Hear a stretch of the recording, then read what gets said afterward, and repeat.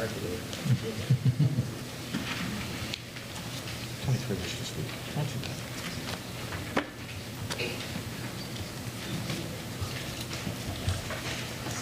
Anytime you're ready. Here we go. Planning Commission meeting of December 4, 2019 will come to order. All rise for the Pledge of Allegiance. Pledge of allegiance to the flag of the United States of America and to the republic for which it stands, one nation, under God, indivisible, with liberty and justice for all. You know, I think that's the first time we heard an echo. Okay. Secretary will call the roll.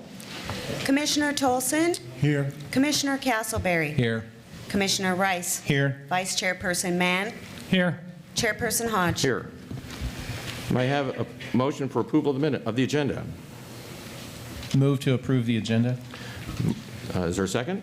Second. Motion made by Commissioner Rice to approve the minutes, the agenda, and seconded by Commissioner Castleberry. Absent objection, the agenda is approved. Approval of minutes. I have a question on the minutes. Page 7. As I recall, my vote on that particular item was to abstain and not to vote nay. So if we can have that changed. Yes. Any other changes? Yes. On page 2, the following ex parte communications were disclosed. It should read Vice Chairman Mann disclosed he met with the applicant, not Vice Chairman Hodge. That's correct, 'cause I did not. I missed that one. Okay. With those modifications, may I have a motion for approval of the minutes Approved as amended? as amended? Motion made by Commissioner Tolson. Is there a second? Second. Seconded by Commissioner Mann. Absent objection, the minutes are approved as amended. Declaration of conflict. The Secretary will read the declaration of conflict. If any member of the Planning Commission may have a conflict of interest or any reason why that member must abstain from consideration of any matter on this agenda, he or she should so declare at this time. Conflicts? Seeing none, we'll proceed. Public statements. This is the time allotted for public statements or comments on all items other than public hearing items. So if you wish to speak on some matter other than the agendized projects, the continued business item and the new business item, this would be your opportunity to do so. I have no cards. Is there someone who wishes to speak on something other than those two items? Seeing none, we'll move forward. Correspondence. Is there any correspondence from the Deputy Director, City Planner? Thank you, Chairman Hodge. There are two items on the dais here tonight. One for item 10A1. This was correspondence we received from the applicant's attorney, which contains the original letter as well as staff's response. And the other item is 11A1 for agenda item 11A1. These were revised conditions for that project. Copies of these are out on the table outside. And that's all we have for tonight. Very good. Consent calendar. There is no consent calendar. We'll move to new business. Before I call the new business item, there are a number of you here who I'm going to posit have not come to either a City Council meeting or a Planning Commission meeting in the past. We had a meeting recently where someone didn't quite understand the procedures, and it created a little bit of anxiety in that person. So I just wanted to real quickly explain the procedures. Because it may seem unbalanced, but honestly it's not. The first one is I want to identify the persons who are in front of you tonight. The persons who when they call the roll and they call the commissioners, those are the persons who will be making the decisions tonight. The other persons will not be voting up here. The city attorney is here to answer certain, assistant city attorney, I just promoted him. He is here to answer certain legal questions, make sure we proceed with the meeting with the appropriate statewide requirements, to answer certain other questions as is necessary. The planning staff, who is sitting to my right and then also over here on this desk, they're here to answer certain questions, to help present the project, and to help us with questions that we might have regarding various rules for the zoning, the design requirements, etc. The young person to my front here, Jen, is the one who makes it possible for us to do our work. So she's the most important person here. If you have a card, you should submit it to her. You should put down You should present a card, it would identify what item you wish to speak on and whether or not you wish to speak. And if you wish, you can identify whether you're in favor or against the project. The way we're going to proceed is we're going to call the continued business item. It's a continued business item because it had been agendized in the past, but not ruled on or presented. The applicant, the gentleman to my right and the folks over here who will introduce themselves will present the project. The applicant will have an opportunity to present the project. That person will have 15 minutes to do so. Afterwards, we have 26 or I think it's 23 people who wish to speak.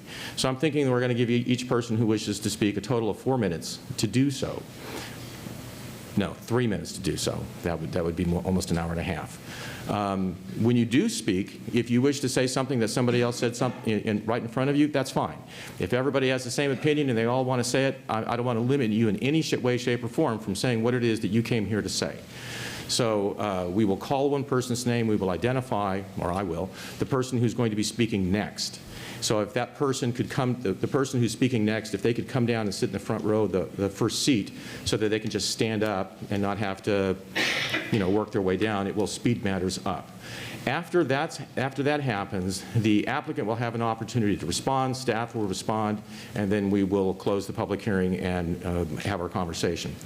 So those are the procedures. I hope that they're pretty well understood, and what you understand that we can't, again, let the public have another opportunity to speak. That's the process. The applicant, who really has the burden of proof, speaks, public speaks, applicant rebuts or comments, and then we move forward. So that's the process. So with that, we will call the continued business item.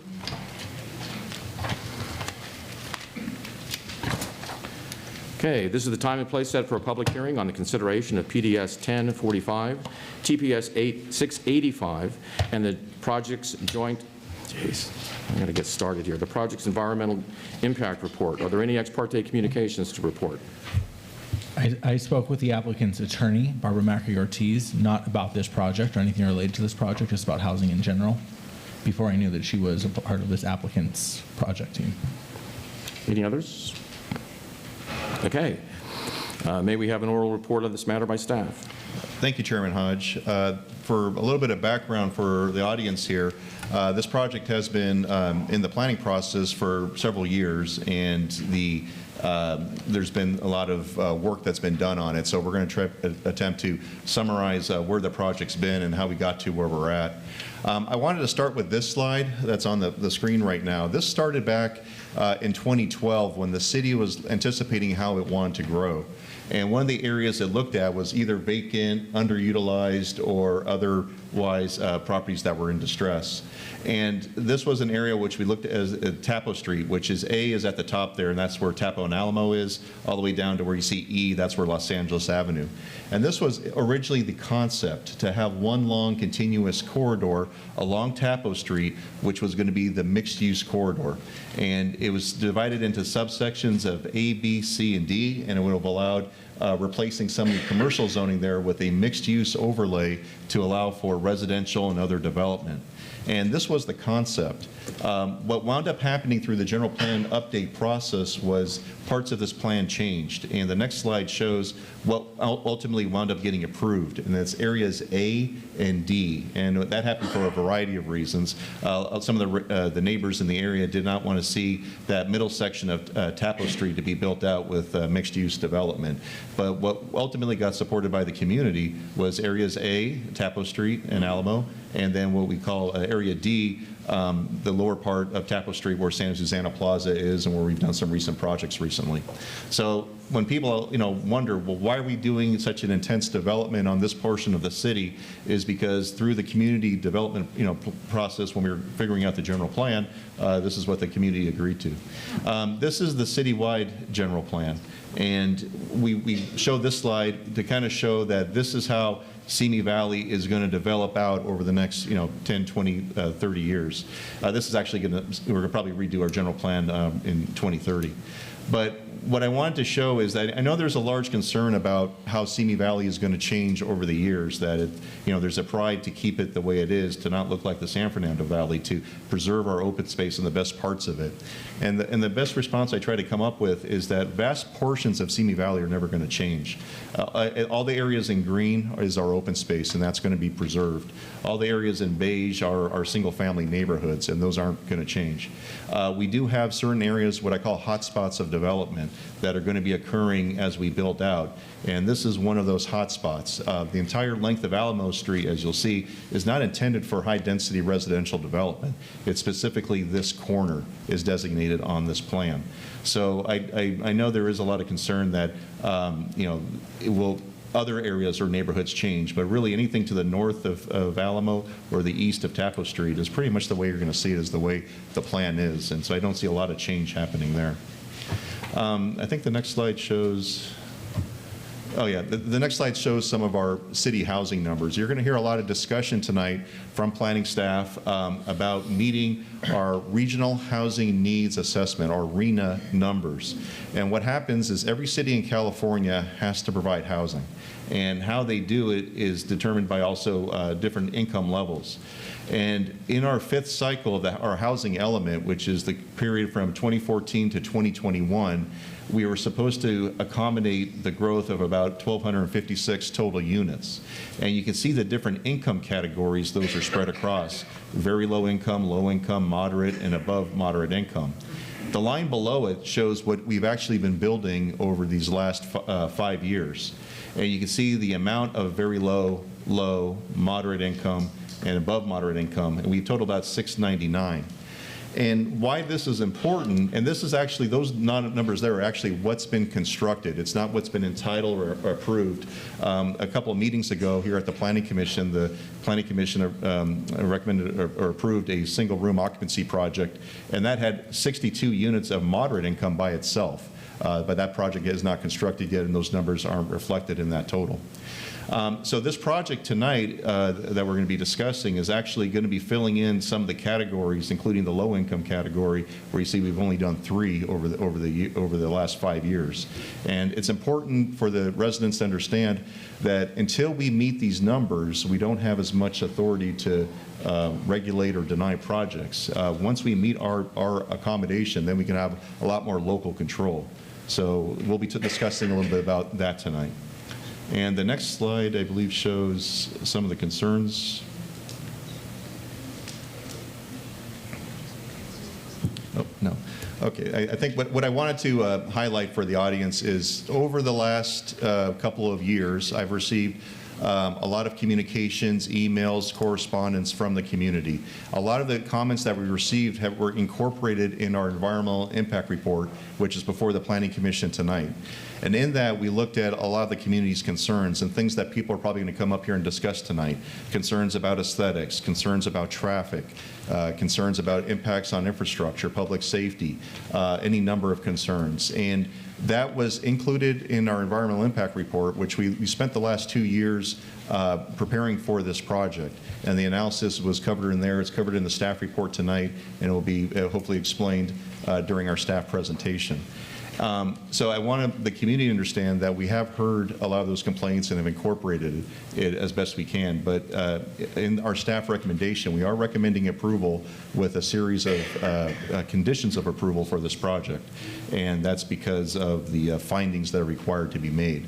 So a little bit of background and overview. And before I get any longer, I'm going to... Just before you do, next time we do this, just to add to a little additional context, there are some 900 units that have been approved that have yet to be built. The ones that are not built are not shown. So perhaps, since, for example, if the project that we approved last meeting isn't up there, if we could have some numbers to demonstrate that we've approved the projects. The city obviously doesn't build the projects, so this makes it look quite a bit more stark, I think, than the reality. So maybe we could have those numbers up there as well next time. Absolutely, absolutely. All right, very good. And at this point, I'm going to turn it over to Sean Gibson. He's our senior planner, who's the project planner. Also here tonight, we have various city staff, including our city traffic engineer, our deputy public works director, our environmental consultants that prepared the EIR, and our housing planner. So if there's a question on any of these topics, we hopefully have the right person in the room tonight. With that, I'll introduce Senior Planner Sean Gibson. Good evening. The applicant AMG and Associates is requesting approval of a plan development permit and tentative parcel map to construct a 278-unit, 4-story apartment complex with 83 affordable units. Also to remodel 8,100 square feet of the existing commercial retail space, consolidate the parcels to create 2 lots, and to consider the project's environmental impact report. The project site is shown here at the northeast corner of Alamo and Taplow Streets. The zoning is commercial plan development with a mixed use overlay. Surrounding zoning includes commercial and mixed use, residential high density, and residential very low density. Here's an aerial shot of the vicinity. The circled area is the project site. Most all of the site will be raised except for the small area along Taplow Street where the existing Pizza Hut building and the vacated sports bar are located. Townhomes are adjacent to the site to the north here. Other condominiums are to the east, townhomes to the west as well. The CVS Pharmacy is to the south of the project site. This is a close-up of the general plan land use map. Here it shows the site with the mixed-use land use designation. The mixed-use designation is at the small parcel directly to the west. High-density residential is located to the north and east, with portions of that on the west as well. And there you can see the very low-density residential to the south and the office commercial to the south. The proposed site plan and conceptual landscape plan is shown here. This is the proposed main building, the apartment structure. And this is the ground level view of that residential structure, which will consist of a large parking garage to contain 552 parking spaces. There are 59 additional parking spaces on the outside perimeter of the building. Parking is accessed from 2 driveways off of Taplow Street and 1 driveway off of Alamo Street. Landscaping is provided along both street frontages and around the building perimeter. Also on the ground level of the apartment building will be a large leasing office at this corner of the building. Briefly, in regards to traffic impact, a traffic study was prepared by the applicant and reviewed by city staff. And the impact from the project determined that all affected intersections will operate at a level of service C or better during the morning and afternoon peak hours, which is required by the general plan. Now, the city's traffic engineer, which is available for questioning, also estimated that the proposed project will generate fewer daily trips than what could have been a fully occupied commercial retail center of the same size. Currently, however, Please. thank you. Currently, however, the existing underutilized commercial retail center generates less traffic than the proposed project. The floor plans for the second, third, and fourth stories are similar to what is shown here on the screen. Units are accessed on the interior through interior corridors and elevators, which are provided from the garage up to the 3 levels. The site includes various refuse trash chutes down to the trash enclosures on the ground level. A typical floor plan is shown here. Of the 278 units, there will be 141 2-bedroom units, 90 3-bedroom units, and 47 4-bedroom units. Units range in size from 854 to 1,294 square feet in size. In addition, one of the amenities will be a 2,500 square foot, two-story clubhouse for the residential use amenity. As shown here on the second story, or the podium level, which is directly above the parking garage, there will be a number of courtyards that will serve as community open space for the residents that live there. This is a typical courtyard shown here. This one includes various landscaping, trellises, sitting areas, play equipment.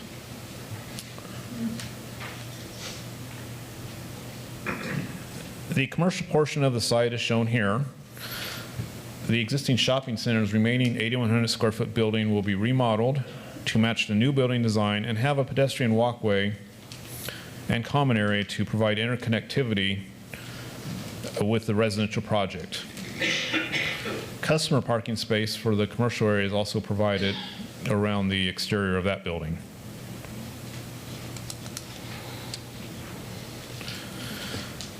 As a second request, the applicant is requesting approval of a tentative parcel map to divide the site into two parcels, parcel A and parcel B, that could allow for future sale or lease of either component if desired. Shown here are the west and south elevations of the project. The apartment building has a modern architectural design with unit windows looking out to either the courtyards or the site's exterior. The ground level parking structure along Alamo Street will be screened by lattice work and arched openings along with landscaping. These are the north and east elevations. The building walls have been designed with earth tones of grays and browns and are composed of stucco plaster finish and ceramic stone tile. Detailing on the building includes window grids, arched window openings, metal louvered awnings, decorative metal mesh, and faux Juliet balconies. And this is a rendering of the corner elevation at Tapple and Alamo. The building is pushed at the corner of the intersection toward the street. This is a photo simulation of the project showing the streetscape leading to the Tapple Alamo Street corner. It would help if we could keep the volume down, please. Mr. Gibson. And these are the commercial building elevations, which will have a similar style to the residential building. This is essentially a facade remodel of the existing building, and the applicant's intent is to maintain the parking row landscaping in front of that building as it exists in terms of its existing dimensions. Here's another rendering showing the commercial residential interface just north of Alamo Street. This is Tappo Street. Here with the main driveway, the commercial buildings on this left-hand side of the picture, and the residential structure is here along with the proposed landscaping and pedestrian area. As mentioned earlier, the applicant is proposing 83 affordable units with the project. This consists of 75 units designated for low income and 8 units for very low income eligible residents. With this, the applicant is requesting a density bonus. Development concessions and development waivers as well pursuant to state and local density bonus laws for providing affordable housing. If recommended for approval, the concessions and waivers will require final approval by the City Council as required by state law. As this table shows, the site is currently zoned for up to 242 residential units at 35 units per acre without a density bonus.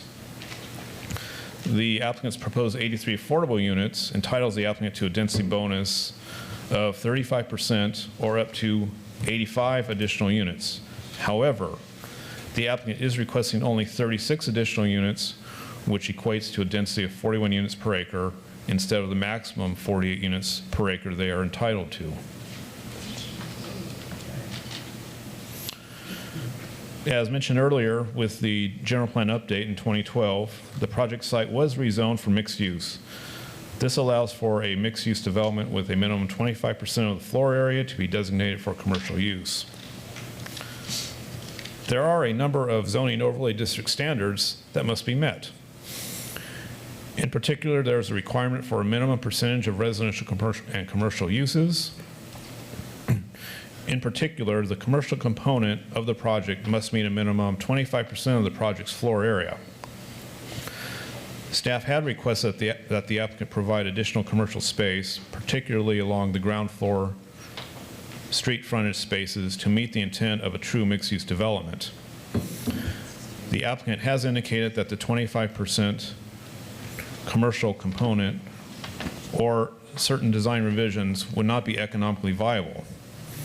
In response, a number of concessions and waivers are being requested by the applicant to reduce those mixed-use standards in exchange for providing affordable housing, again, as allowed by state law. Now, by providing the affordable units, they are entitled to concessions, 3 concessions in this case. Also, an unlimited number of development waivers, provided that certain requirements are met. We'll start with the concessions. The 3 proposed concessions are as follows. The reduction of the 25% commercial component. The applicant is requesting this concession to reduce the required development from 25% down to approximately 2.6%, or 8,100 square feet.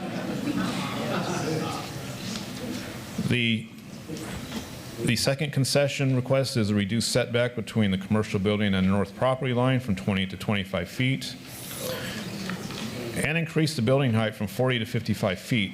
However, Ladies and gentlemen, everybody's going to get a chance to speak who wishes to speak. During the course of the evening, you're going to hear things that you may or you may not like. I'm going to ask you, if you at all can, in order for us to have the opportunity, and all of those around you, the opportunity to hear what's being said, is to please, if you can, keep any thoughts to yourself until it's time to speak. That would be helpful. Okay? Thank you. However, it should be noted on the concession for the increased building height, the mixed-use district already allows a 55-foot height limit, so that concession is essentially not applicable.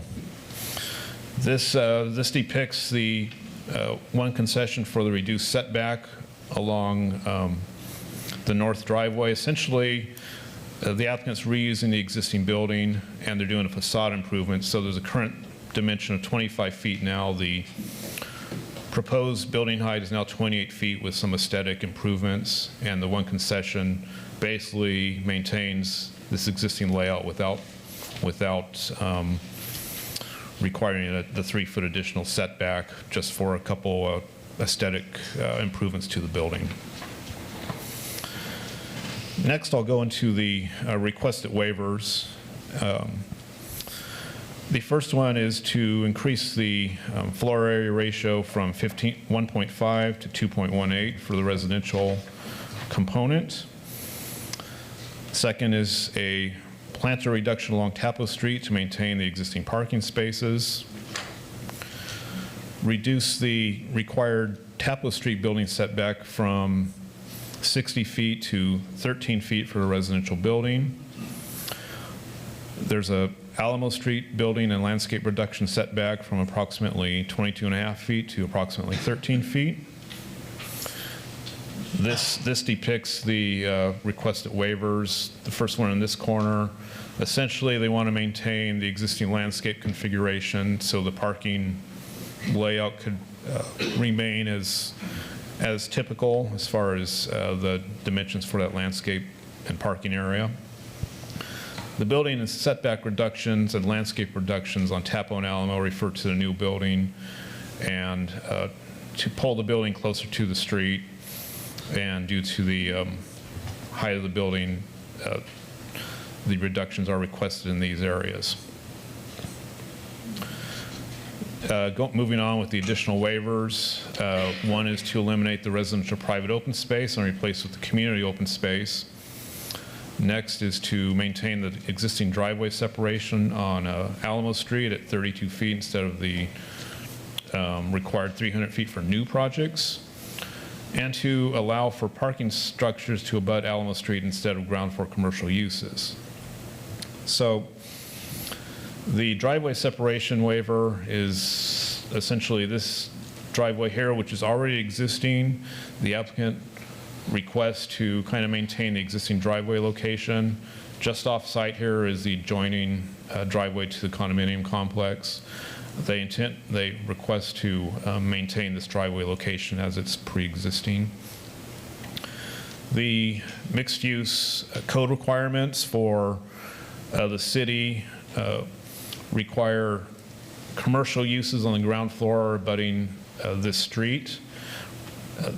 Applicant is proposing the commercial garage with parking spaces and the trellis screening area to kind of shield the parking spaces in the garage to the public, but they are not requesting commercial uses in this area, so that's why they request the waiver.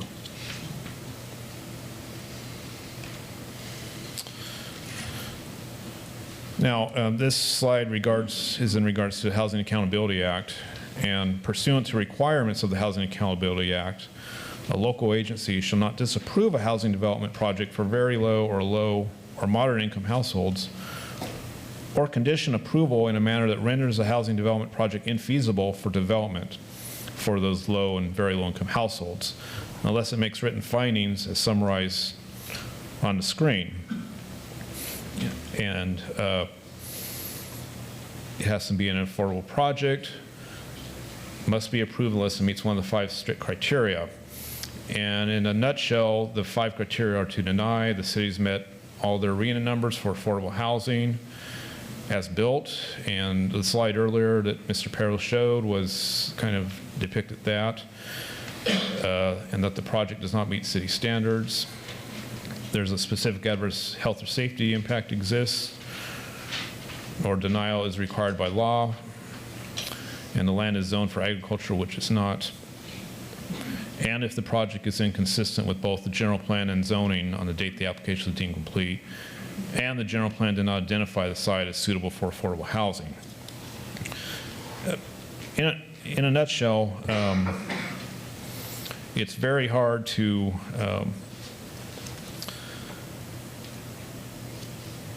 meet these standards as far as reason for denial. And that is set forth in government code as far as creating specific standards or findings to meet for denial.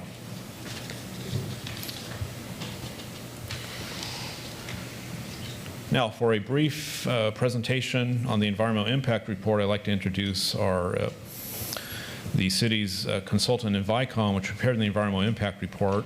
And I have Charles Cohn from Envicom, who's going to briefly go over the CEQA review process and the environmental impact report document itself. Thank you. Good evening, Commissioners. I represent Envicom Corporation, an independent environmental consulting firm. Could you put the microphone a little closer to your mouth, please? Sorry. There you Is go. this okay?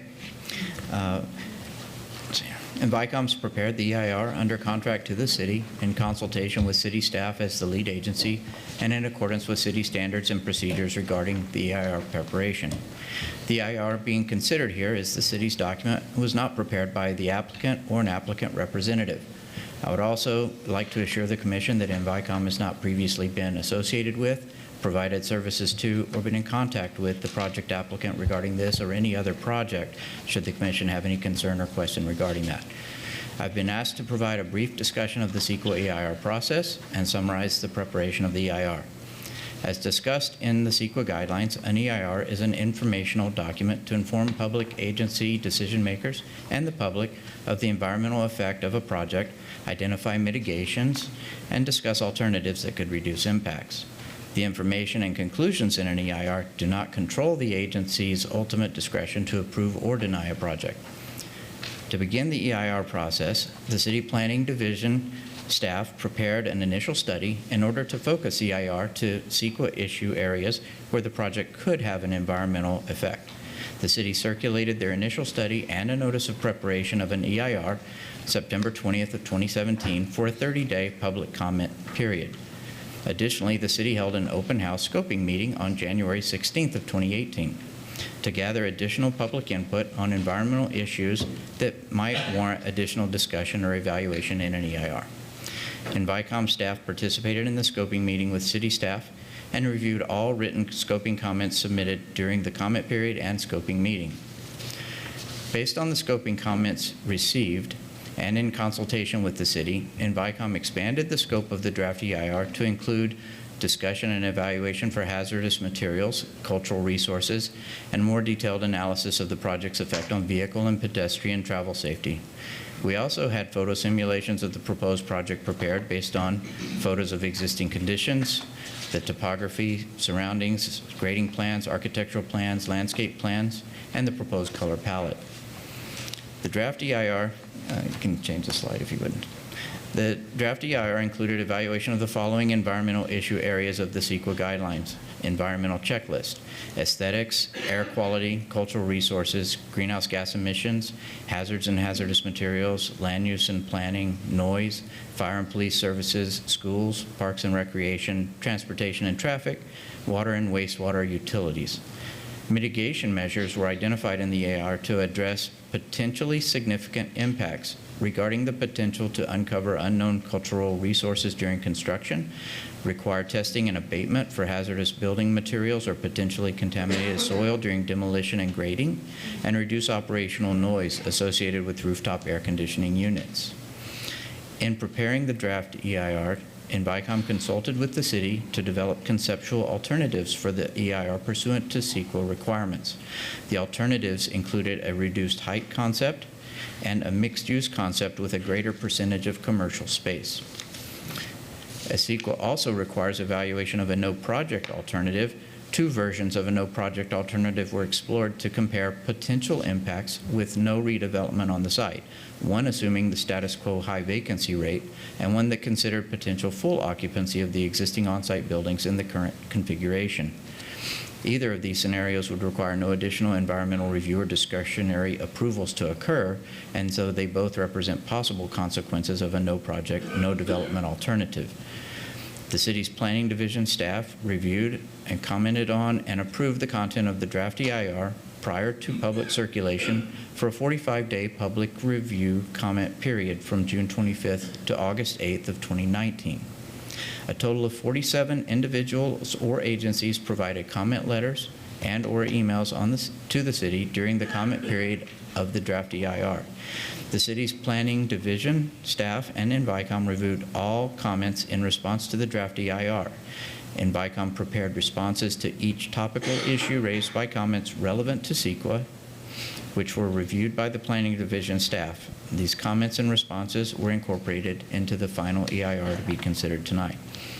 I'll be available if the commission has any specific questions on the EIR evaluation. Thank you. Thank you. Therefore, staff recommends that the Planning Commission recommend to the City Council approval of the project and certify the environmental impact report as conditioned. Staff is available for questions. Questions to staff?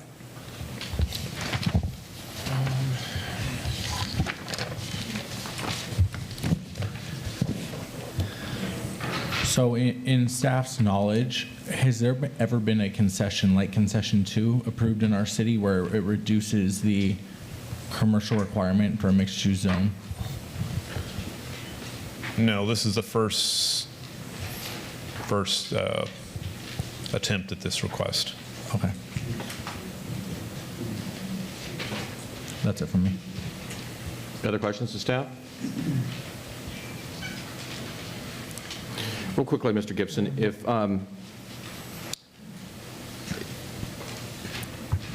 the definition of a mixed-use project is 25%, a minimum of 25% commercial space, and you have a reduction of that number, and if there wasn't a specific request for a concession, then it would be evaluated as if it were a residential very high project with a non-conforming use. Is that accurate?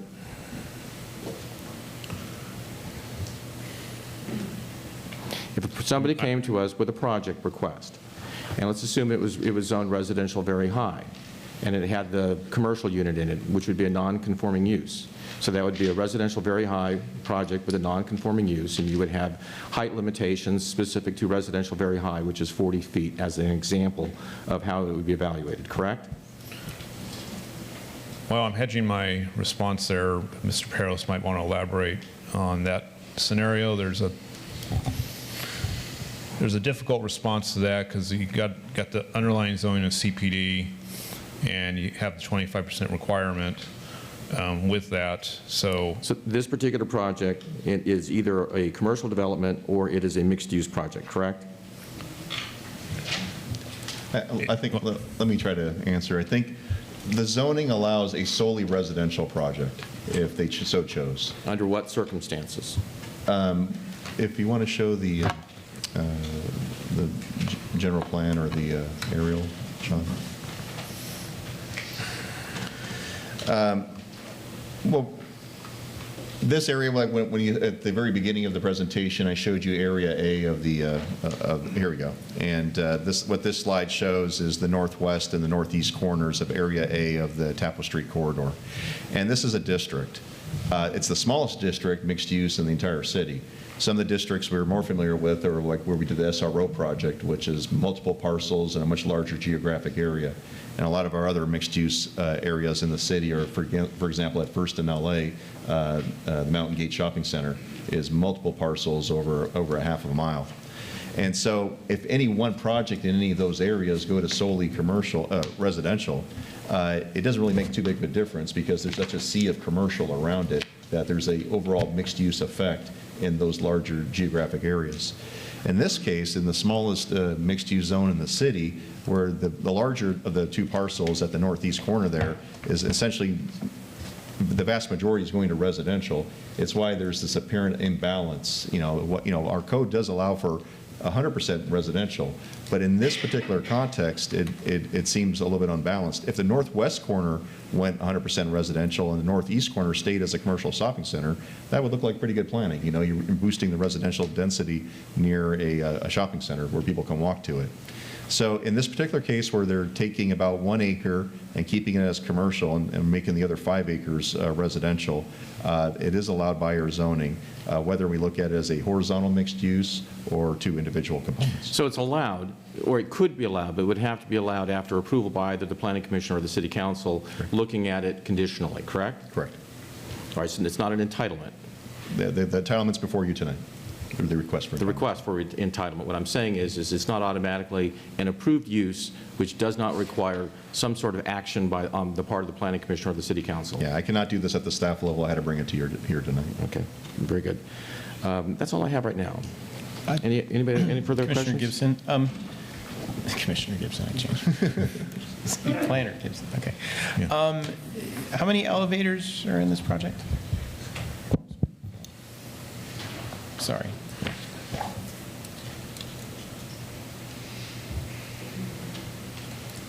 Just one. I believe there's 4. The applicant could correct me if I'm wrong. 4. Okay. 4. 278 units, is that correct? 5 elevators. 5 elevators, okay. And do you have the business view, or the Tapple Street view? Could you put that up?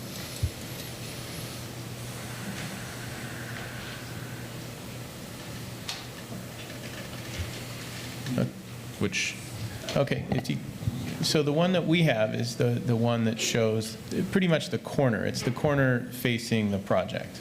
But what I'm wondering is, like from this picture here, are we on Tapple facing north? How would somebody know that there's a Pizza Hut there?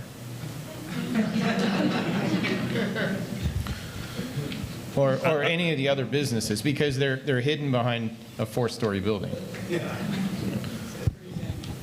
I'm just asking, I don't know. I mean, we didn't approve any signs or anything, or that's not. right, there is a sign program which requires one of the conditions, prepare a master sign program reviewed and approved by the city, the Environmental Services Director, and there's a variety of options regarding on-building signage and freestanding signage. Okay, thank you. Mr. Gibson, all can for you now. go to the, I beg your pardon. That's fine. Could you go to the slide that shows looking down, that shows the courtyards?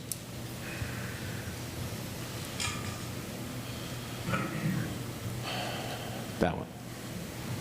All right, so it looks like they would see the commercial as they got just to the north of the building there at Tapo and Alamo. But my question actually has to do with these courtyards. Those courtyards, they're available to anybody, correct? As far as you're aware, they're not going to be blocked off so that the, They're on the second floor. yeah, I understand, they're on the second floor. So this is on the second floor, and so the building goes up 3 stories from there. Second floor, second floor, third floor, fourth floor, correct? Correct. Now, can anyone in the project access that courtyard? I would For the I'd applicant? venture no, unless they have keyed access to the common areas. I'm sure there's a security provision for the residents. It's not the it's not the general public courtyards for them to mingle in. This is the private apartment I get it. What I mean is if I live in this location, can I go over here because I like the size of it, or I like whatever, for whatever reason, I like that one? Yes. All right.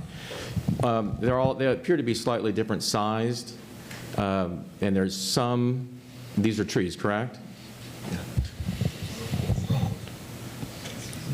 Well, I'll let the applicant respond if the Very brown good. ones are It's trees or my not. understanding that none of the units that are facing inside, facing the courtyards, that none of them have balconies. Is that correct? Yes, that's correct. So they have windows facing out, but no balconies of any kind. No balconies or no patios. In fact, there are no balconies or patios for any of the units. Right, as referenced on the floor plans. I don't know if it was a Juliet balcony. And the staff report says that there is 0 private open space, or... That's correct. Right, 0. All right, I don't have any further questions. Further questions to staff at this time? In that case, we will open the public hearing, and we will call the applicant. It says here the presenter is R.C. Alley. Mr. Alley, you have 15 minutes. Thank you, sir.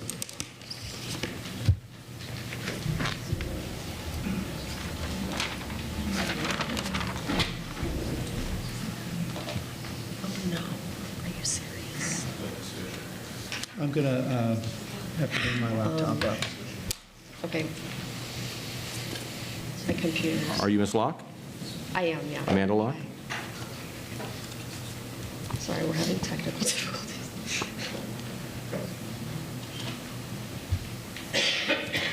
So sorry. You have another computer? Here's the cord. That's okay. You can count down towards my 15 minutes if you need to. It hasn't started yet. Do you have an HDMI? By the way, there are a number of empty seats on this side if a person wishes to sit down, including in the middle and the back.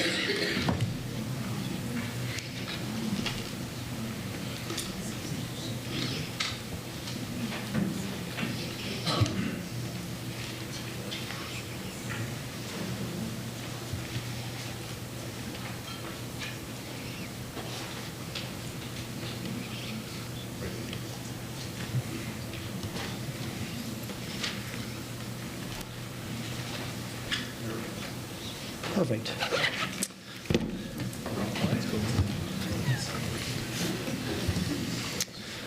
Fantastic. Thank you, Commissioners. My name's R.C. Alley. I'm with AO Architects.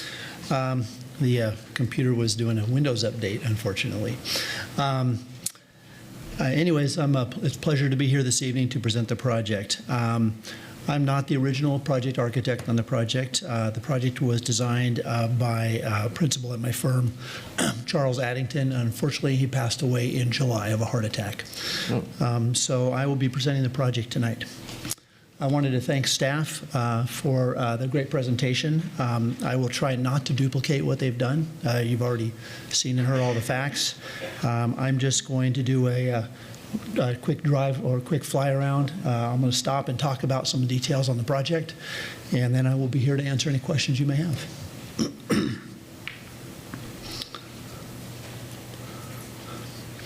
So this is the corner of Alamo and Tapo Streets.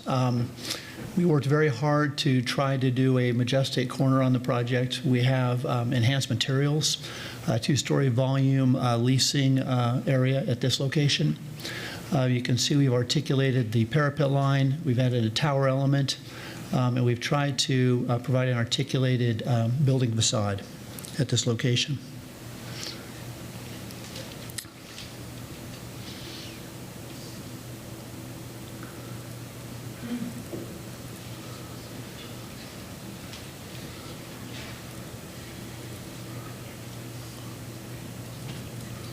So here's the retail building. We are refacing the retail building so that it's cohesive and integrated with the rest of the project. We want it to feel like one mixed-use project, and that's what we've done with this building.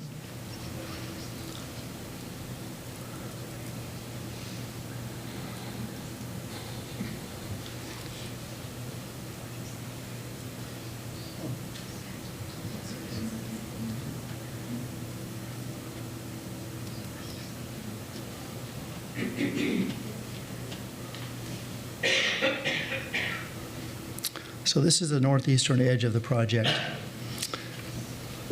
The northern edge of the project, I'm sorry. We have worked hard to break the scale of the project down. Here you can see we've articulated the elevations. We've popped the building in and out. We've changed colors. We've added, again, we've worked hard on the parapet articulation as well. We've worked hard and we brought the architecture down to the ground plane as well. You can also see we have a courtyard that's open here, so we're starting to break the mass of the building down on this edge as well.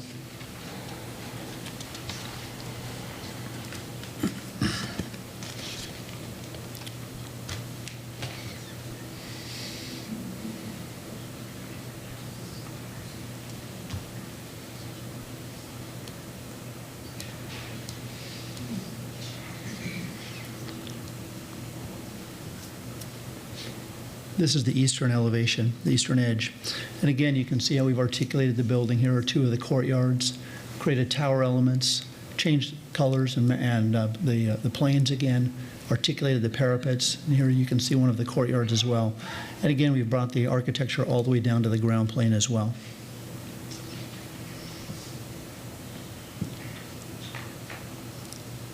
There's another courtyard.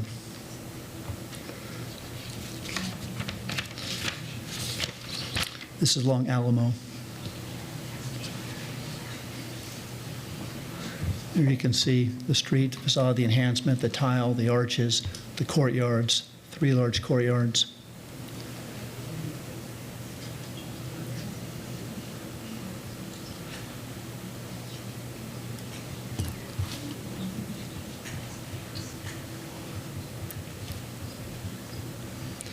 And this is one of our courtyards. There are 12 private courtyards in the project, and they are all connected to the building, so anybody within the building can use all of them. The intent was that they provide great, fantastic recreation space for our residents, as well as vistas from the apartments themselves.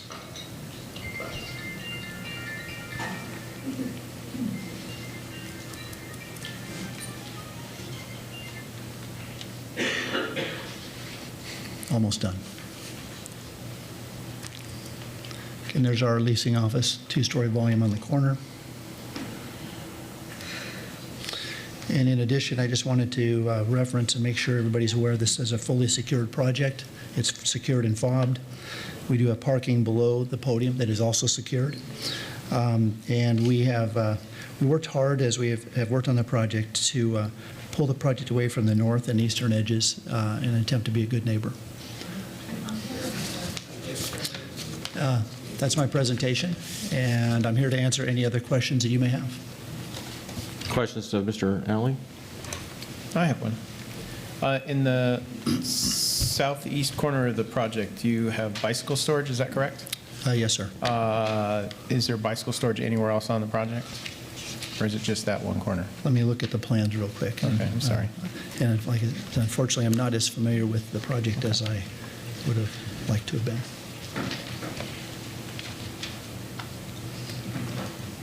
Well, if someone's looking for that, how many people do you project to live in this project? Alexis, that would be a question for you. People, how many people still live in the project?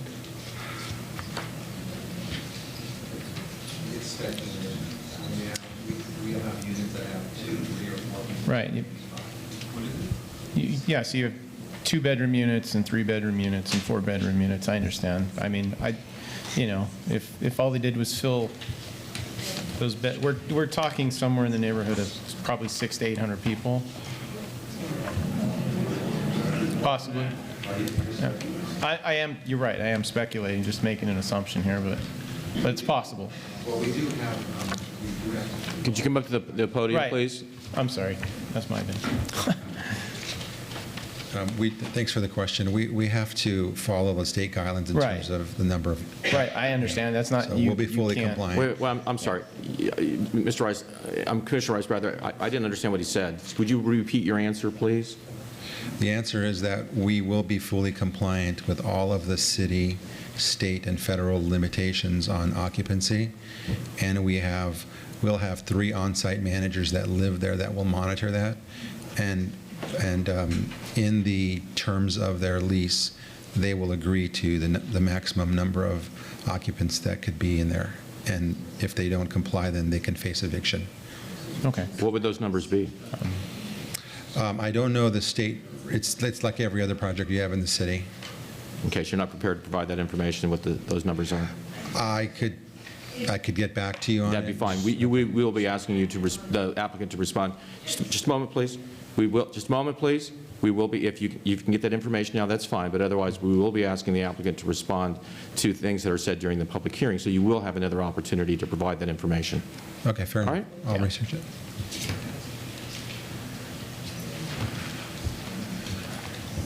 Yes, sir, it is the single location.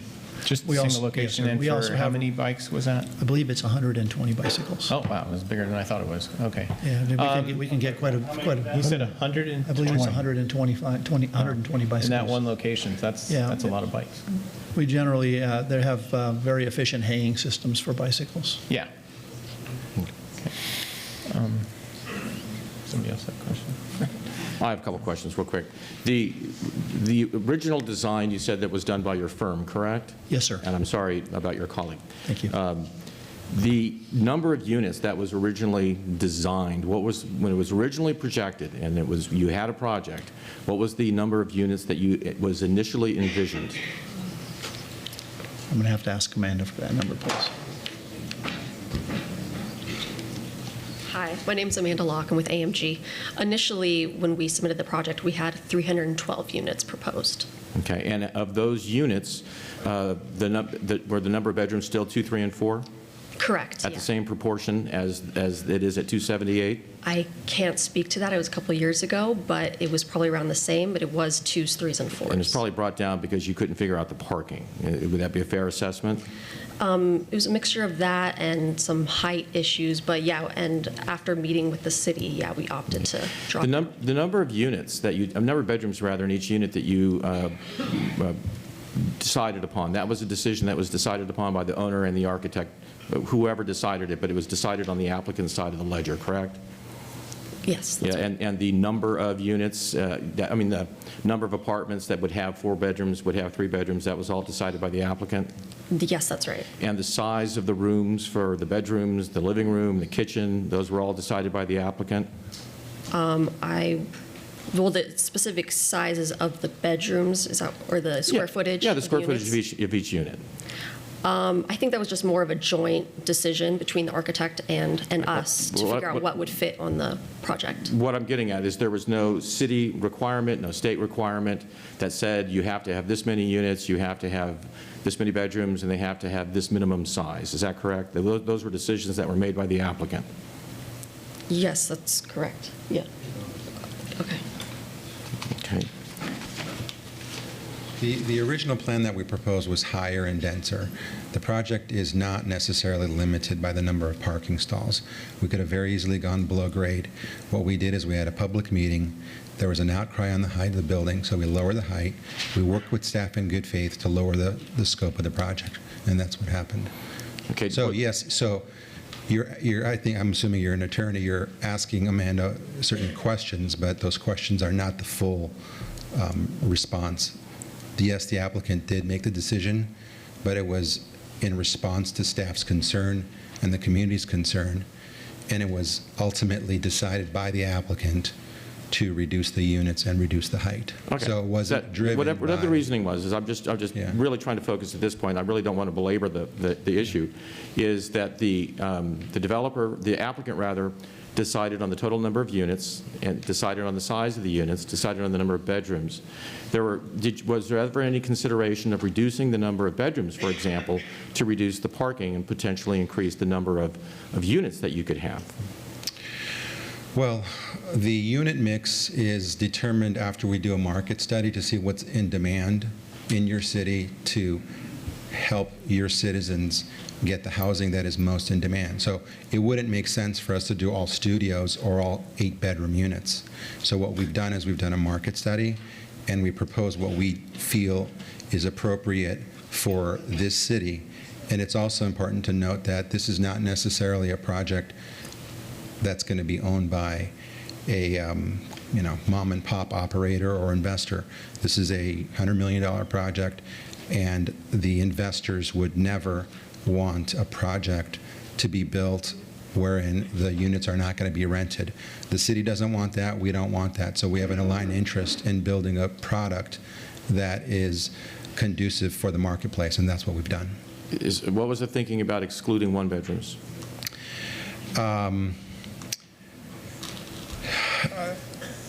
It's a calculus to determine the optimum number of units in balance with the parking required, not just what the city parking requirements are, but what practically speaking is required. So it's a calculus. Was there an analysis done of what the anticipated fair market value of the units would be as built? I realize that that's a little wishy-washy because you don't know when. But assuming that I want to know, in your pro forma, did you evaluate what you thought each of the units, that's 2-bedroom, 3-bedroom, 4-bedroom, would rent for? Yes, we evaluated all of them, and just as a general rule of thumb, it's more profitable to do studios and ones, and as you move up the number of bedrooms, the return on investment is lower. But the studies that we saw and the discussions with staff indicated that we should have more bedrooms because they're more in demand. So at the end of the day, it was a negotiated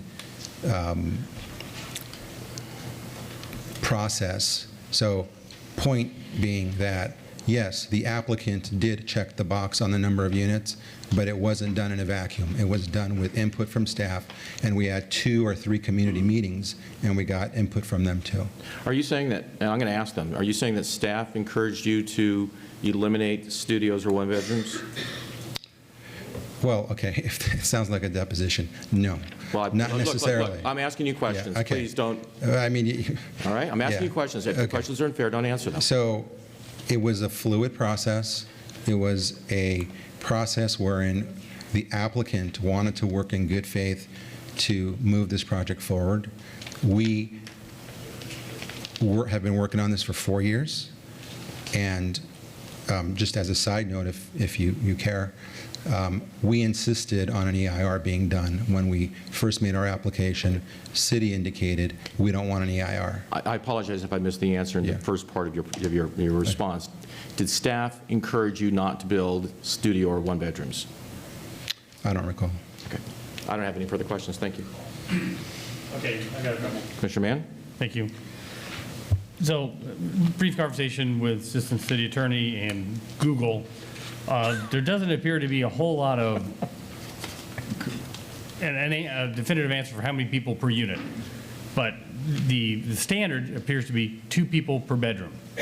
So based on my calculations of 89 3-bedrooms, 47 4, 142 2-bedrooms, that's a little over almost 1,500 people if you went with 2 people per bedroom in this complex. That number seems just astonishing. I'm not sure where you're getting those numbers, but it's usually 1.5 persons per bedroom. Okay. So So you're still around 1,000 people as a rough number, maybe closer to 1,100, based on the bedroom criteria. It's just, I mean, it's pure numbers. That's just Yeah. based on what it is. It And is what it is. That's not good, bad, or indifferent. It's just, I was hearing numbers of, like 600, and I thought that number was extremely low for a 272-unit building. My other question is, this is on table 2. I believe the city requires a lockable storage area that is listed under storage areas for each resident unit, and enclosed lockable storage unit area attached to the unit or assigned carport parking. And you guys are providing, or somebody's providing, 102 storage units dispersed throughout the complex, and then 35 storage units adjacent to parking. But over on the same table, under bicycle parking, it's one covered, secured space per unit. Are those the same storage spaces? And this may be for city staff. Or are we double dipping that we're using the bicycle parking and the storage areas as the same? I don't know what you mean by double dipping, but I know that we're compliant, and we've discussed those points with city staff, and city staff could probably opine on that better than I could. Okay. Okay, but more to your point in terms of the number of residents, the bottom line is density is generally a function of height and volume. Right. So that's why a lot of cities have gone to form-based code so that developers don't overbuild. The truth is that we can build much more than this, particularly with the new density bonus rules of 1.8. We can go at 1.8. We've actually gone lower here, and we can go much higher. So whether we're asking for 3 stories over a podium or 5 stories, we would be compliant. So the point is that although the absolute numbers that you're mentioning in your statement appear to be very large on an absolute number basis, when you look at it in relation to the size of the site and you look at it in relation to the number of parking stalls that we are providing, this project has a lower density than a lot of other projects that this commission has approved. So we're just increasing the supply, but we're not taking advantage of what we could have otherwise done, because the community came out and the city staff told us we need to do something better here, and that's what we did. We lowered the height. One of your initial statements, and maybe I misunderstood, I think you said you could readily do below-grade parking? We could if we chose to, and go higher. Or you could do below-grade parking and make it 3 stories and keep it where it is, not 4. Well, in keep the theory, you can number of do units where it anything. is. I mean, if somebody pays for it, sure. But what we opted to do is work with the state rules. Right. And we are under the old state rules, not the new state rules. Right. And we went below what the old state rules were, which we were trying to demonstrate good faith.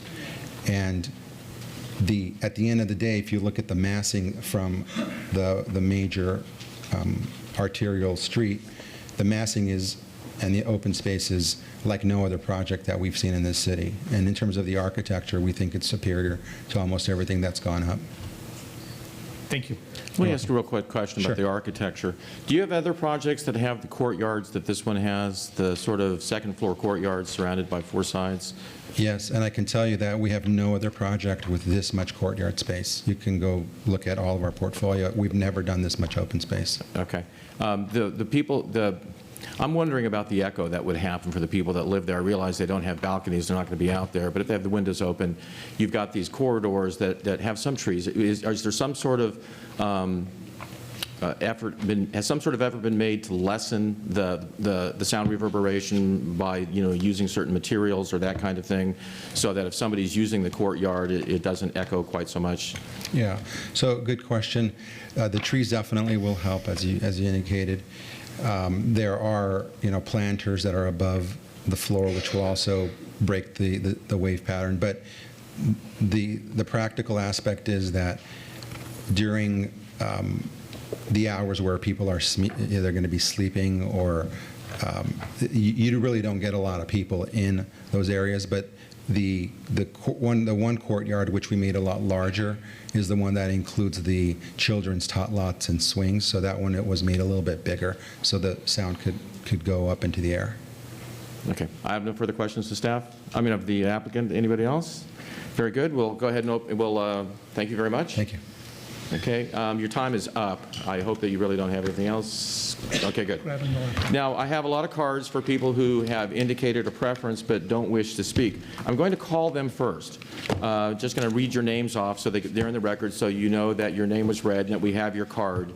And then I'm going to call for the people who actually wish to speak to come forward. Can I help you? Commissioner, our attorney had something to clarify on one of your comments. You'll have a chance at the end of the public portion. Okay? So I'm going to read the names of the persons. Now, as it turns out that all of these are in opposition, so I'm not going to bother saying in opposition or in favor. I'm just going to read the name. Okay? All right. So we have Lori Hoffman, Susan Flejac, Wallace Brown, Israel, is it Fazo, Brian, it looks like Fazo again, Gian DeFazio Cantor, Francine DeFazio, Lloyd Picker, John DeFazio, Carol Picker,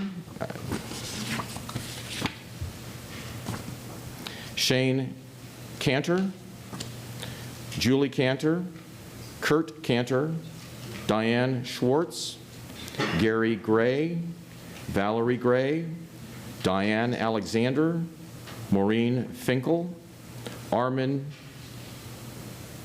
help me, Armin, Naparian? Close enough. Okay. Carrie Enos, Elizabeth Borwick, Robert Borwick, Charles Swanson, Suzanne Welke, Stephen Welke, Marie Hutchinson, Justin Randolph, Karen Randolph, Cheryl Samatza, I think so, Jean Ziven, Doreen Sheldon, Shira Yerushal something, Yerushal, I beg your pardon. I can't really pronounce your last name, but Shira. Zatir Yerushalny, perhaps.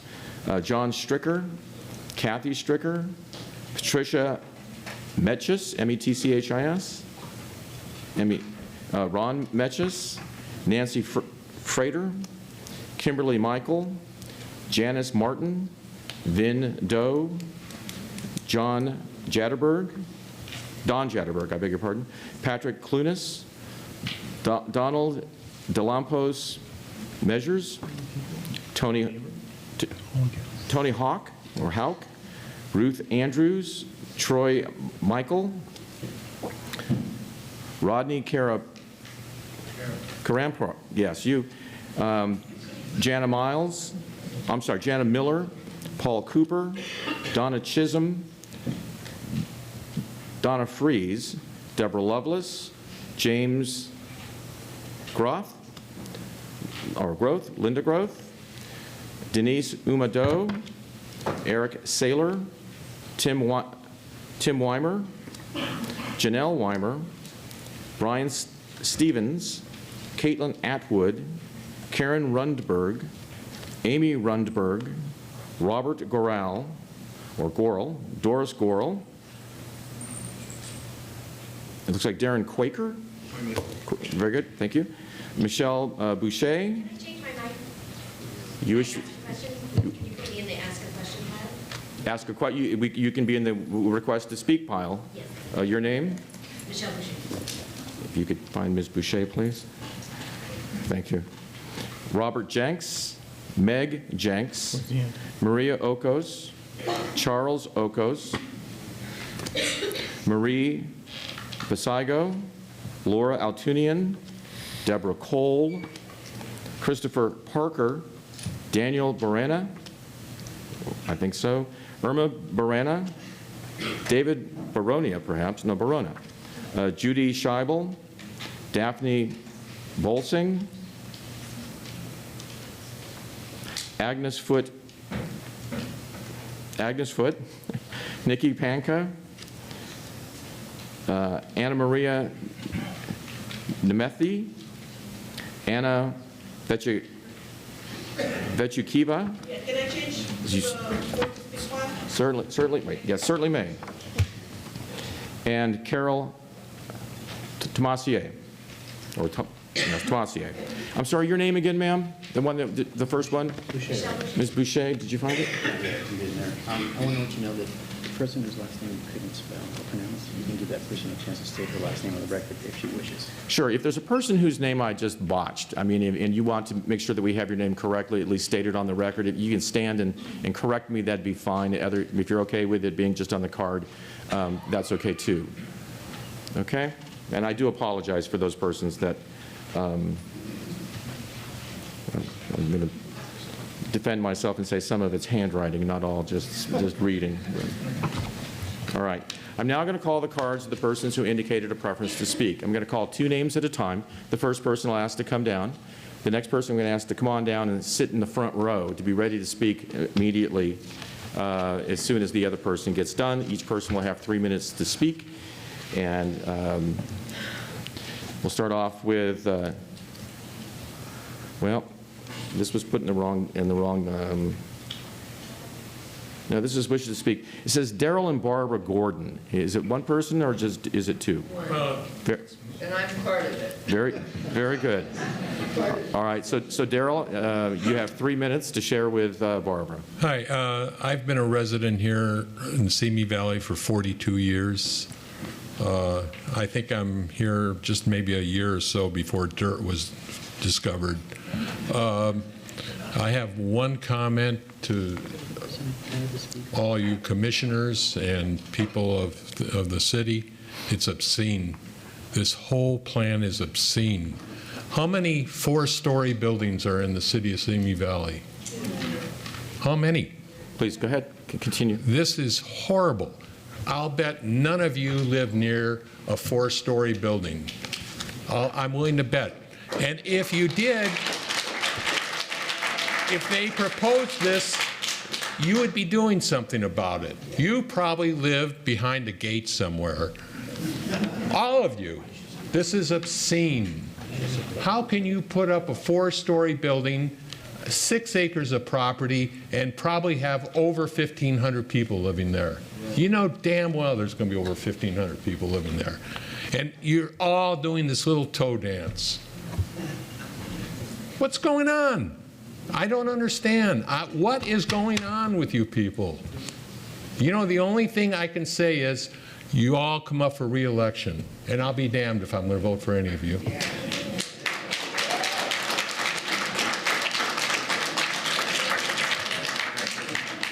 Barbara, do you wish to finish up the time? Oh, I just want to say I feel there's absolutely... Can you come up to the podium, please? Oh, There are actually folks watching on TV, and you want to be on. okay. All right, never mind. All right, very good. Thank you so much. All right, so the next person to speak is Robert Jenks, to be followed by Meg Jenks. What's his, you know, these cards got a little mixed up. All right, so we have Robert Cole, followed by Russ Nestor. Good evening. My name is Robert Cole, and I've been employed enforcing building codes and zoning codes in the city of Los Angeles for 19 years. The Planning Commission's staff report states that the proposed 55-foot-high apartment building will be pushed close to the intersection of Tapo and Alamo Streets. The developer is requesting that the current required setbacks from the sidewalk be substantially reduced. The setbacks along Alamo Street would be changed from 22.5 feet to 13 feet. And the setback requirement of 60 feet along Tapo Street would be reduced to just 13 feet, a 47-foot reduction and compromise by the Planning Commission. This will limit the visibility for drivers approaching this somewhat small intersection and make it more dangerous for drivers. I can speak from personal experience. This building is way too close to the intersection. It will stick out like a sore thumb. I've seen it before on the large buildings over the hill, driving down the street. straight down a nice street, and there's a monstrosity on the side of the street. This building is 55 feet high, the towers anyways. Near the intersection, it's pushed way too close. It's going to create a terrible looking approach to that intersection. It's an eyesore, and it's unacceptable. I don't think the commission should approve it. All right. Last comment I would have is that the 55-foot high building along Alamo will create a wall effect. It's too close to the sidewalk, and it's going to really, it's going to increase and the traffic will increase, causing hazards at the congested intersection, and I don't think it should be approved. This building's too large, too tall, and pushed too close to the city streets. Thank you. Thank you.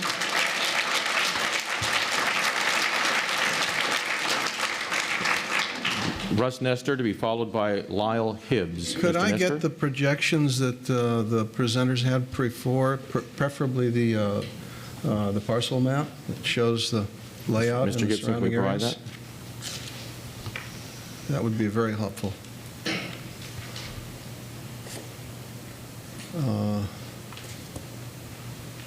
You had one that showed more of the surrounding area.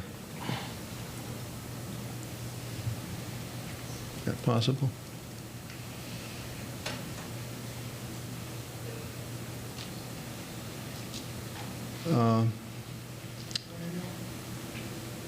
Yeah, that one will work if I can talk to it. I'm a registered civil engineer and structural and geotechnical engineer in the state of California. Have been since just before I moved here almost 40 years ago.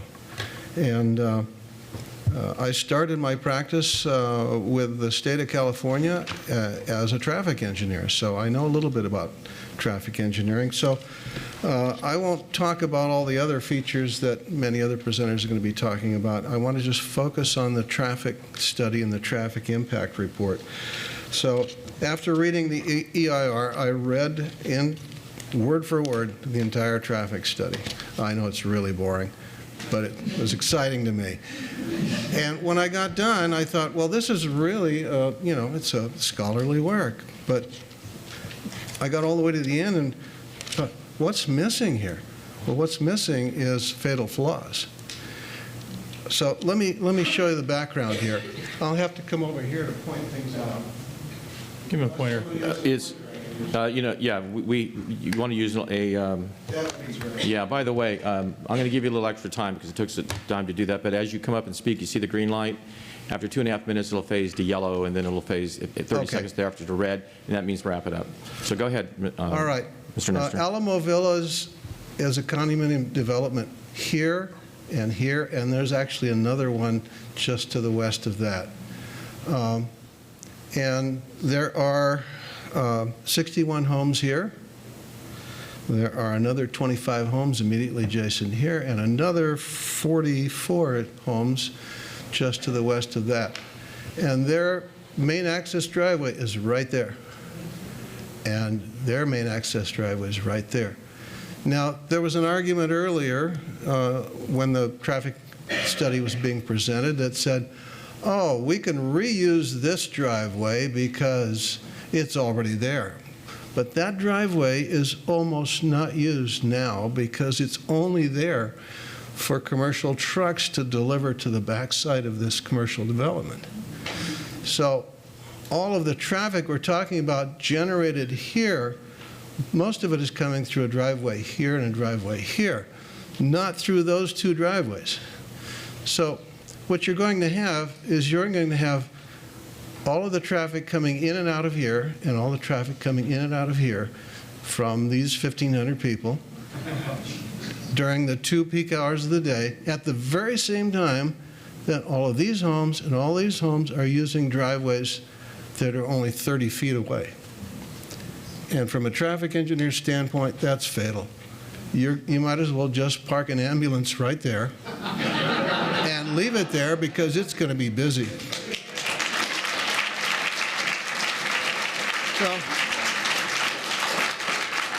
So just to geek out a little bit more, using the same general algorithm to show the number of trips in and out of these driveways before and after, you're going to increase the traffic generated from these driveways by 121%. But it's worse than that because my hands aren't really steady. But these people are going to be turning in opposition to each other from two driveways only 30 feet apart. It's like having two major intersections only 30 feet apart. Same thing's going to happen here. So what's going to happen to the property values here when Mr. people Nestor, find out? You're going to have to wrap it up. Okay. So you're going to decrease property values here because people are going to find out they can't get in and out of their driveway at the peak hours of the day. And traffic will be dumped on Lubbock Drive from the north access here, which is where I live. And so our little street with only 72 homes on it, roughly speaking, the traffic will double on that also. Okay. Thank you, Mr. Nestor. Okay.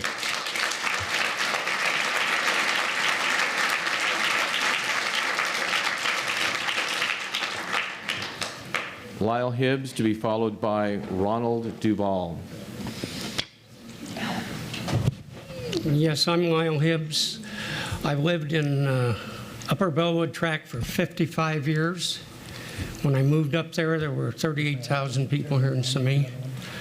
I have, in addition to the major concern of seeing that thing on the corner, 4 stories like that in a residential area, I have 2 other major concerns. One is the traffic. I don't even go near Tapo Street when Valley View is letting out. There's so much traffic. If you go down to Tapo and Alamo, you're going to wait in line. And that's just for a short period of time. And that's just from the school. The other one is if you're going east on Alamo and you want to turn left to go north on Tapo, and somebody is on Alamo turning left going south, you cannot see the traffic coming.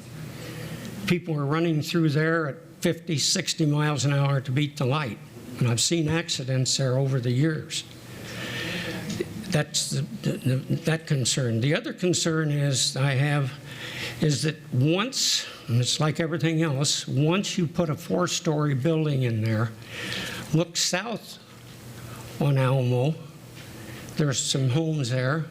People with money, investors with money, are going to want to do the same thing. We're going to end up with a corridor there of 4-story buildings in our residential area. So I think that I speak for a lot of the residents in that area. Like I say, I've been there 55 years. And I have a saying right now. I'm 83 years old, and I'm glad I'm not going to have to put up with this stuff much longer.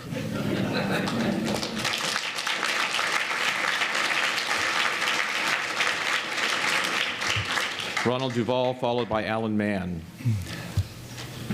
Yes, I'm sure I was going to speak to what a lot of people were speaking in here, but what I'd like to do is explain Mr. Peros's slide earlier on increased units.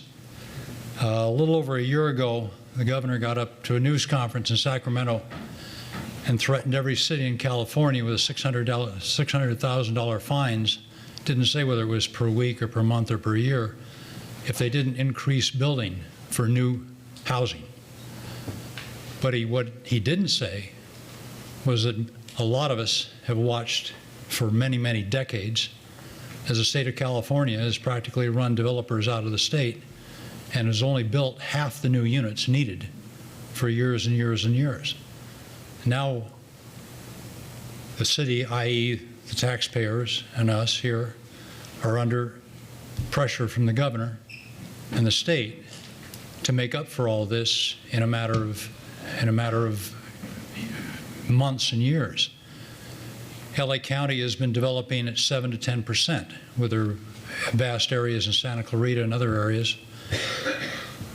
Ventura County has only developed at about 0.5 to 1% over the last 20 years because we're primarily agricultural. So I'm not sure, one of my questions is where does the city stand on this? Are we going to bend to this pressure? This project feels like it's being pushed a little bit too fast, even though it's taken a little bit of time. And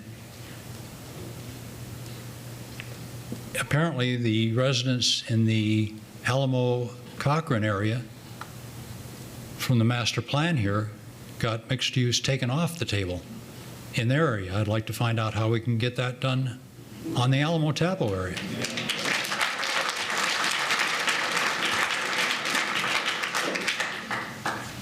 I just feel this is going too much and too fast and is being pushed on the one hand for good reasons, and forget about up or down economics.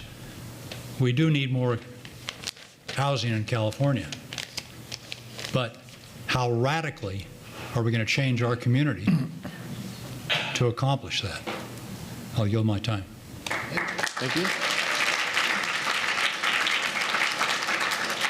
Alan Mann, followed by Allison Enos. Mr. Mann. Mr. Chair, Commissioners, my name is Alan Mann. Myself and my wife moved to the Park Lane townhouses in 2014. And one of the reasons why we chose those townhouses was the Texas tract has a reputation and has lived up to that reputation of being a quiet neighborhood. Now, this traffic issue has already been echoed.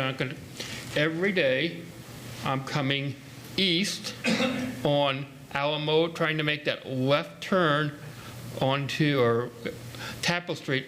And yes, you have to be very careful right now with the current traffic. Adding 1,500 people in that area, what is that going to do to traffic? A very important point of the presentation from the architects, if you look at the presentation, there is no Texas tract. Did everybody look? It was all farmland. It's all residential. It lives around it. Does a monstrosity like this belong in a residential neighborhood? Would any of you, as asked before, want to live next to a monstrosity? Yes. Something needs to be done to rehabilitate that shopping center. And I saw a nice rendering from a high school student out there in the lobby. Something a bit more reasonable than presented by the architects. This is not a reasonable development. I yield my time. Thank you.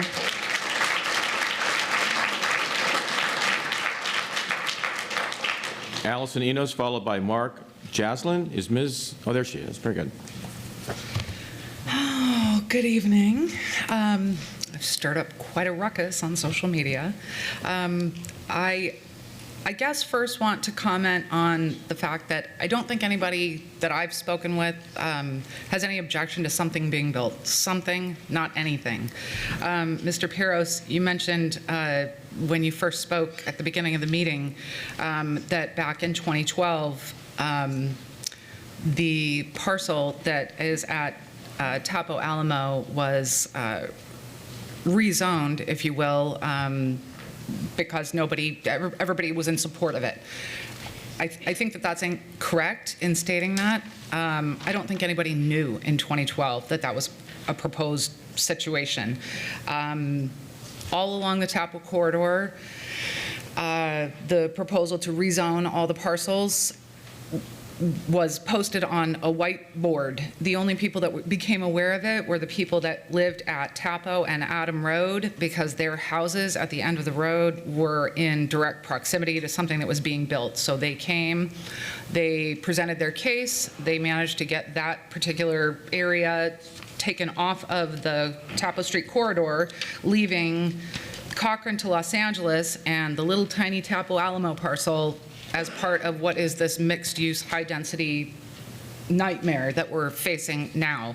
I think that had we known, by way of some kind of notification, the letter that I got in September in the yellow envelope, we might not be doing today what we're doing. because we could have done it then, and everybody could have expressed their opinion on the rezoning at that time. According to the Simi General Plan, the definition of mixed-use development, and I'll quote how it's referenced in the staff report, is to encourage the improvement and higher economic use of properties along the Taplow Street corridor as a series of distinct centers and nodes. My further understanding of a mixed-use designation is to allow more foot traffic to retail, shopping, restaurants, things of that nature. Taplow Alamo does not meet any of that criteria at all. On the contrary, the farmer's site does meet that criteria. It is in one city block of shopping for clothes, food, restaurants, retail, everything is right there. Yet that's just been approved for 2-story townhomes with a little bit of retail mixed in. I guess what I'm wondering is, throughout the staff report, there are references to, and I'll quote, from a planning perspective. I don't know who wrote it, the staff report, but from a planning perspective, as far as I can see, what's happening at Taplow Alamo and what happened at the farmer's site is completely poor planning all the way around. I think that the projects don't match. The staff report references up to 3 concessions being allowed. Concession number 2, as it's listed in the staff report, it was number 1 on the slides today, talks about 25% commercial component being waived in lieu of AMG's proposed 2.6%, stating that it's not economically viable. Don't think anybody, oh my gosh, is my time up? Go ahead. Don't think anybody's in objection to them building something, just not 4 stories, 2 stories max. I want to talk about the parking a little bit. 278 units that are 2, 3, and 4 bedroom apartments, 552 parking spaces. That's an average of 2 spaces per unit. We probably could do a show of hands in the room today for people that live in 2, 3, and 4 bedroom houses, apartments, condos, whatever, betting they have more than 2 cars. There's not going to be enough parking. I have so much. They're going to park in my neighborhood, in the condos next door, at CVS. Overflow is going to not have anywhere to go. Nobody's coming for Thanksgiving. Nobody's coming for birthdays or Christmas. There won't be anywhere to park. So, yeah, I guess I have to be done. Thank you, Ms. Enos. You all know my opinion. Anyway, one real quick thing. I'm part of the CURB, Citizens United for Responsible Building. We have a petition. I would like to give this to you. There's over almost 2,000 signatures, hundreds of comments. I'll pass this on to you. Did you bring 1 copy or more than 1? I brought 1 copy for all of you to share. Okay, I was going to ask you to put the other copy out on the chair, but just give it to the clerk, and that'll be great. Okay, perfect. The secretary. Thank you so much. Thank you very much. Thank you. All right, Mike Jaslin, followed by Eric Stachel. All right, good evening. I am not opposed to some type of development project at Taplow and Alamo. I understand something will be approved for this site, and I want the right and best project approved. This public hearing was originally slated for September 25th. However, on that meeting agenda was the city staff report regarding this project. The developer requested this item be pulled from that agenda, I believe, because he knew his project was in jeopardy. In that report, it was noted that this project is not consistent with the purpose, intent, goals, policies, programs, and land use designations of the general plan, as the project is not consistent with the following general plan policies.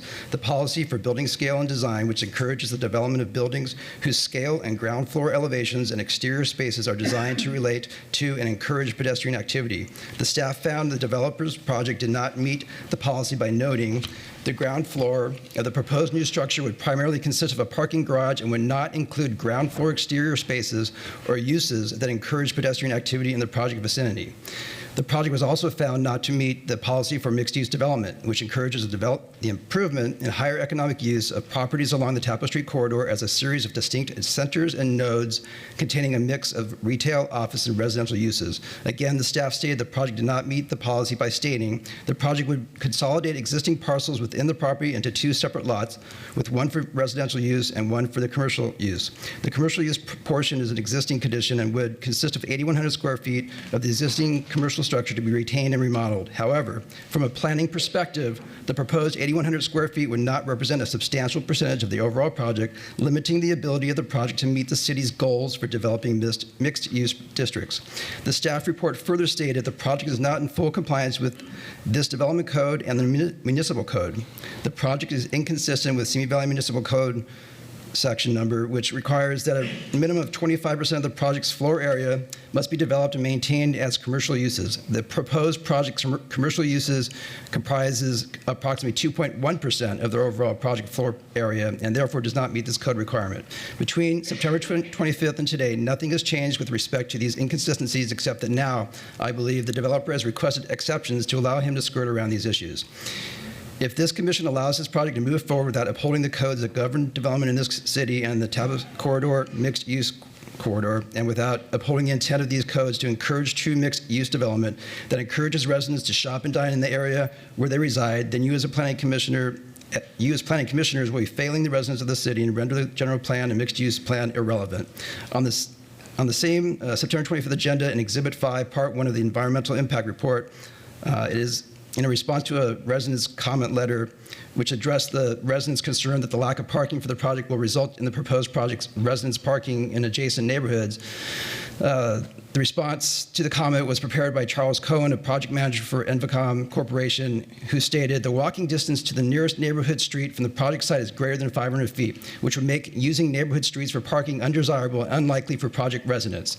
If in his professional opinion, the proposed project's residents would not walk as much as 500 feet to secure parking for their car when they desire to return to their apartment, then certainly the same holds true that these same residents are not going to walk to the nearest grocery store, bank, restaurants, etc., a half mile away. Again, are we going to have and enforce a mixed-use plan or render it irrelevant? There are many good examples of true mixed-use retail dining on ground floor, residential above, in areas of cities like Glendale, Pasadena, Santa Monica to use as models. I believe it is your duty and obligation as planning commissioners to fight for the city of Simi Valley and its residents, especially those in the neighborhoods adjacent to this project, for the best possible development for the Top Alamo site, and not given to out-of-town developers who care only about their bottom line, not for developing the best project for current and future residents of this city. Mr. Jasner, are you about done? One more thing. Two more things. The developer, Alex Gavorgian, is quoted in the February 2nd, 2018 Ventura County Star article by saying his firm is open to any of the changes the community wants as long as we don't lose any more units. We've already lost about 100 units by lowering the proposed complex from 5 stories to 4. Please do the right thing and hold the developer accountable to build what is in the best interest for our residents and not for him and his company. Thank you.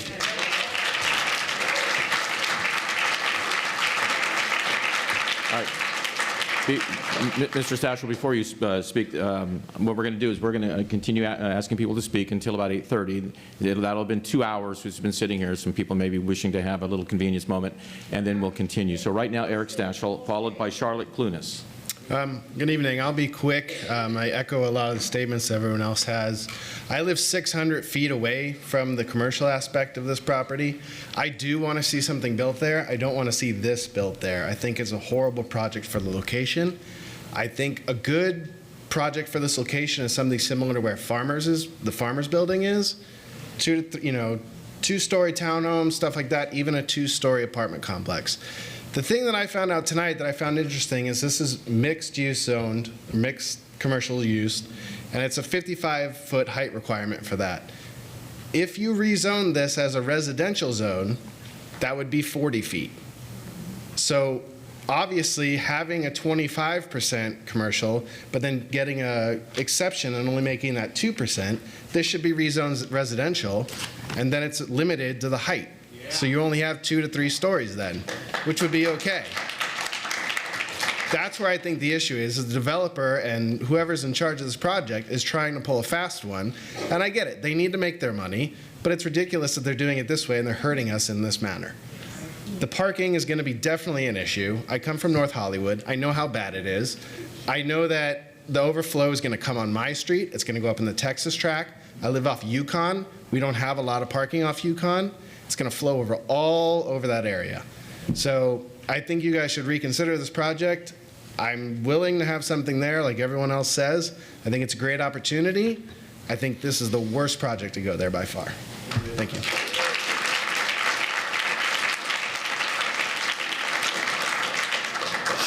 Charlotte Clunas, and then we'll take a break. My husband and I, we live in the Park Lane townhomes, which would be the neighbor. And I'm sorry, but that thing is not going to be a good neighbor. Part of the reason that we moved into our townhome is because of the neighborhood. It was an actual neighborhood. If this thing moves in, we have 280 or unit neighbors looking down, at least on one side, being able to look in to all of our property that we worked hard to move into. The parking is going to be an issue. I'm sorry, but most of those 3 and 4 bedroom apartments, they're not going to be families.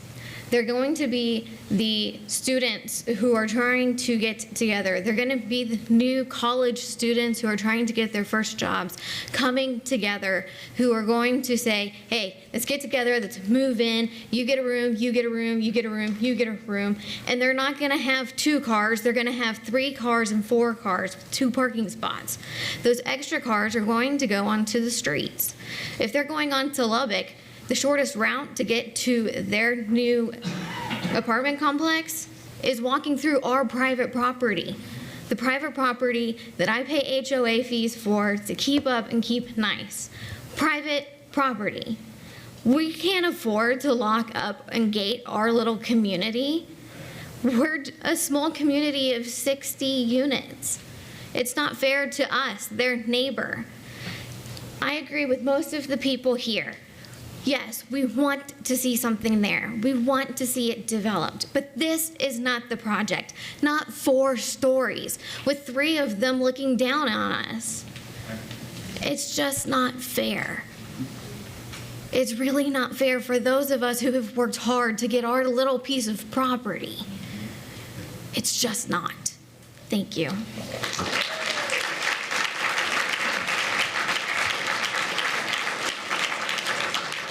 Okay, if we can honestly limit this till 10 minutes. I usually say 5 and it goes 10, but we'll be back. We'll turn the microphone back on at 8:39 and continue.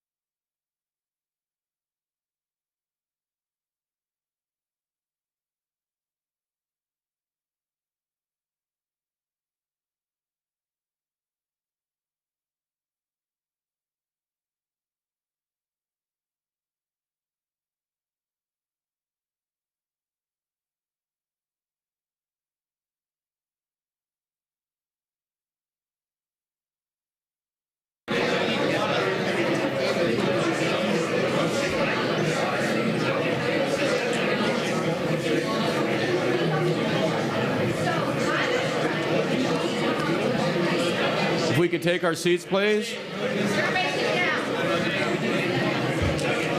get out of here. Sit down. You can leave.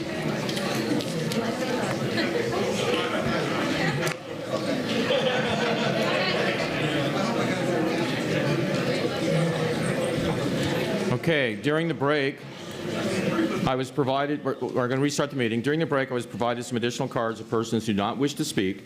In order to let them know that their names are on the record appropriately, I'm going to read those now before I call up the next person who does wish to speak. So we have Alyssa Gal. Unless otherwise noted, these are all in opposition. We have Alyssa Gal, Mike Dadone, Michael Liakis, Lorna Martin, Lindsay Rial, Emma Gomez, Andrew Skipper, and Amy Parker. Those names are added to the list of persons who do not wish to speak. And we have Renee Frazier next to speak, followed by Kathy Mahan.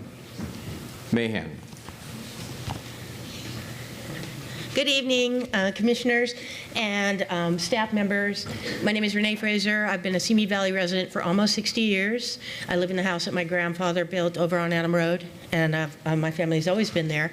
And I wanted to thank you. I know that some people are probably not aware that you're not elected and that you're not really paid. And that you do this out of the goodness of your hearts, really, as appointed members to protect us from people like like AMG. So thank you for doing your job, right? That's what you're here for, and we know that. Yeah.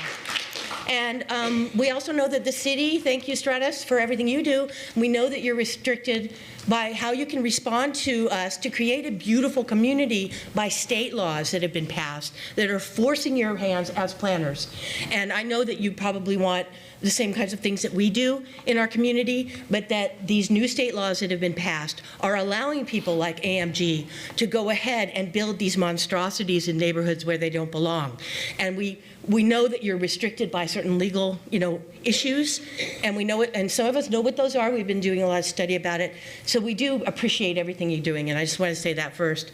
But the other thing I wanted to say is this. This is not a mixed-use development.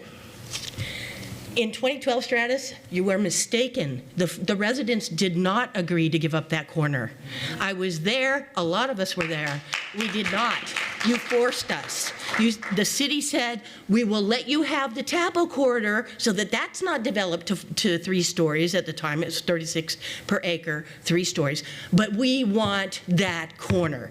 And that was probably from pressure from the owner of that property. We don't know who was pressuring who, but we did not want that. And when you said you were going to keep that corner, we all sat right back down in our seats. It's all recorded. It's all recorded on the tapes at that city council meeting. We sat back down and said no. And you said we could not have what we wanted, which was in 2012, keeping our neighborhood intact so that it wasn't all divided up unless we gave up that corner. So no, nobody wanted to give up that corner. We were coerced, and I want to make sure everybody understands that. Also, I want you to know politically, I just wanted to say, I know that you're appointed, but politically, the issue is that the city told us that that corner would get a maximum of 3 stories and 36 units per acre. That was what we were promised at that day in 2012. That's what the zoning was for. That's not what's happened. I know that's not your fault. I know that's the fault of greedy developers. I know that's the fault of the state for saying no if they have some, quote, affordable units, which are not going to be affordable, and we should all know that. Then they're allowed to have all of these concessions. We know it's not your fault, okay? But just know this. We will never let you rezone the Tapo corridor now because we have been lied to and we have been so profoundly screwed in this particular case. So Tapo corridor is we will never let it go. I will fight till I die to prevent any new development there.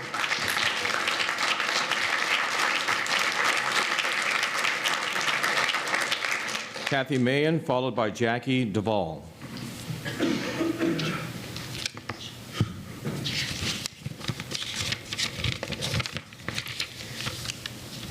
We've lived here since 1967. Excuse me. There were 8,000 people from the east end to the west end. It's a lot of growth has come, but there's been a lot of changes, and those changes weren't all good. And some of them were from your predecessors. Hopefully, this is going to change. I have been to every one of the meetings that this company set up, and they have lied to us from the very beginning, from the first time that they put their presentation to us here in this chamber. How can you believe a liar? I'm a registered nurse. I have 20 years of ER and ICU experience and 26 years as teaching elementary school. Yes, I'm duly credited, and teaching nursing. And I've seen a lot of things that have happened. And the thing that I am concerned about here is we're in earthquake country. 4 stories, 3 stories of apartments, 1 elevator, and you know you can't get in an elevator if there's a possibility of a fire or a quake. How are these people going to get out? How are the first responders going to be able to get up to the 4th level when that man or that woman is having a heart attack? And we only have 1 golden hour in those cases. Somebody said, oh, well, the fire department says they can put a ladder up on that corridor around where the driveway is. That's not going to help first responders. It's going to help if they've got a fire they can shoot water at. One of the things that this man lied to us about was he said there was 2 owners of that parcel. That's not true. The same guy owns the whole thing, but he has part of it listed under his Beverly Hills Bank. And I found that out from City Hall. I went down, I got the plans, and I went over them and looked at them, and I draw house plans and figured out in square footage, our basic 4-bedroom Bellwood is 1,612 square feet minimum. Their 4-bedroom is going to be, what, 1,100? Something like that? You figure it out. That's going to be. And, oh, I know what I wanted to ask you. If you, ma'am, you need to wrap it up. Okay. Is there a law that says that you determine occupancy by the number of people per bedroom or per bathroom? I'd like to know that. Okay. Thank you. Thank you.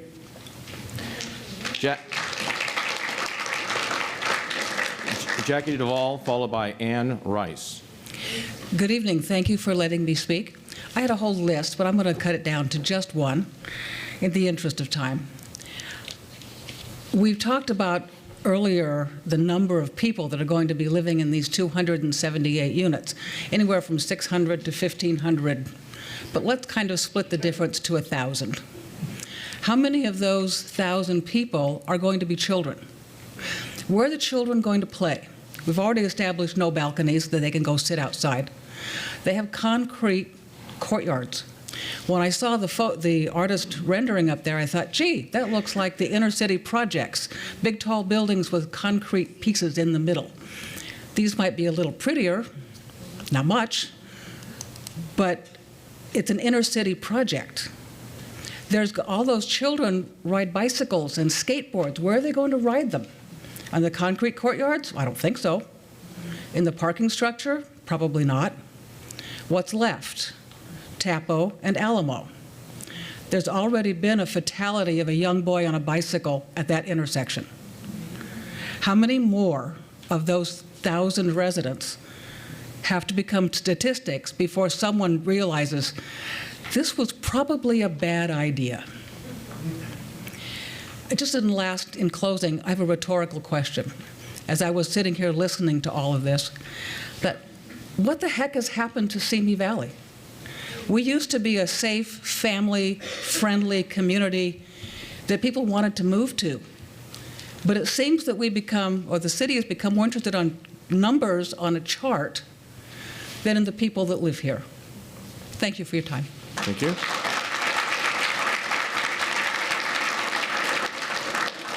Ann Rice, followed by Michael Bliss. Hi, thank you for allowing us to speak. My name is Ann Reese, and I have lived in Simi Valley for 35 years, in the Tapo Alamo area for 30 years. Most people have already said what I wanted to say tonight much more eloquently than I could. But what I wanted to mostly point out, not only from the safety factor, there is a ghost bicycle at the corner of Tapo and Alamo. Do you know what those are? Those are the white bikes. That was, I believe, 2 years ago, something like that. There have been other children on Tapo Street killed. I remember back in the 90s, there was a child killed with his father. We've got Township Elementary School right there on Township Avenue. You have Valley View. I was watching the Planning Commission where the senior facility at Lemon and Walnut was turned down, not only because it didn't fit in the area, but also because of the earthquake concerns. I think some of you, most of you, might be as old as I am and remember the '94 earthquake. The optics of the Northridge apartment building collapsing on the cars is one that I don't want to see again in the San Fernando Valley, let alone in Simi Valley. They are trying to put a square peg into a round hole. The reason why you heard the gasps and then the laughter when that picture of the artist's rendering of what it would look like looking north on Tapo is because everybody was outraged by this. You must agree that when that picture came up, it was shocking. It looks like a project. I grew up in Detroit. That looks like a project to me. I don't care, you can fluff it up, you can call it what you want. There are safety concerns if you're driving south on Tapo Street. The only place that you can turn east prior to Alamo is at that driveway where the villas are. You cannot turn where the Pizza Hut is because of a concrete abutment. So you've got everybody coming home from Valley View and coming home from Township. How are they going to get into this apartment building except to go into the driveway that other people spoke about that is going to connect their property? If you have 540 bedrooms, okay, 552 parking spots, you can have 500 cars at 6 o'clock at night looking for a place to park with no parking on Tapo Street or Alamo Street. Where are these people going to go? I know I'm yellow. I'm not opposed to building something there. We have mixed use, we have apartments, and we also have lovely townhomes. They are set back. They're not right up to the street. The only building that I can think of that is that height in Simi Valley, that is that close to a street, is our hospital. And this does not fit with this neighborhood. Thank you for your time. Thank you.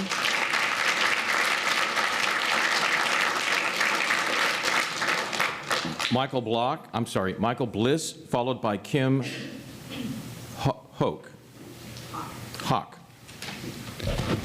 Yeah. I'm sort of familiar with that area, the Bellwood, where the Bellwood track was, because my son a couple of years ago lived in Alamo Villas. If you look at Alamo Villas, you'll see what a nice little neighborhood that is with the units that they have there. And then if you look around this development and go down the street and see what else is built, the 2 stories, more spacious. You go all the way down to Tapo Canyon, and they had a new development next to the Vaughn's over there, which seems very nice. You can see this development is massive. It's just simply massive. It's out of character with the rest of Simi Valley. I don't even know where it would fit in Simi Valley. It's something of this large.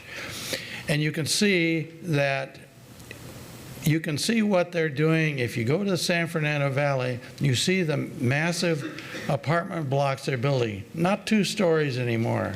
They're up to 5 stories. And I call them sardine cities because they've got so many people crammed into such a small space. The development that is proposed on that Bellwood site is way out of character with the rest of Simi Valley, and it's just not, doesn't fit in with the rest of the neighborhood that's around there. I don't know if it fits in with any place in Simi Valley.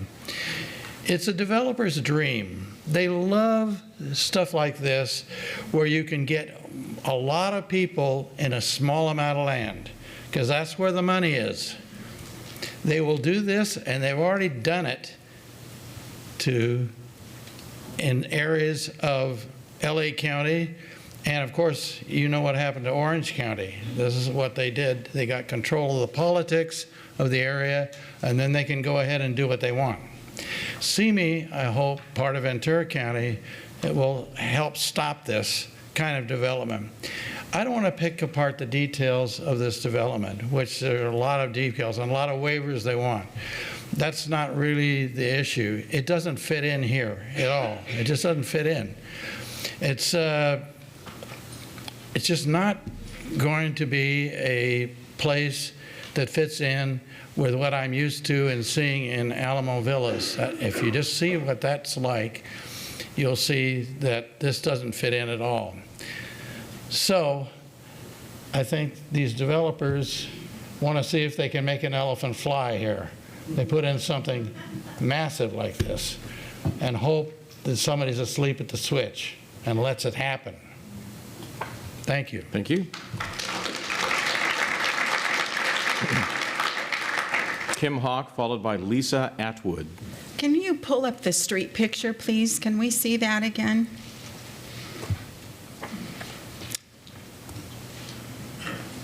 I know it's taking a little bit of my time, but that street view that shows the actual project on a street view. Can you pull up that other view of the street? Okay, thank you, sorry. So I live in a little neighborhood directly behind this, kind of behind the condos in that area. And I work in downtown LA. About 22 years ago, I moved my family from the San Gabriel Valley because Simi was a safe city. It was a small down-home feel, and it was way different than where I came from. I work in LA. I have an hour commute. I have that for a reason. I have it because I don't want to live in Los Angeles. And this structure looks like a lot of the construction that we have seen. It's apparently a very popular new model. So we've seen it in areas like Santa Clarita. We've seen it in the Valley. And it really does not add to the location. And it really does not add anything at all to what Simi is and how Simi feels, and especially in this neighborhood. We've seen a lot of growth over the last 25 years, and I think that growth has to be cautious. It has to be mindful, and I think Simi has done a pretty good job of that. And I just hope that you continue with that kind of mindfulness of what is right in the right locations. I was in this room when the City Council was considering a car wash not very far away from this location. And they They turned down that building of that car wash, and primarily the reasons were for traffic and for cars in that area, and specifically for some of the school districts or the schools that were located very close by. There's only been one person that's talked about the schools in this vicinity, and there's 2 schools. There's one right down the street, the middle school, and there's one street over, an elementary school. And we haven't talked about that and the impact it's going to have on our kids in those schools. What I'm asking tonight is for you to search your conscience if you have any impact on this decision. You may not live here, but we do. And we ask that you try to keep Simi as safe and with that hometown feel that it has, and just keep our community protected. Thank you. Thank you.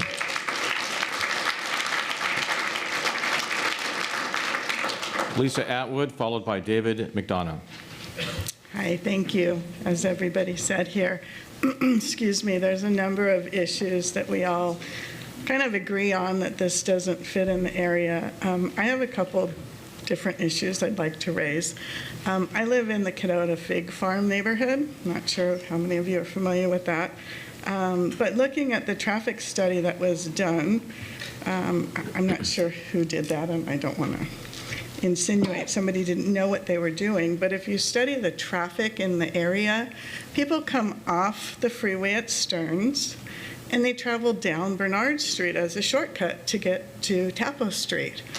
Yet Bernard Street wasn't included in the traffic study at all.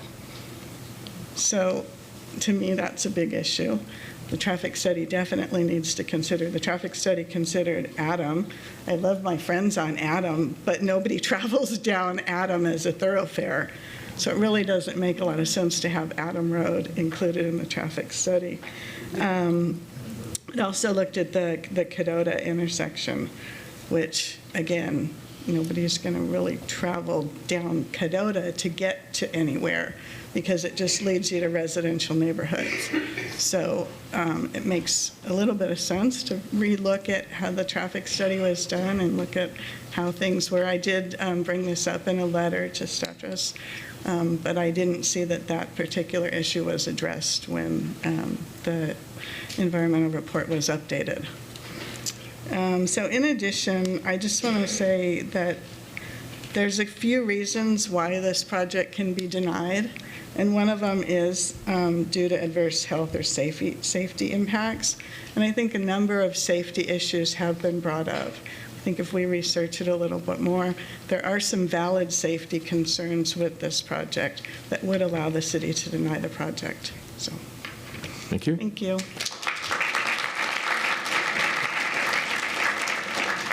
David McDonough, followed by Roberta McDonough. Hi, thank you. I've been to all the meetings listening to this developer, and my observation is they're totally focused on their income, on their return. They talk about other things, but that's been their sole focus. And listening to them along the way and tonight, they continue to be extremely predatory.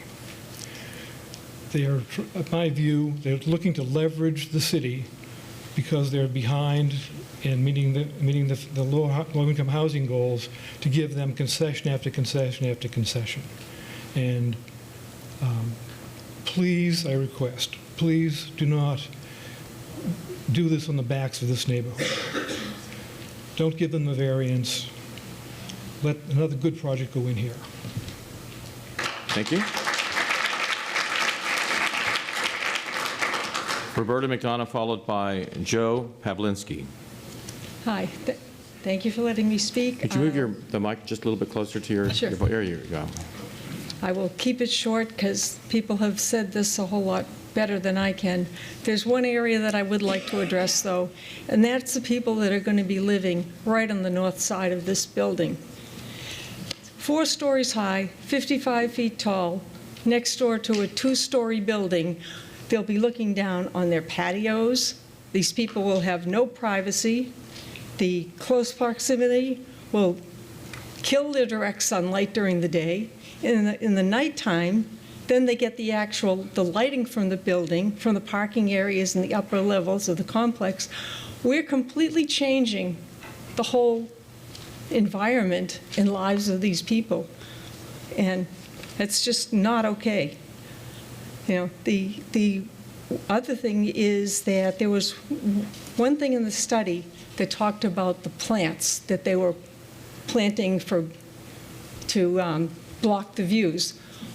Well, they were talking, the pictures of the plants that they used were what the plants were going to look like 5 years from the time that they planted them. That's what the environmental study said. I can't even imagine how that could be looked at as being something that's logical. But I really request that you folks deny the variances that are required to have these people, these predators, come take over part of our city.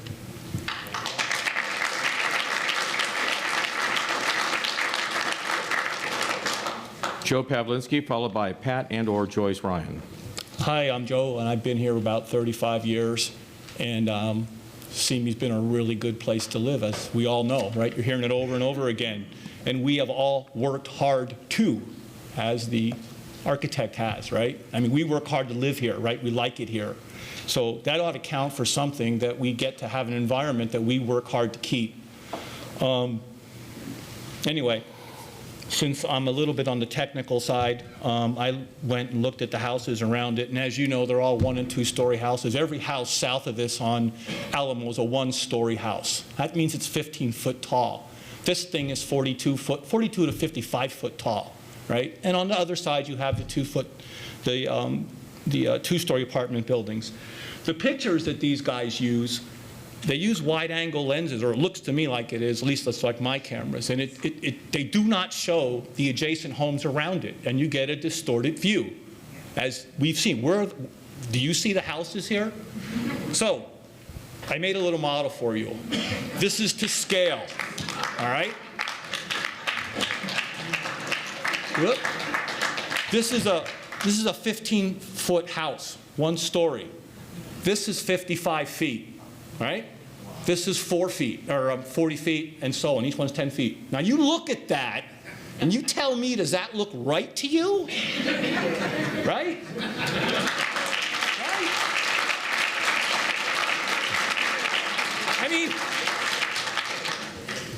I mean, I don't know what else to say, all right, okay? It looks to me like, and there were a couple people who made the comment earlier, it's looking like this thing cleverly meets some shortage on housing codes here, and that's what's getting this thing in, because nobody in their right mind would do this. Thank you.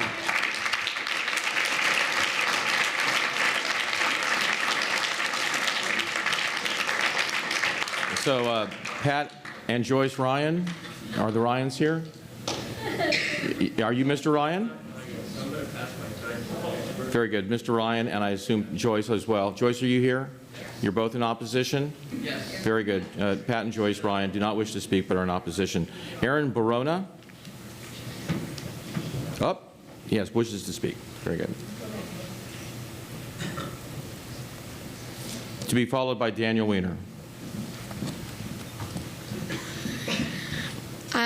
My name's Erin Berna. I was born and raised in Simi, and my son is a 4th-generation Cadota Fig Farm resident. For those of you who I'm sure are unfamiliar with the area, the Cadota Fig Farm is the very residential, very low farm. Ms. Barona, could I ask you to address the commission, please? Sorry. Sure, thank you. It's the residential, very low farm overlay just south of this development. And we've worked really hard to make our home there. So this isn't something that we want that close to us. I live on Bernard Street, which one of the other members talked about, and I have been almost hit turning left into my driveway by people trying to pass me on the inside, trying to cut through to get to the freeway. Bernard Street was left off that study. That will increase. I have 2 small children. They can't go near our street. I won't let them go to the mailbox. As it is.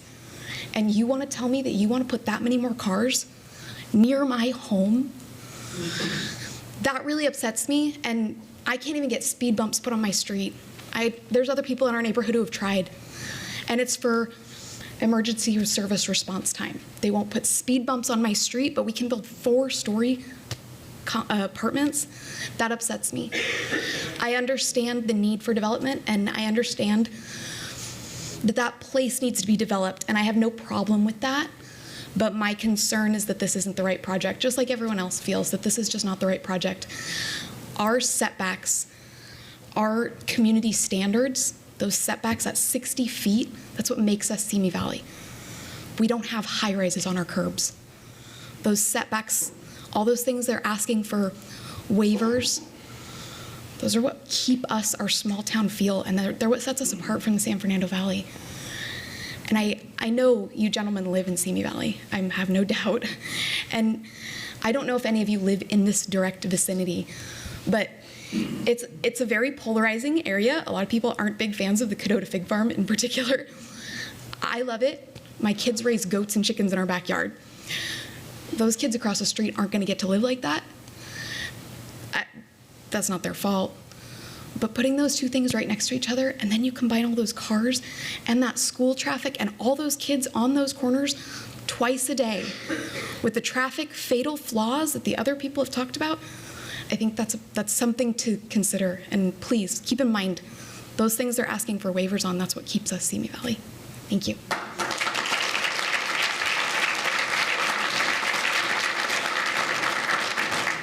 Daniel Weiner, followed by Memley and Sean McLean.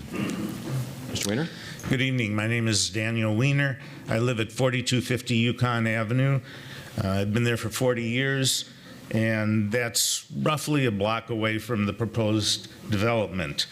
My wife and I go past it all the time. We walk our dogs past it. We shop there a little bit now, and we used to shop there more when there was more there. So this affects us. And unfortunately, that center has fallen into disrepair. It's an eyesore. And I'd certainly like to see something done about that. I read over the staff report, and as a general philosophy, I think that private property owners should have the discretion to do what they want with their property as long as they are able to adequately mitigate any external impacts. So I tend to, I worry about taking a NIMBY attitude. So I try to look at things as rationally and objectively as possible. And so I tried to look at what the major external impacts of this would be and whether they are in fact adequately mitigated. So let me just quickly run through the major ones that I see. First of all, I have no problem with their replacing that commercial center with mostly residential. We need more housing. We've got plenty of commercial empty space around the city, so I don't see that as a problem. Aesthetically, 4 stories would certainly not be my preference, but I also have to look at what's there right now, and frankly, it looks to me like about a wash there. So as an impact, that doesn't concern me that much. When we get to traffic, I note that there'd be less traffic there than if that commercial center was fully utilized. And the main traffic impact is from the schools, people taking their kids to and from school. So again, I'm not that worried about that, except that I think that it would be important to put protective permissive turn signals on the east-west Alamo Street. And I think that's something that the developer should be required to do to mitigate that impact. And finally, my biggest concern is parking, because I think our parking standards are way behind the times. These days, you have almost 1 car per adult, and I don't think there's going to be adequate parking there. I think something needs to be done to provide greater parking. So in summary, I guess my attitude is I'm willing to support this project on the condition that they are able to provide more parking one way or another, a greater ratio of parking in order to prevent overflow into the surrounding neighborhood, because there isn't any nearby residential streets that could easily absorb any overflow parking. So I'll go down as a conditional support under those conditions. Thank you. Thank you. Can we have Ms. McLean, I take Yes, it? Why Marilee. don't you state your name? Marilee. Followed by Michael Buchel. Michelle Buchel. Yes, go ahead, please. So I lived in Simi since 1995, and I've lived all around Simi. I've lived in the Park Lane apartment, the condos. I've lived up by Big Springs Elementary, and I've seen Simi change, and Simi Valley has really been changing for the better. And I really hope that you hold us in the palms of your hands as far as our future living here.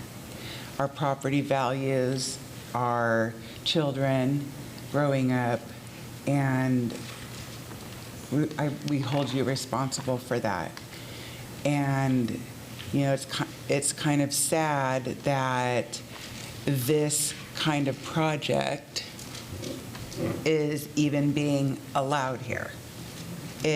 You put in a beautiful project up in the Texas tract, tearing down that school and adding those homes. They fit with the scenery of the neighborhood. The condos next to Pavilions, which is now Vaughn's. It was like a little farm piece of property. I was like, what are they doing there? It is beautiful, and the people love living in there. And you can drive down the street, and it's very fluid. To put this prison on the corner is horrible, and any one of you that approve it is killing our city, and you're responsible for it, and you know who you are. And canceling all of our meetings over and over and over again, hoping for poor attendance so it would go through, is appalling. So if you don't want to do your jobs that we voted for you, and if you don't want to do them, then you should step down and let somebody, when a high school student draws a better proposed plan than huge architects, I think that's all something to look at, and you're grown, amazing men, and I think you need to do a really amazing job here. And we do need it. We do need it changed. But go with our landscape and keep our city, the values high and our people happy, so we can keep growing as a better city. That's all I have to say. Thank you. Thank you.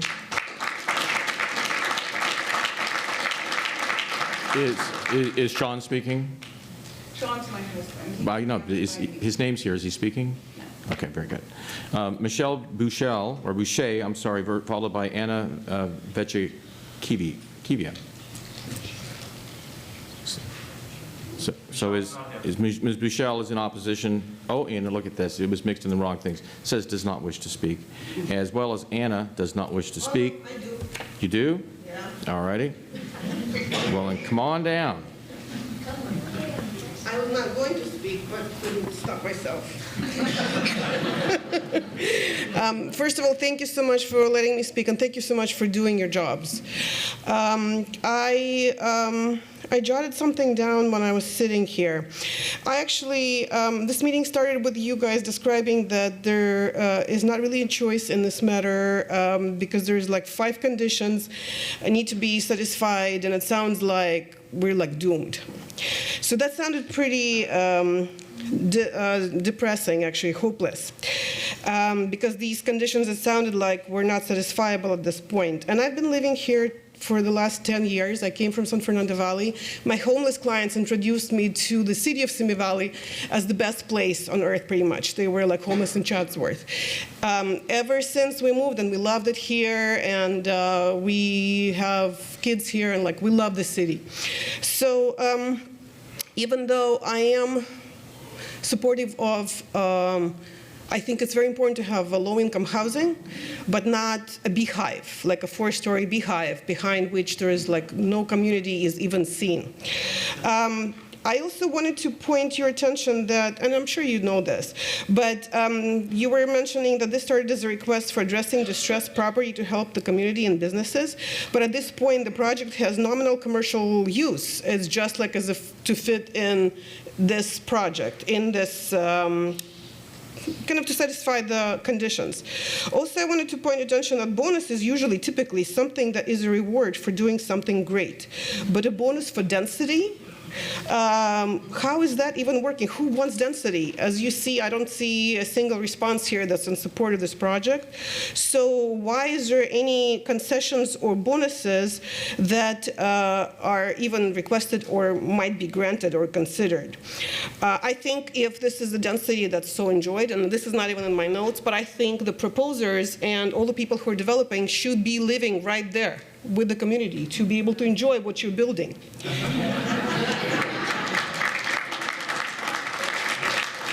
Thank you. It sounded like, and maybe I don't understand something, but it sounds like any applicant who comes in and they promise to develop a 10-story, we have no choice or say in it, just because it's affordable housing. But what is it that we're going to build? I also want to say that when you guys showed doubt, and I have a feeling from your comments that you did, that you're not in support of it too. And it's my opinion. It's my, what my observation is. But whenever you showed any doubt or posted questions that were valuable, the applicant replied eventually that they can do worse. Yeah, right. Several times they said, but we could do even worse. And I think that's appalling, to be honest. So I just wanted to say thank you. And do we have any power? Does this community have any power? Or can we always do worse? Thank you.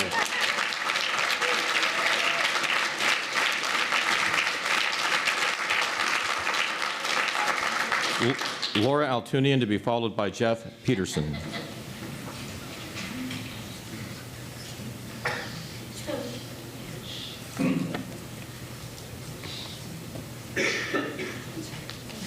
Hello. My name's Laura Altunian. I felt it was my duty to speak.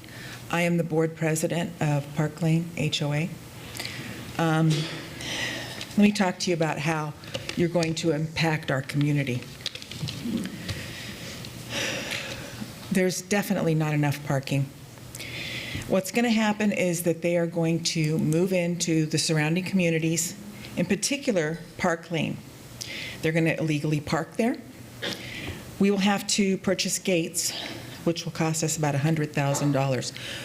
We're 60 units. We can't afford that. We're going to have to plant cypress trees and hope they grow really quick, about 55 feet.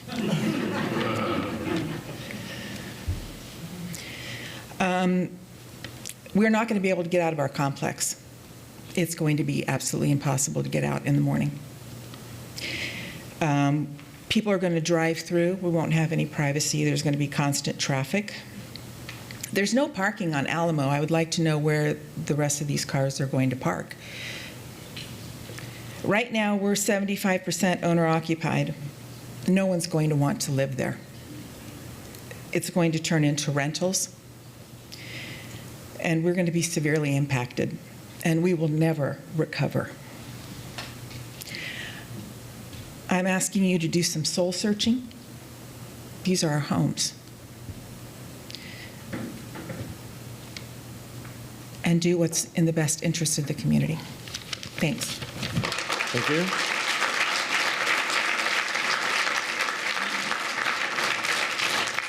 Jeff Peterson, followed by Steve Vanderswagen. Hi, good evening.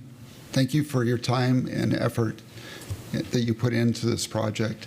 I am in opposition to it. I've lived in Simi Valley for 50 years. this month. I've lived in different parts of the community. Presently, I live walking distance from this building, I guess you could call it. I thought that the computer-generated traffic, I'll call it traffic, that was presented early in their presentation. It only showed Alamo as 2 lanes, 1 lane each way.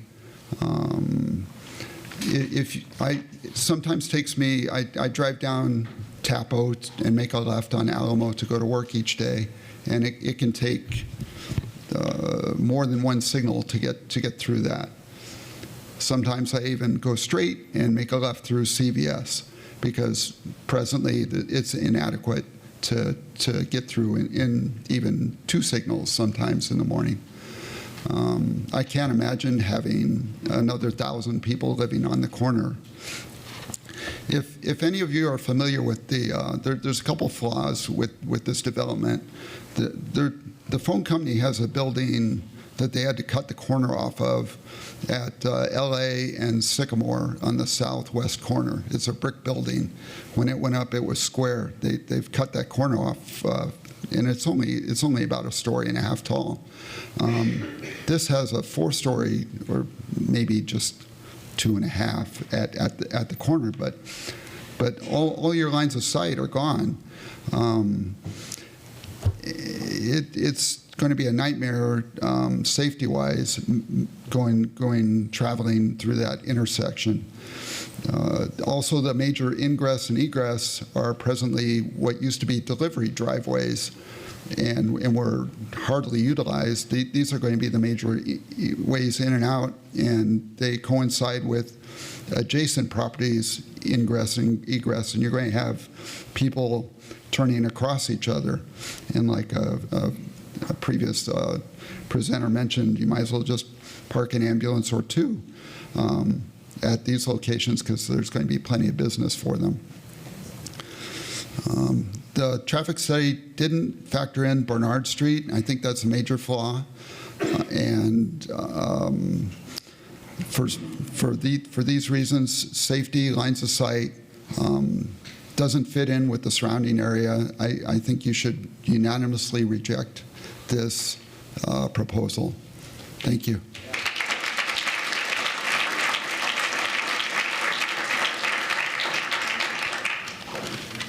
That is the last. Oh, Mr. I beg your pardon. Look at this. Sir.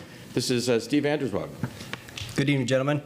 I live on Claridge Court, north up Tapo Street. I'm very much against this overwhelming size of the building.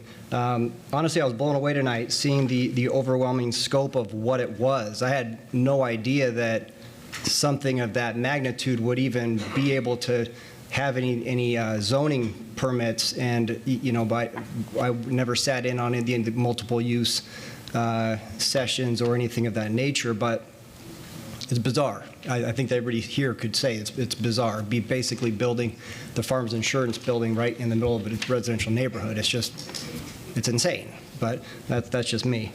I own a property on the corner of Cadota and Adam Street, and I'm required to keep a 3-foot maximum height of a retaining or of the fence and a 40-foot setback on the corner for safety, for traffic. So in a residential street, anybody's been on Cadota and Adam, you might have 1 car come by every 30 seconds. I can't imagine going down Tapo Street or Alamo. Anybody that's been down that street, it is a dangerous intersection. When I was 10 years old, my mother and my sister and I were going to Alpha Beta, which is, at that time, it takes the place of what was Fresh and Easy now, or what was Fresh and Easy. So we went shopping for groceries. We came out, turned back over onto Alamo, and then we were turning left onto Tapo Street, and we got in a serious car accident. And it's very hard to judge cars coming down that street. It's a narrow street, and the sunlight, the way it's positioned, it's just that for whatever it is, it's very dangerous. And putting a building right on the corner is obviously going to be a traffic concern. And the gentleman was talking about the corners, the alleyways. That seems even worse. If you have all of the traffic coming in and out of the condominiums on both sides, and this new development trying to turn maybe left into each other, it's just bizarre that it would even get this far. I'm scratching my head. Local residents in this Mid-Valley North Side location, we chose to live there because it's quiet, it's safe, it's a residential area, and changing the environment there will lower desirability and will lower the property values. I'm a 37-year resident, and I've owned a business here in Simi Valley for 20 years. My family and several of our friends and acquaintances here in town despise the high-density growth that Simi has been embracing for many years now, and we're considering moving out of the area if this continues. And that's a shame, because I love this city, and it's really a shame that this has been going on. My final idea would be, like many other people said, keep it conforming to the neighborhood. That would be acceptable. 2-story condominiums, something of that nature would be great. Everybody wants something to go in there because it's a rundown complex as it is. Mr. Vanderstreet. My last idea is, how about something that's conforming to that neighborhood as a whole? Anything within a mile of there, other than a couple of those condominiums, are single-family homes. How about putting some single-family homes and keeping Simi Valley what it is or what it should be to stay? So that's all I have to say. Appreciate it.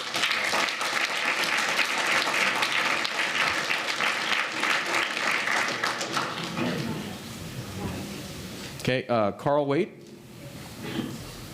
Carl Waite? Right there. Okay. Mr. Waite, take your time.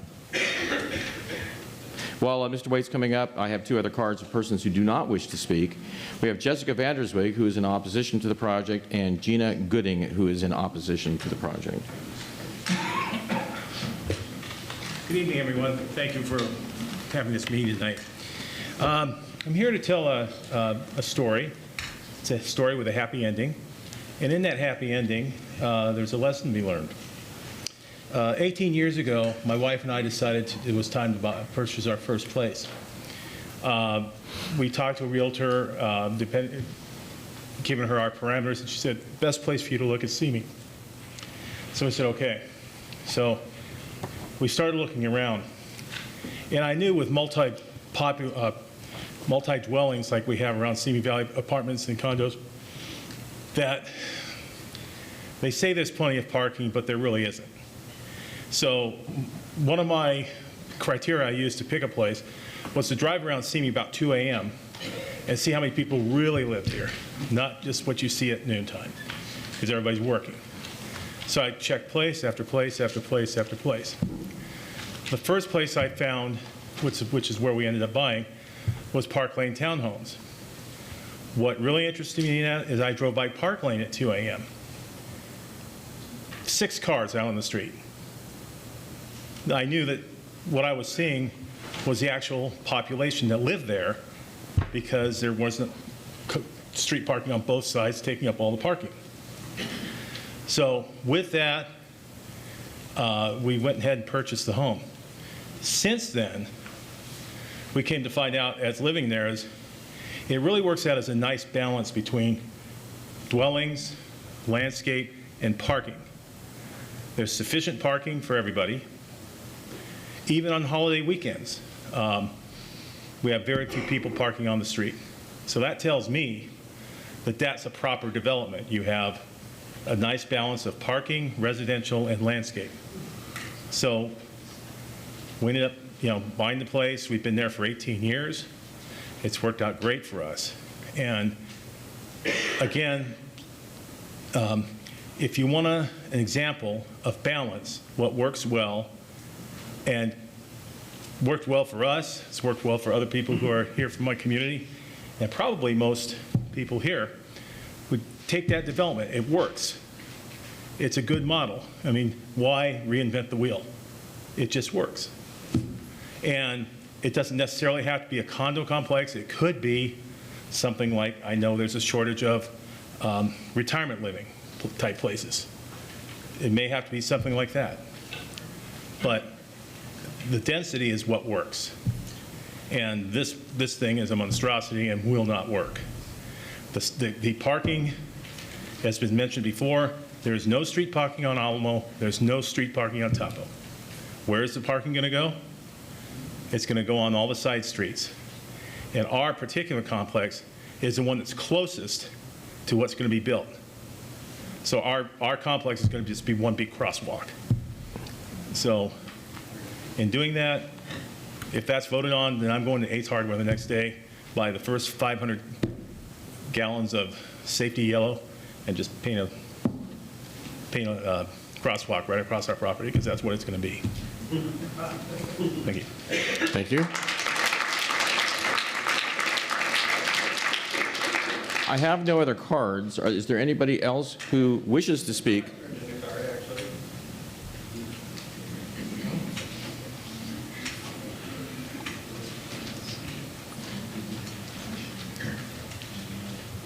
You can turn that in later. You don't have to fill it out now, sir. You can go ahead and speak. My name is Rick Room. I've lived in Simi Valley for just a little over 30 years. I go by that intersection twice a day, typically. Yesterday, 6 times, but that was poor planning. But I really believe that there's a shortage of housing units in California. I think most people acknowledge that. And I think we should be building more residential units. However, given that said, I went by and went to the units that are just west of there, but a couple hundred feet west, and measured the setback from the street with a ruler on the way in here tonight. And it was 18 feet from the sidewalk, probably another 8 feet from the curb facing, so maybe 26-foot setback from the curb facing. And those are all 2-story units. So this is just really out of character. And I believe we should put in units there, but I have 2 conditions. That unit, the proposed development, I think would be really great on Wilshire Boulevard, but not in Simi Valley. But I believe my 2 conditions for building something there would be maximum 3 stories and setback similar to what the neighborhood has, and the units west of there. Thank you. Thank you.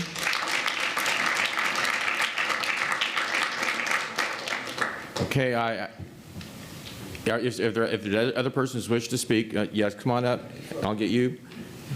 If certainly you want to fill out a card, then hand it in. I did actually, and I didn't want to speak, but now I do real quick. Okay. My name's Tony Hawk. The one thing nobody's brought up is the crime level. Nobody's brought up the fact that we have lived in our neighborhood on the corner of Lubbock and Tyler for 24 years. We have a little park that's right across in between the condos and our homes. We love our park. But at night, we get riffraff in there at times, which me and my neighbors, we chase them out, and we have no problem. We just had our car broke into with the camera, looking at the guy, a crackhead, coming through our cars, in our driveway, locked cars, looking to steal stuff. You're going to put 1,000 people in there. How many young kids in Simi are struggling with drug abuse right now? And these crackheads are everywhere in Texas track now, breaking in cars every single night now. And how is this going to help bringing 1,000 more characters into our neighborhood? And that's all I got to say.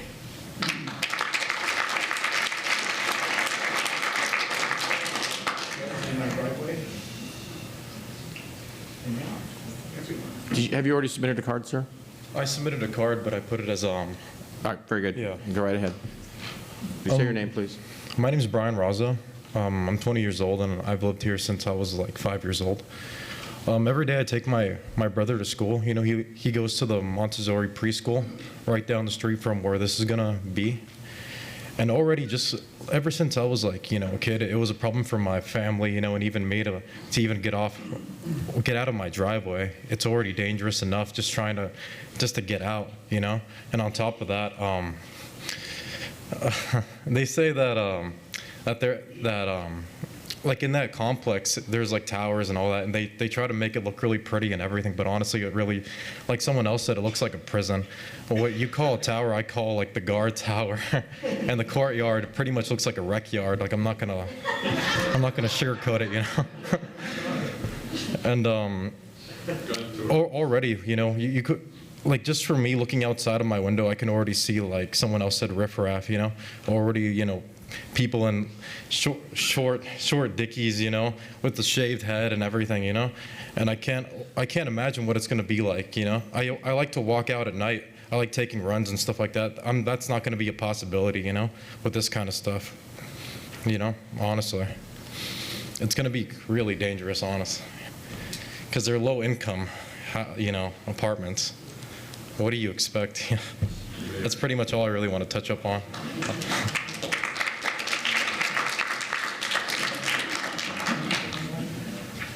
Go right ahead.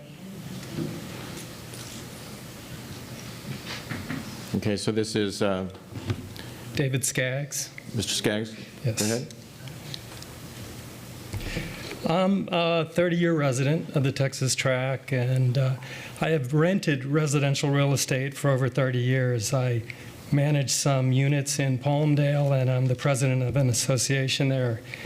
And I just wanted to point out a couple of things. There is, first of all, every reason to believe that this property will be fully occupied given the housing shortage.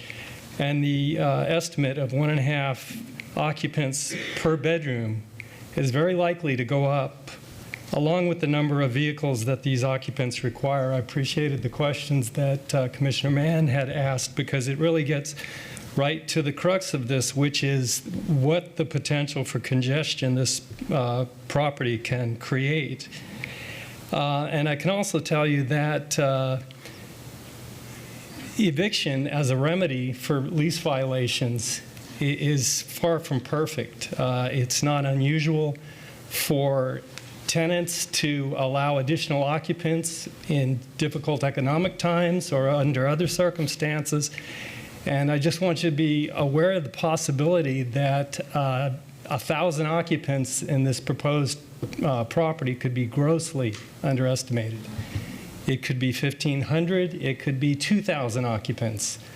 And all of the congestion that goes along with that. And I think everybody knows which direction the winds are blowing in terms of landlord-tenant laws. Management companies are going to find it easier to just tolerate additional occupants in a unit rather than try to use eviction as a remedy. And what you have is management just allowing cash flow to continue and violations of the lease to exist.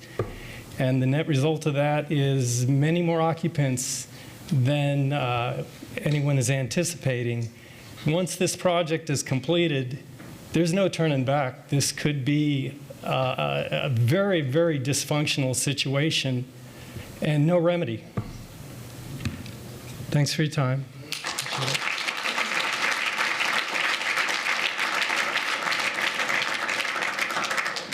You wish to speak, ma'am? Sure.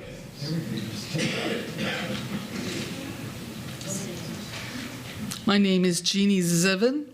One thing that has not been addressed is the distance from the building to the sidewalk, which is 1 foot 4 inches according to their diagrams. And that's awfully close to the sidewalk. Thank you.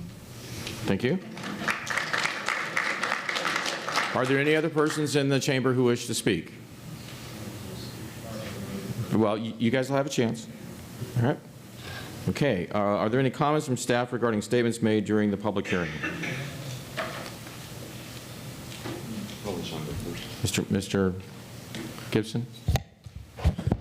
Yes, thank you. So there's a number of various comments, and for one, to simplify some of this, if you have any specific questions on some of the comments raised, I will be able to respond to those. Generally, most of these were comments on the merits of the project versus code items. If you could focus on the code items, I'd appreciate it. So primarily, several traffic-related comments and also some housing comments. Associate Planner Chen will want to respond to a couple of those.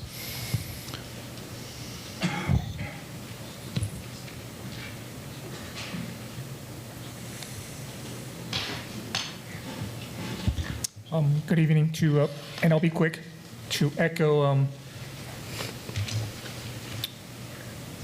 Commissioner Mann's initial response about how many people per bedroom. According to United States Department of Housing and Urban Development, it is suggested 2 occupants per bedroom is reasonable under the FHA, which is the Fair Housing Act. Thank you.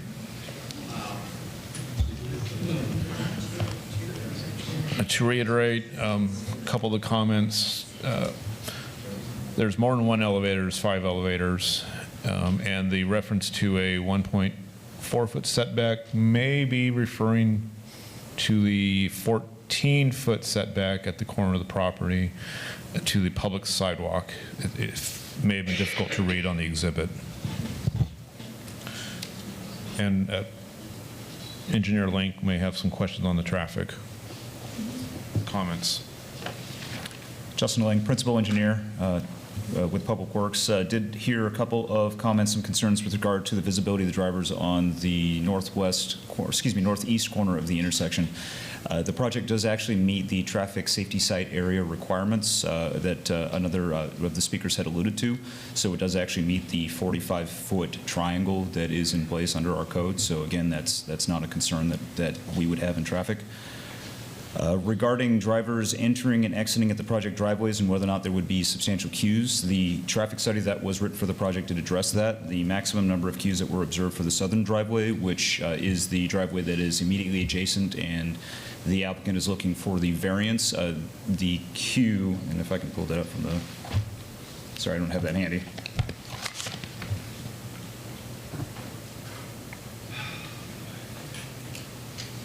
Excuse me, the queue is actually 0. So for the westbound, there was not expected to be any queues or any cars queuing up on the street. For eastbound, the queue is 22 feet, but there is sufficient distance or storage on Alamo to accommodate that. So there is not anticipated or forecasted by the traffic, the traffic engineer that prepared the report to be any issues or concerns, any kind of conflict with the adjacent driveway to the east that they are looking for the variance for. What was the truth? Is the truth? Regarding school traffic concerns, again, the traffic study, the traffic engineer for the project did look at school hour that's outside the peak hours. Normally we look at peak hours of 7 a.m. to 9 a.m. and 4 to 6 p.m. The traffic study did address that during 7:15 to 8:15 and again from 2:15 to 3:15. And again, the intersection of Tapo and Alamo was observed to operate at a level of service A, which is the best conditions that could be expected. The public portion has been concluded, so please continue. There was another comment regarding eastbound left turn traffic, and one of the responses that was made within the EIR is that the city will continue to monitor traffic conditions, but as of right now and with the projected traffic, again from the traffic study, there is, the thresholds are not met to install left turn phasing on Alamo Street. Finally, there were several comments regarding cut through on Barnard and why the traffic study did not address this. To be completely honest and frank, I was not with the city at the time of the traffic study and when it was prepared, so I cannot speak to what assumptions were made from when the traffic study was developed with the previous principal engineer in traffic. However, under general guidelines, the way we prepare traffic studies, it is assumed that the majority of traffic will use the hierarchy of streets that are set in place. So the assumption is that cars will travel on the fastest, widest streets, and in this case would be Tapo Canyon, would be Stearns, would be Alamo. So to see that there would be significant amount of cut through, not to say that there couldn't be, but to assume that all vehicles that are exiting at Stearns to come to this project that would cut through Bernard would be a gross assumption.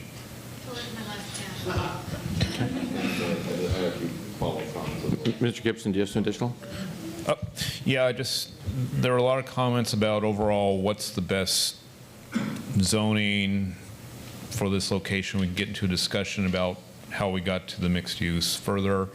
Also, city staff has spent a lot of time with the applicant to try to achieve some of these mixed-use concepts with the applicant in terms of massing and the overall size of the project. So just we hear the audience and what they're looking for, and we have tried to achieve some of those concerns. I would like to follow up on that. Sean, if you could show the site plan. When we initially met with the applicant, one of the original designs actually had the building pushed all the way. When we first met with the applicant, when the original designs had the building all the way pushed all the way to the north and to the east, right against that property, and it still would have been a multi-story building. And one of the problems with that, of course, is the invasion of privacy onto the neighbors over there. So that was one of the reasons the building got pulled away. The other reason is, of course, is fire department access. They have to be able to get to all four sides of the buildings in case of emergency. So I know a lot of the comments we heard today were regarding how close the building is to the street, but that is the safety aspect of why the site design evolved the way it is. Anna, I'm glad you spoke because you raised up a very important question. Is there anything we can do, or what can we do in the future with this? One of the biggest challenges planning the city is facing is the constant evolution of housing laws that are being passed by the state of California, and we're trying to keep up with it. And as of January 1st, a whole new set of laws take effect. So one of the remaining tools that the cities can come up with to have more local control is to come up with objective design standards. And what that means is to codify the urban form that we want to create. So I know the gasps that I heard from the audience when we show the corner of Tapa and Alamo and the big 4-story component right there. And part of the things that we can do with urban design is sometimes to mandate a form where maybe a shorter building, a 1-story component, is at that corner, and then the taller 4-story component is pushed back. And we call that sort of a wedding cake effect. And it's one way to deal with massing, so the building isn't straight up right at you. There's many ways a building could have been put on this property. This was, the applicant's proposal. We did work with them and get some considerations where we could. But I do recognize there's many, many, many ways to redevelop this property. So what's the challenge for the city in the future is to come up with objective design standards so we can dictate as a city what we want the city to look like. So when we know there's going to be 4-story zone property, it's not enough just to leave it open for interpretation. It's to mandate that it will look like a wedding cake or any other sort of urban design form.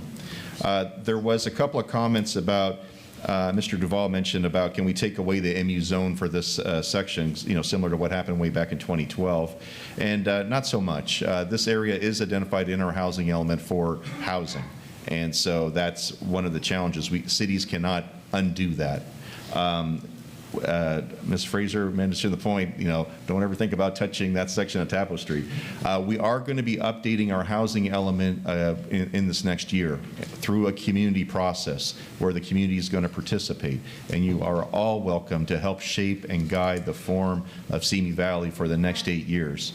One of the important things about that is the state of California is telling every city how much they need to grow by, and we're going to come up with a number probably around 2,400, maybe 3,000 units additional to what we did in our last cycle on top of that, to come up with that somewhere in Simi Valley. Where are we going to grow?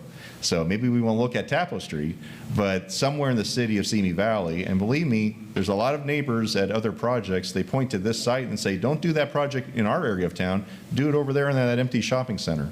But those neighbors aren't here tonight, obviously, and you guys are here tonight, so we're going to be talking with you. So that's one thing. I think there was also a question about, I think Eric mentioned it, Speaker Eric, about, there's people aren't going to be able to walk to anywhere. And that's a very valid point, and it's something that we wrestle with having we can't expect people to walk to the market and walk back, and what sort of walkability are we creating here? The only thing I can say is when we look at the zoning on Taplow Street, it is all zoned commercial office. When you drive down it today, it's just a few houses, with clinicas, a church, but the zoning is commercial office, and if the market responds to maybe all these new potential homes nearby, maybe businesses will come along that street. That's what the current zoning allows. So, hopefully, if things work out a certain way that people, businesses would locate there that all the residents could walk to potentially. There was a few safety questions. No matter what happens here in planning, after, the building will have to go through if this building does get approved, it will have to get a building permit. It will have to meet the building code. It will have to meet all seismic requirements and fire department requirements. And that standard will never deviate. So I know people are always concerned, what happens in the case of emergency.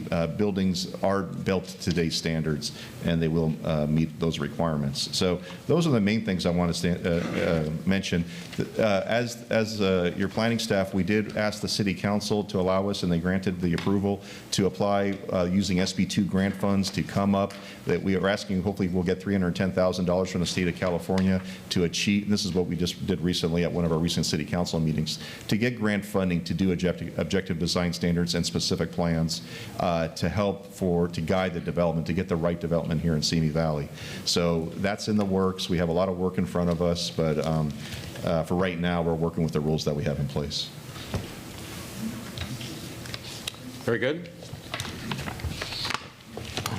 Would the applicant like to respond to any of the comments regarding statements made during the public hearing?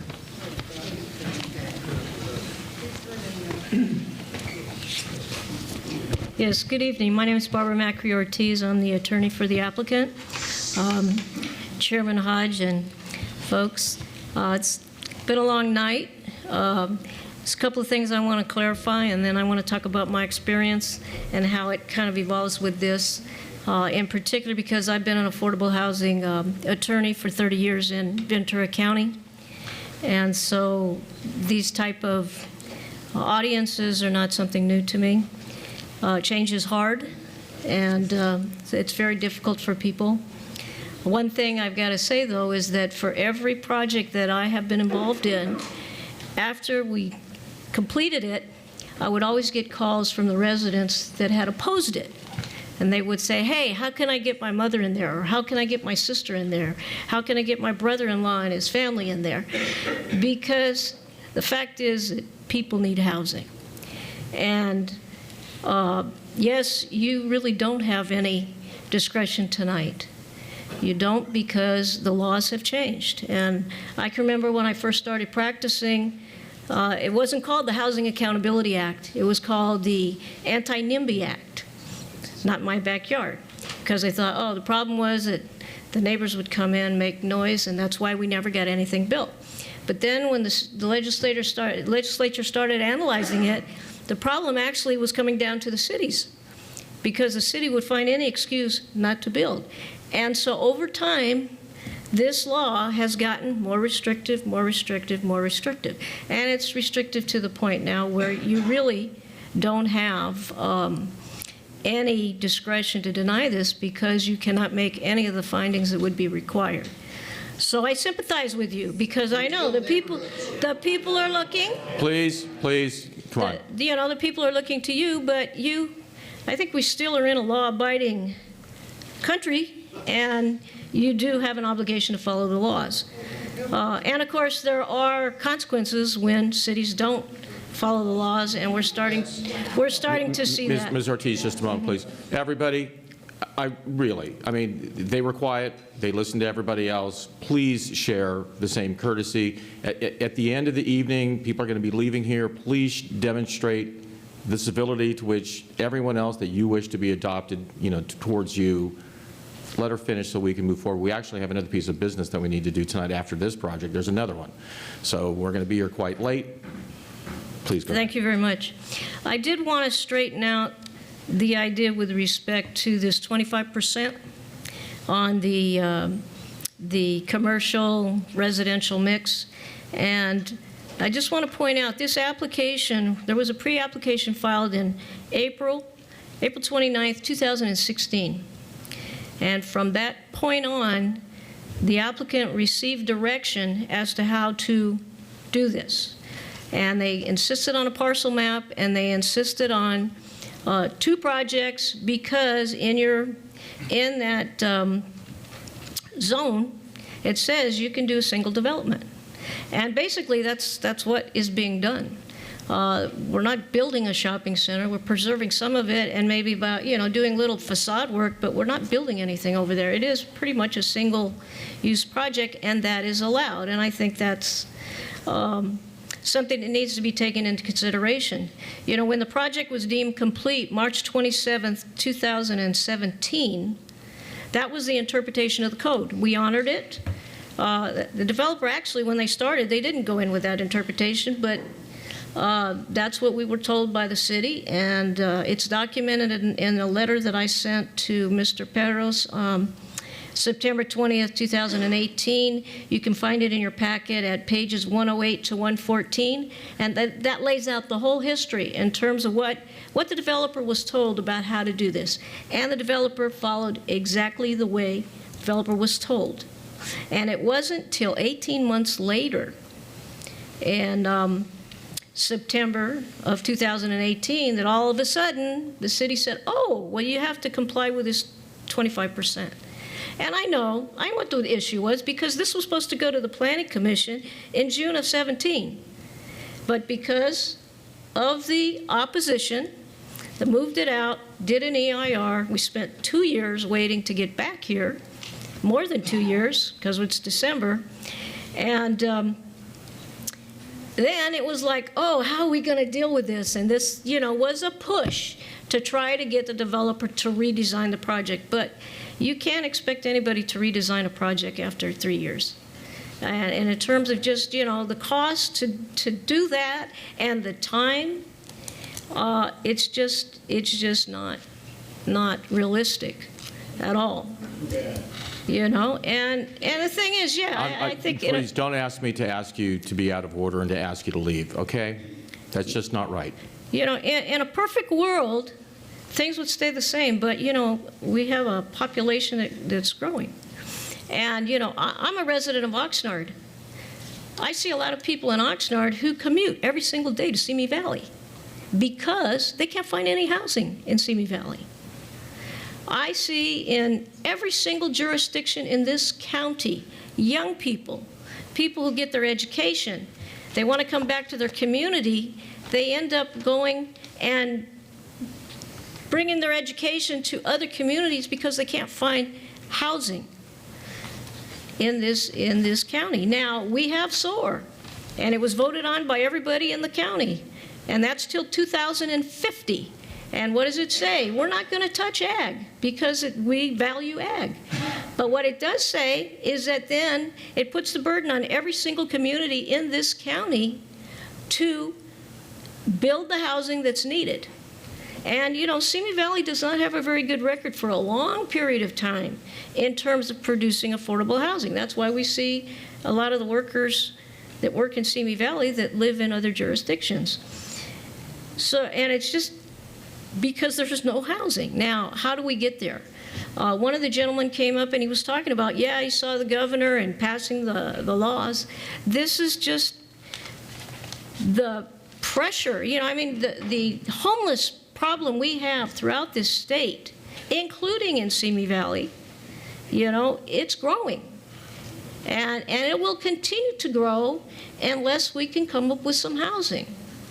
Ma'am, I just want to let you know, the purpose was to speak on, comment on things that were said during the public hearing. Well, it's responding. This okay, is, just not get too broad, okay? This is a response. And you have 4 minutes.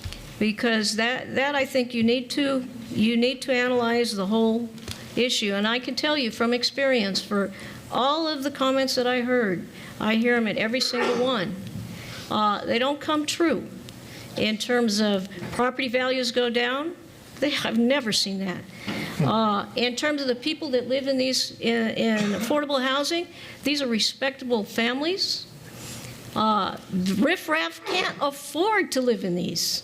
Because low-income housing, very low-income housing, you got to make $50,000 for a family of 4. That is not riffraff. That is working people. So, if I could ease people's fears, if I had a magic wand to ease their fears a little bit, believe me, I would do it. And I totally respect you for, listening. But at the end of the day, the bottom line is there's a law. And if you are a law-abiding city, then you need to honor the law. Thank you. Thank you. All right. No. Robert's rules? No, You're not under Robert's rules? the public. Suspension of rules so we could ask if. No. All right, just a moment, please. I'll repeat what I said a little earlier. We are, the standards are set out in the public documents. It identifies the agenda, the public. No, I understand. Please. The public hearing was held. Everyone had an opportunity to speak. As I discussed at the very beginning, the procedures are that the developer presents the project, staff presents the project. We have the public hearing. The developer gets an opportunity to respond, and then we close the public hearing, and then the discussion is limited to the staff members. I understand. She just made this whole thing null and void by telling us. All right. Just, she says what she said because she has a right to say what she wants to say. But no, there is no opportunity for any further public hearing. Okay? Have a suspension of rules so we can do it? Yeah, that's the procedure, yes. Okay. All righty. Okay, so.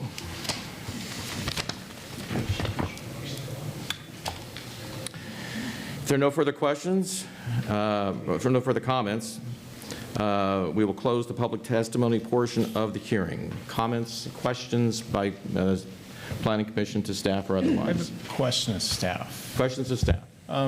Do you know, do any of the homes to the east of this project have solar panels that might be affected by the height of the building?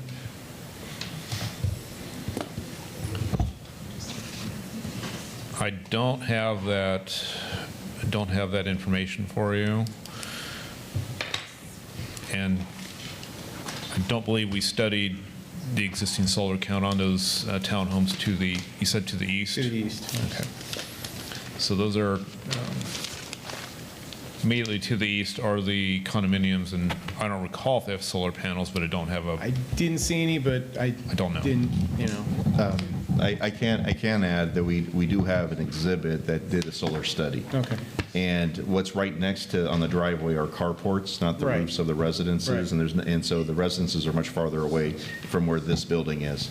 The solar study showed that it would not have an impact Okay. on solar access rights.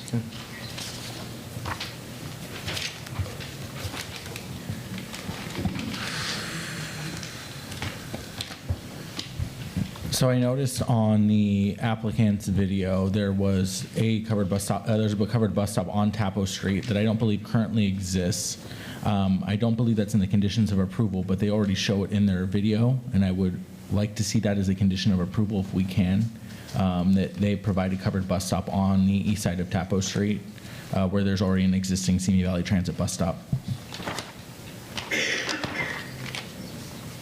You can make such a condition. Any other questions of staff? Yeah, I do. Commissioner Mann? I believe the developer's asking for a waiver for the driveway on Alamo, where their driveway is going to be right next to the condo driveway, existing driveway. They want to preserve the driveway that's currently there. They're like 30-something feet apart, where the city has a minimum of, what, 300 feet? Correct. For the driveways? Yes. Is there a waiver request, or don't we have the same problem on Tapo Street, just on the north side of this, where you have the driveway for Lubbock coming out and the driveway for the back side of this project coming out as well? Yeah, it's essentially the same. It's essentially the same request. Specifically, why it's not in the waiver request probably relates to the fact that it's part of the existing commercial component, which that part's not changing as far as the site plan. Okay, so there is a waiver request for both driveways, both on Tapo and on Alamo? Not on Tapo Street. That was considered an existing driveway that's not changing because that commercial building is staying in place. So that's an existing condition. Okay. So because that building's staying there, those two driveways have already been grandfathered in then? That's one way of saying it, yes. Okay, thank you.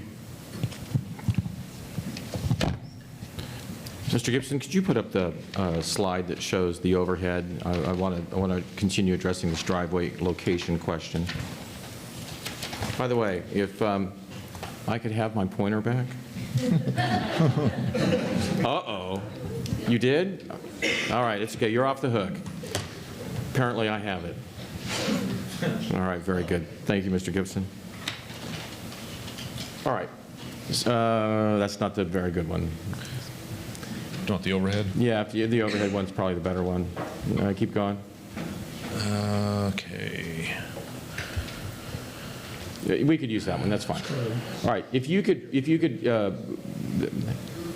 identify, point to where the driveways to this project are.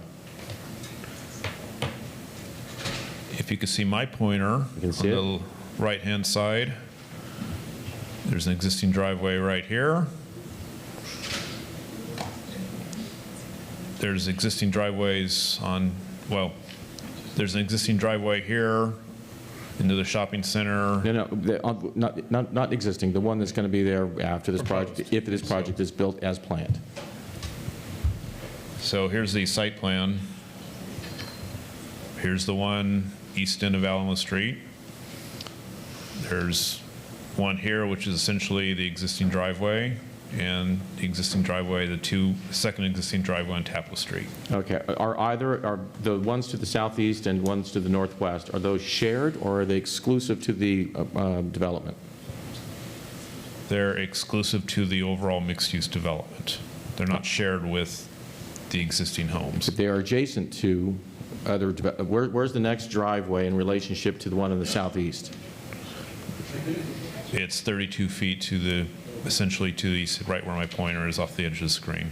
All right, and that's the same issue on the northwest corner, correct? Yes. All right, so very, very close in line? Correct. All right, so on concession number 8 that they requested, it's not concession, it's waiver number 9, driveway location. The standards is generally that access drives to be located 300 feet apart on arterial streets, but if the location of an access drive physically precludes compliance, then the maximum possible separation shall be provided. The reasoning for this guideline that we, or this rule that we have in our city standards, is that a safety issue, or is that just an aesthetic issue?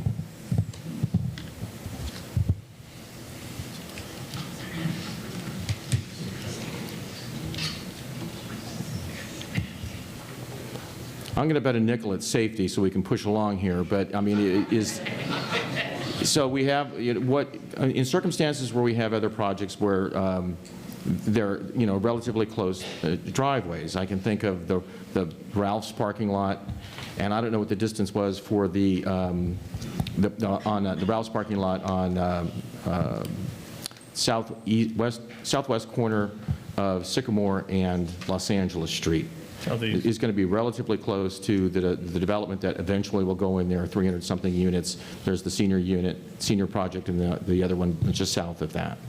What I'm trying to get to is this. I appreciate that 300 feet apart, but if the access drive physically precludes compliance, then the maximum possible separation shall be provided. Was this something that was addressed with the developer to determine whether or not we could have on this arterial, as with Sycamore, greater distance than 32 feet? Much also discussed, I came to this project later on. Okay, so there are previous planners that worked on the project, so I wasn't in those earlier conversations. Okay, then I don't want to pin your ears back. I just really want to know, is this a safety issue as far as our traffic engineer concludes? To my knowledge, no, as far as the code is concerned. Generally speaking, you like to have driveways further apart on arterial streets because of high-speed roadways, or because the roadway is a higher speed. You assume an arterial would have a higher speed limit. So you want to have a greater driveway separation so you have fewer what we would call friction, side friction. So every time that you have a driveway that enters into a high-speed roadway, you're causing friction, you cause potential conflicts. It doesn't necessarily mean that safety isn't an issue, but you like to have the driveways separated at greater distances to provide for higher speeds on those roadways. The idea is to, like a freeway, you want to reduce the amount of entering traffic or the number of points where traffic is entering so you can maintain a higher throughput. I see. So that you don't necessarily have to have as many people stepping on their brakes to avoid vehicles coming in. And then also, I would think that since these two driveways are a first down in the NFL apart, plus 2 feet, that you would have people who would come out who would possibly look left and look right and may not necessarily see the other vehicle, or know which direction it's going to go. So if there are two vehicles 32 feet apart attempting to come out onto the street, one may go left, one may go right, and both may connect. So is that a safety issue? And I would very much appreciate it if the public allowed us to do our work at this point, okay? I really, really would appreciate it. Potentially, yes, but you wouldn't anticipate it being a high-speed collision. If you're exiting at a driveway, you're not going to be going 40 miles an hour out of a driveway, especially a driveway approach like these. These are not street access driveways. They're not at grade, so you would be heading down a grade to enter into the stream of traffic. Okay. Okay, well, you're thinking about that one. Go ahead. So, hey, my pointer doesn't work anymore. There it goes. It's the other end. So a car coming, we'll call that eastbound on Alamo, it can either turn into this driveway here or it can turn into this driveway here. I believe that there's a center turn lane. Yes. Or center lane. There's a two-way left turn lane. So he comes here, puts his blinker on. You have somebody that's coming out over here. He thinks this car's going here. He comes out to turn in front of him. I mean, there's only 30-something feet between these two driveways. There's got to be a safety concern there that this guy, the person coming out, has no idea if he's going here or he's going here. I mean, if there's 300 feet, he'll be able to see this guy turning long before he goes to pull out. It just seems just way too close. This one up here evidently is grandfathered in. There's nothing we can do here, but this waiver here just seems to be a safety concern. And I'm not even sure how this one got grandfathered in. Again, my own personal terms there. But this one just, 30-something feet seems way, way too close. Is there any way to, is this exit here even needed? I mean, other than for fire department access? Is there a way that we could just eliminate that, to eliminate that safety concern?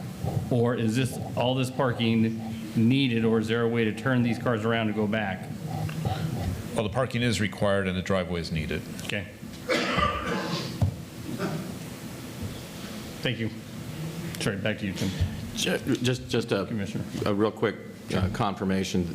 The state standard for parking is being used, correct? Yes, that is correct. And we're required to do that because state law imposes that obligation because of the affordability component of the project. Yes. And if we were relying on Simi Valley standards, it would increase the parking by approximately 50%. 1.5 spaces for one bedroom as opposed to 1, and 2.5 or 2. I mean, it's somewhere in the neighborhood of 1/3 to 50% more parking under Simi standards, but since we're using state standards, are required to use state standards, that parking demand is lessened. That's correct. All right. Is it true that approximately 80% of our residents, the city has, I think, statistics on this, about 80% of the people who live in Simi Valley leave Simi Valley to go to work?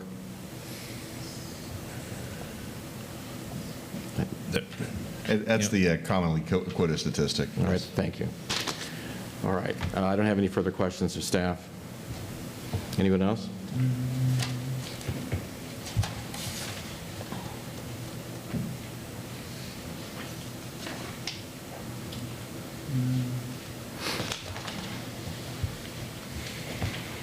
Okay, we're going to, limit the comments to the members of the commission.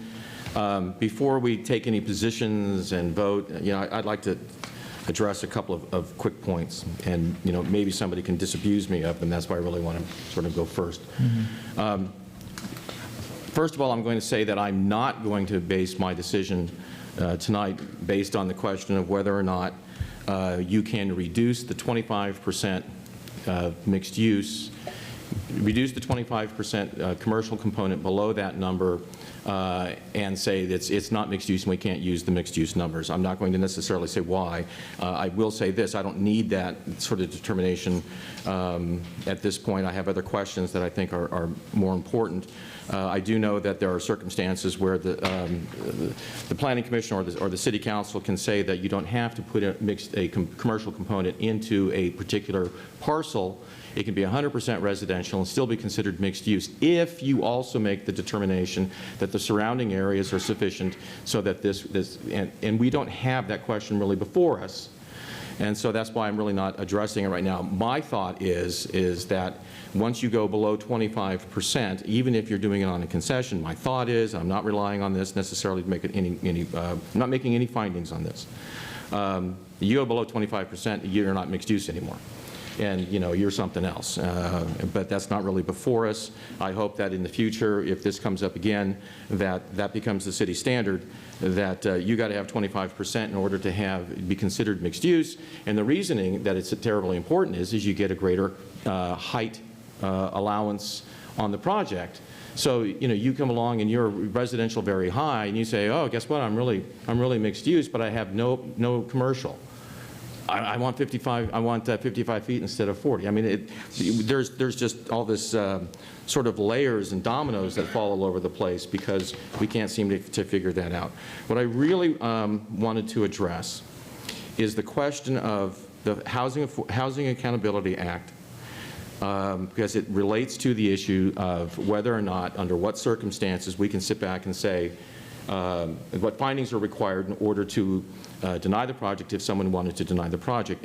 But the first threshold question that has to be addressed before you get to that question of do you have these other findings is whether or not the design elements and the other laws that you're going to apply preclude the development of the project to be developed at the highest density that is allowed. So if you don't get to that applicability of the HAA until you're doing something that precludes them from building to the greatest density that the property allows. So when I looked at this, I'm thinking, okay, so they're allowed to build 304 units or 308 units. They want to build 278. And they identify various things that they need waivers on.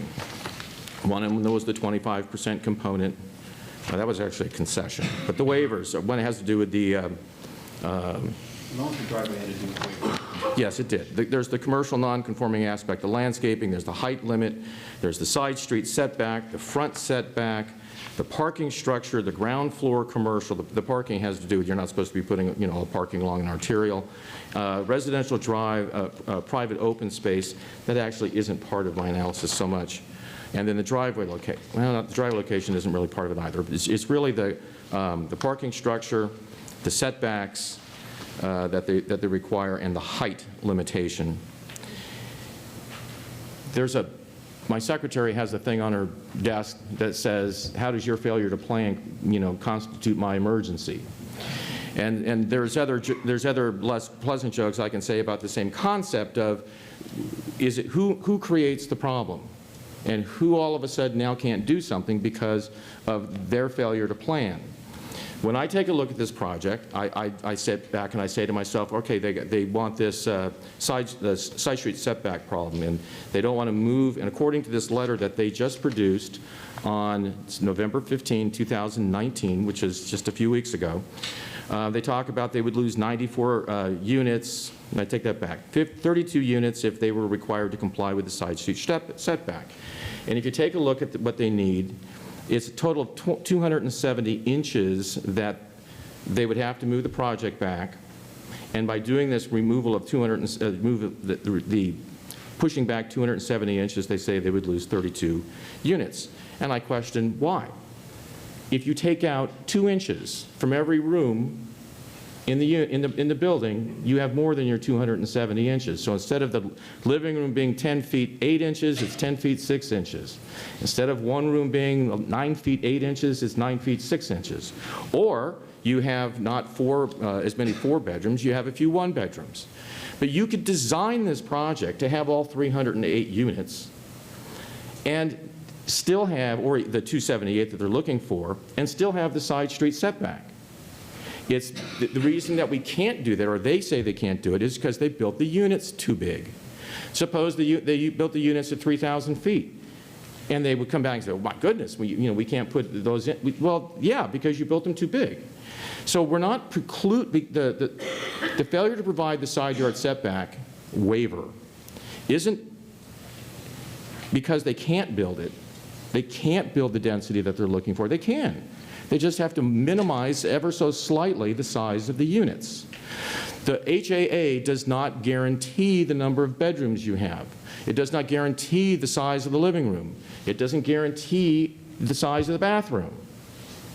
It says you can build this many units, and if the city comes up with a design standard that precludes you from building up to your density, well, they can't do that unless you can show the health issues, the safety issues, et cetera.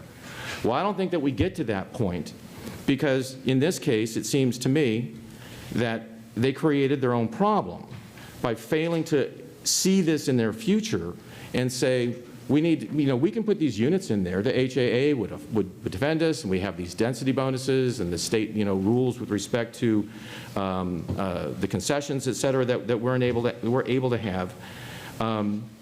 We can build it. But they chose to do something a little different. They went a little too heavy. In poker, there's a rule that, you play a split game, high-low. You can go high, or you can go low, or you can go pig. Pig means you think you got both the high hand and the low hand. You got a straight flush. Well, that's the low hand and the high hand, okay? Well, that's what they did. In my opinion, and I'm very interested in everybody else's thought on this. So they say that they need the side street setback, and we have to give it to them if they can show that they can't build a project to the density that they're allowed unless we give them the side street setback. No. They just have to change ever so slightly, a couple of inches, there's so many units in there. They just have to change ever so slightly the size of those. The height limitations, there's nothing that I see that says that they couldn't do this in a 3-story project, parking plus 2 stories, if they reduced it down. The single-room occupancy project that's over on Taplow, those are 800 feet. 600 and 800 feet, and they've got a heck of a bunch more units over there in a 3-story project on less acres. And so, don't tell, I have a problem with being told that we can't build this, and therefore the HAA requires us, takes away our discretion. This isn't discretion. This is application of the law. And the way I see it is this. The law is a door that swings. Put your hand down, please. The public hearing is closed. The way I see this is the law is a door that swings both ways. Yes, we will comply with it. Yes, the applicant has to comply with it. And this isn't something that somebody can create, in essence, the mud and then complain that they got dirty. This is something that it defends the right. The state has said that we want to defend the right and make it possible for developers to build houses, and I understand that law. I've read the law. I understand the law. We've had it presented to us, and it's all about, are we precluding the construction of these, are we making rules that preclude the construction of the density that is allowed? We are not.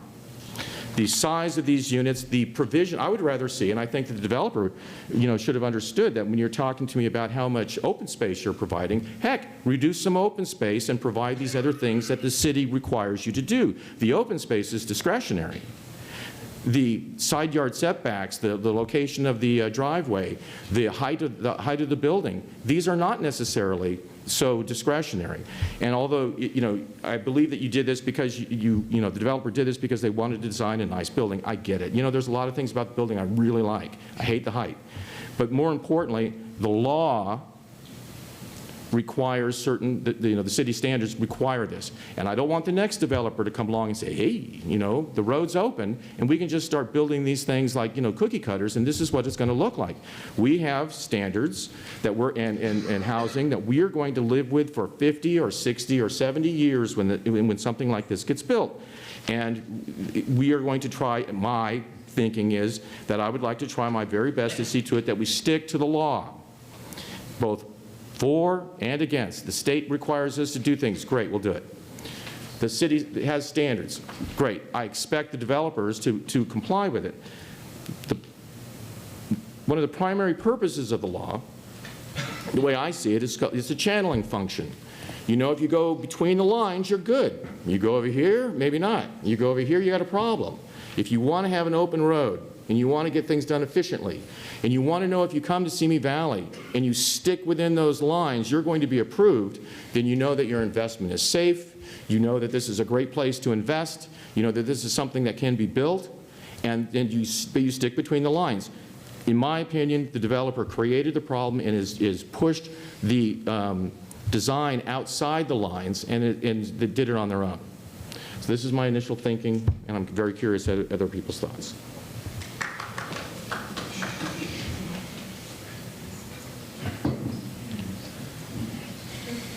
Okay, I'll go. You go. Absolutely tough act to follow. So I'm just going to say ditto. I agree with you pretty much 100%.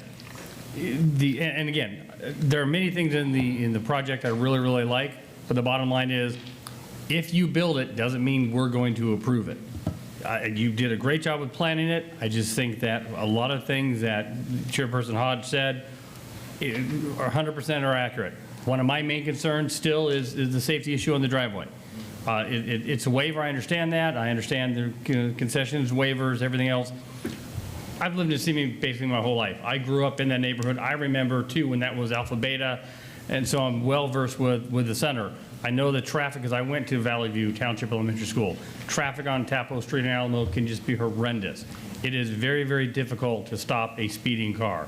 So my main concern, to be honest, is the traffic issue. On the one driveway, I can't do anything about on Tapo Street. The one in Alamo, I think I can.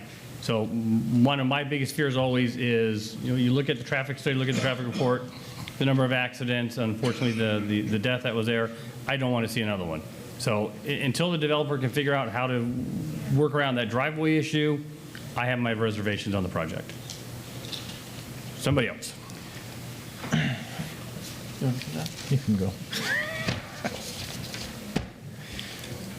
All right, well, I think I'm the only one who was actually here in 2012 when they, were you here? Huh? Were you here?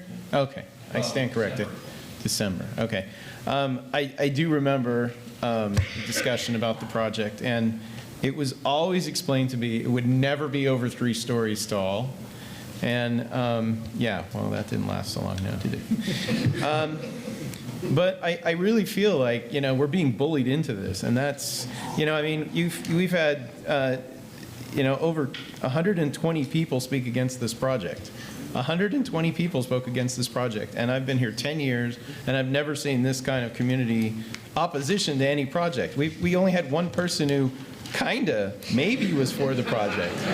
I mean, that's like unheard of. Usually the developer comes up with somebody, even if they come from out of state or something, and support the project. And I agree with Chairperson Hodge. The scope of this project is just so huge for this property. It ruins the character of the city. This is not why these people want to be here. But I also, I share Commissioner Mann's concerns about the safety of the people in this city. And so if we have to put this in there, then maybe some of those units have to be smaller so that you can have the side street setbacks. And but I seriously have issues about that. But and I agree with Commissioner Hodge. But I don't know. This is just way too big for this property.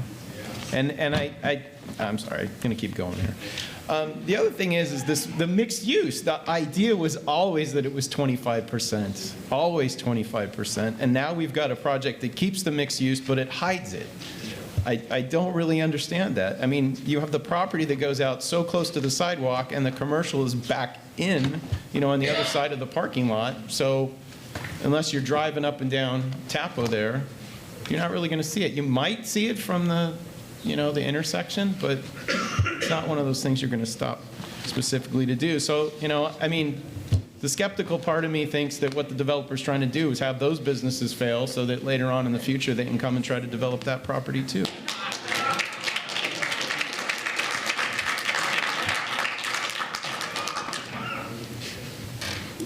Commissioner Castleberry? So this project is wrapping up my first 12 months on this commission, so it's quite a doozy. I am frequently commenting on the need for affordable housing and redevelopment in our city. We need to move our city forward and provide for young families and seniors, as well as veterans and young people like myself who want to stay in our community that we were born in. And we have a desperate need for apartments in the city. The shopping center is horrendously blighted, and commercial businesses throughout the city are struggling. If we don't find a way to attract young families to our city and to support our local retail, we will continue to lose local businesses. I also know the rent control isn't the silver bullet that people make it out to be. We have a clear need for housing when our vacancy rate for apartments is 1% to 2%, and there's evidence-based research to show as a state we are underproducing housing. My generation and our seniors have found the very effects of this. That being said, I do not like this project.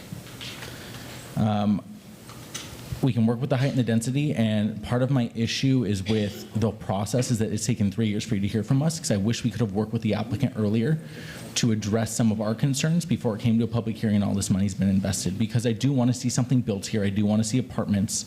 I don't mind some density on this parcel. That's my biggest concern, is that we're not able to work with you, because I would have been happy with 1, 2, and some 3-bedroom apartments, but I think 4-bedroom apartments are kind of out of character. I don't see the need for it in our city. This is the first time we'll see 4-bedroom apartments in our city. I understand that's what the market study may say makes the most money, but I think that if you could fit in even more units, if they're 1-bedroom, it's going to do a lot to solve the traffic and the parking concerns, and that's something that I really would have liked to see to work with the applicant on.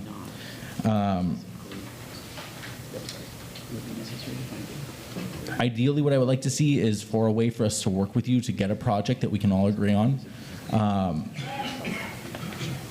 I wish an ad hoc committee would have been created by the city council at the very beginning to be able to work with the applicant. This has been something that I've been harping on, is that there's no foresight and there's not really any proactiveness on the part of our city up until recently to deal with these new state laws. I would even go as far to recommend to the city council creation of an ad hoc committee of 2 commissioners and 2 council members to work with the applicant to come up with a better project for this parcel that is amenable to both of us, both the city and to the applicant, as well as the neighbors. I do feel like we're being bullied into this. I feel like our hands are really tied by the state on what we can do. I do fear that even if this project is denied by the city council, because we are not the final decision makers on this, this will tie us up in a very expensive lawsuit that we are possible to lose and cost the taxpayers millions of dollars that we really don't have.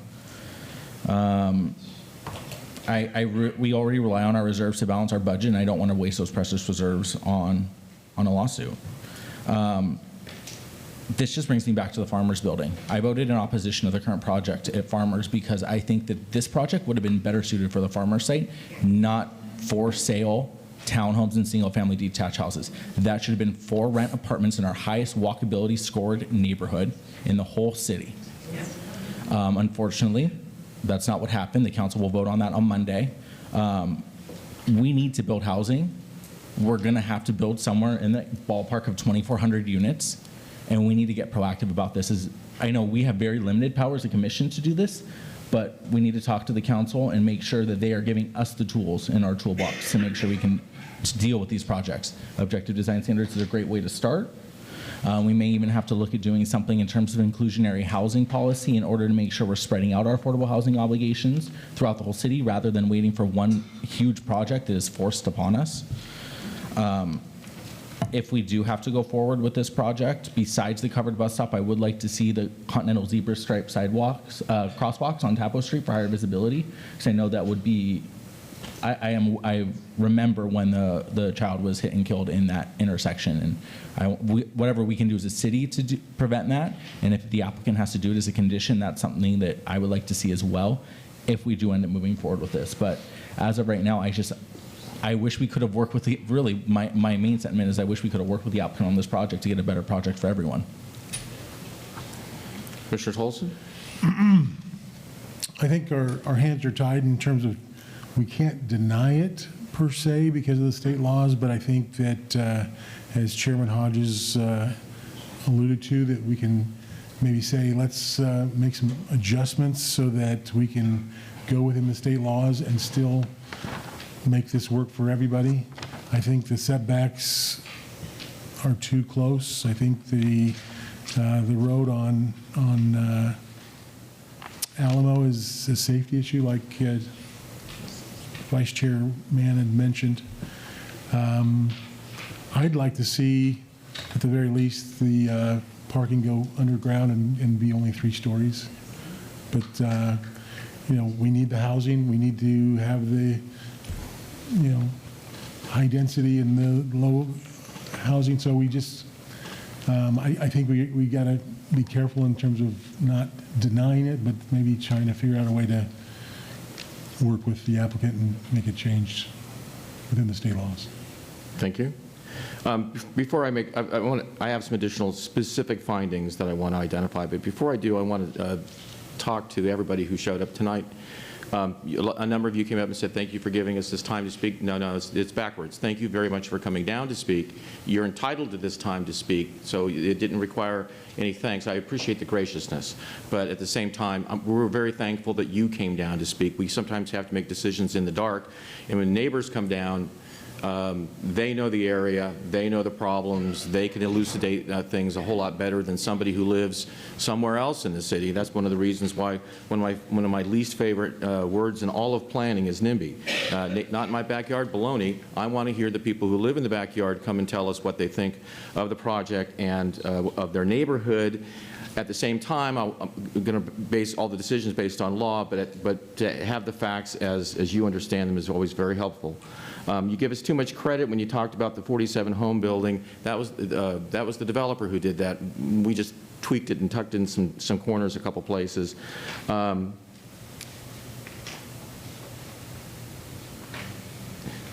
None of us, sort of the design, I don't like this, and it's too big, and blah, blah, blah.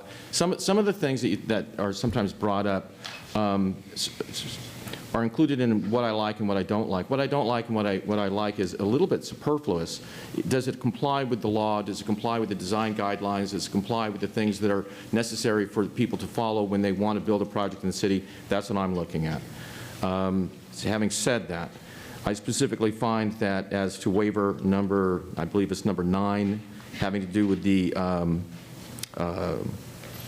roadway, the driveways, because you could have that somewhere else. If you redesigned it, you could have that over more towards the middle of the project if it was just designed properly. And I don't think that it precludes any issue of the number of the density. I find specifically that the waiver would be inappropriate because the application does not demonstrate that this waiver physically precludes, the failure to grant this waiver physically precludes construction of the project.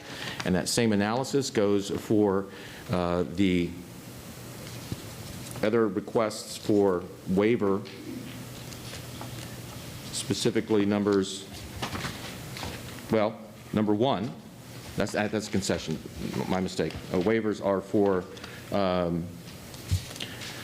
non-conforming aspect of the landscaping, again, because of space, the height limit because of space, street side backs and front setbacks. I think that, and the ground floor commercial, and I don't know about the parking structure so much, but specific to those things, is I don't believe that the application has demonstrated that, the applicant has demonstrated that they are physically precluded from building to the density to which they are allowed because of the denial of the waivers. The reason that they can't do it is because of the way they design the project and not because of our any issue with respect to granting or not granting the waivers. If I can interrupt for a Please. second. So I just want to make sure you're saying that you're finding, or you're making a specific determination that the granting of the waiver is not required in this case because the waiver in question, and you have identified, I think, 3. Correct me if I'm wrong. No, there's more.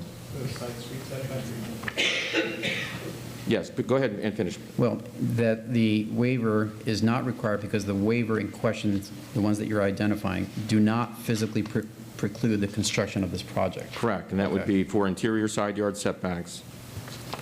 No, once again, that's, darn it. I'm trying to get this done too quickly, and I apologize for making mistakes. I know where it is. The commercial non-conforming aspect as the landscaping, the height limit, the side street setback, the front setback,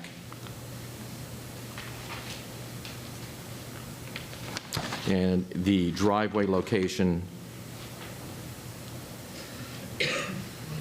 And I haven't seen adequate information to support that the waiver regarding the parking structure is necessarily required either. Because it would not specifically preclude the construction of the project. Well, that's correct. And you could actually include on that the residential private open space, because here you've got 1,118-foot average units, and to take 100 square feet out of that in order to have the required open space is doable. But specific, I mean, I think I've made my position clear, and so I would make those findings. Okay? All right. Any other comments? I don't know. So since I'm new on the commission, I don't know if it's ever been happened before, and I don't know what the appetite of the commission or the applicant is, but ideally, I would like to see a continuance so that we can work on this project with the applicant and come back with a better project. Has that ever been done before, to the knowledge of the commissioners? Yes. Okay. Thoughts on that? I mean, we don't know what the applicant thinks, but I'm open. I'm amenable to that. Oh, of course, yes. We prefer it now. Very good. Okay. For the record, I'm sorry, your name again?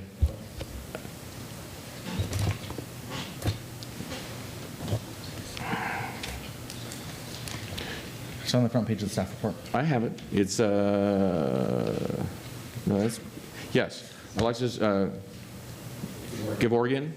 Sure. Mr. Gavorian indicated that the applicant would prefer not to continue the matter, but rather see the vote occur tonight. Very good. He prefers not to have a continuance, since you're not at the podium. He's seeking a determination of this planning commission. Correct. Okay. Just want to make sure. Very good. Understood. All right. May I have a reading of the resolution? A resolution of the Planning Commission of the City of Simi Valley recommending to the City Council approval of PDS 1045, TPS 685, and the project's Environmental Impact Report and Mitigation Monitoring and Reporting Program as amended, and that would be SVPC 17-2019. Okay, that's the resolution. May now entertain a motion. So the way I understand it is the motion would be to deny the project, et cetera. So somebody want to make that? Page 30.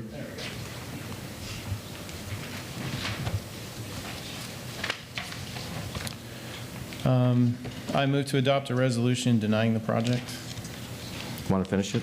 PDS 1045, TPS 685, and the Environmental Impact Report and Mitigation Monitoring and Reporting Program. Motion has been made. May I have a second? Motion was made by Commissioner Rice. May I have a second? Second. Seconded by Commissioner Mann. Call for the vote.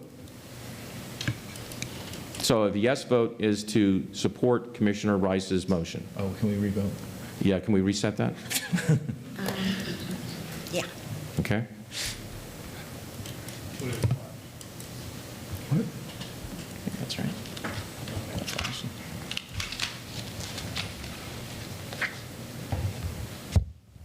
Well, that's interesting. Yeah, it's spectacular. We all voted. It's accurate. We all voted. That's it, we're done. Let's go home. Shall we go to a voice vote? Let's clear it. Try one more time. Okay, We don't flash. Wait. let's try this again. There's nothing. There we go. Quick.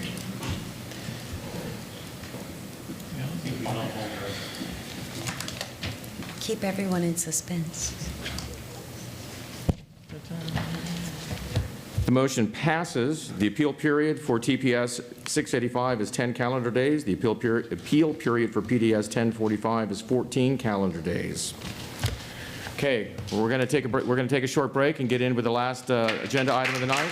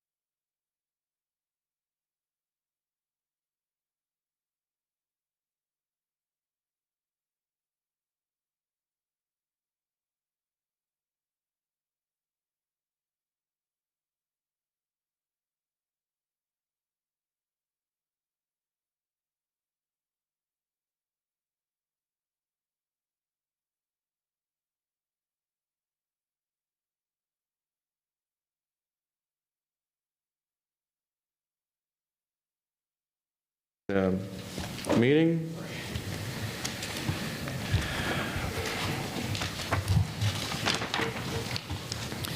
This is the time and place set for a public hearing on the consideration of PDS 1067 and the determination that the project is exempt, the right one, exempt from the California Environmental Quality Act. Are there any ex parte communications to report? Seeing none, may we have an oral report of this matter by staff? Thank you, Chairman Hodge. Associate Planner Cesar Hernandez will make the staff report tonight. Good evening, or say, into the night. Commission. The applicant proposes to construct a 3-story, 54-unit apartment complex on a 1.82-acre vacant lot located at 1260 Patricia Avenue. Of the 54 units, 4 are designated as affordable for tenants that qualify under the very low income category. The application request include a plan development permit, density bonus, 2 concessions, and 1 waiver, and an affordable housing agreement, all which will be reviewed by commission and then perhaps recommended for approval by City Council. The 1.82-acre site is located at 1260 Patricia Avenue, west of Williams Street, east of Patricia Street. Looking south is the Arroyo Simi. To the west are multifamily dwellings, 2-story condos. To the east are single-family dwelling units and townhomes, and to the north is a 3-story office building.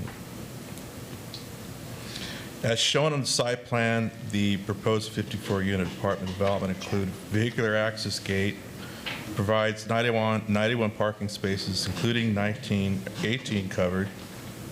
The project includes 33 bedroom units, 21 one-bedroom units. The site amenities include a small fitness center, media room, community room, lobby lounge area, an office, and a small fenced-off dog area. The building includes an open courtyard with seating.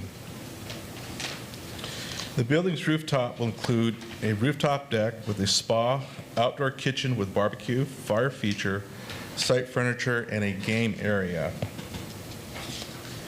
And looking at the color rendering, just wanted to kind of show how the building is set back from Patricia Avenue. Since it's 3 stories, it's 37 feet set back.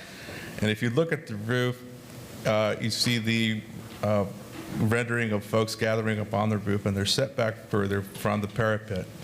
And the parapet setback kind of adds to the structure feature for 2 reasons. 1, it adds to the aesthetics, and 2, it sets the folks back so there's no peering onto the adjacent properties, and vice versa.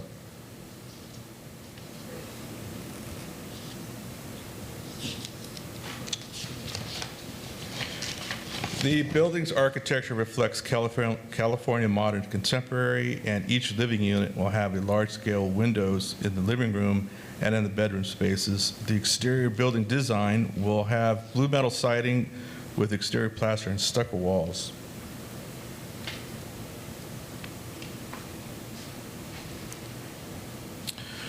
If you notice here on this color rendering, you show the front you show the access gate from Patricia Avenue, and you show the gate, the access gate is set back 20 feet. You show the carports underneath the units. And if you notice the breaks of the building on the pattern, it shows there's recessed pop-outs and the different color rendering of the building. It breaks up the building where that way you're not looking at a straight wall.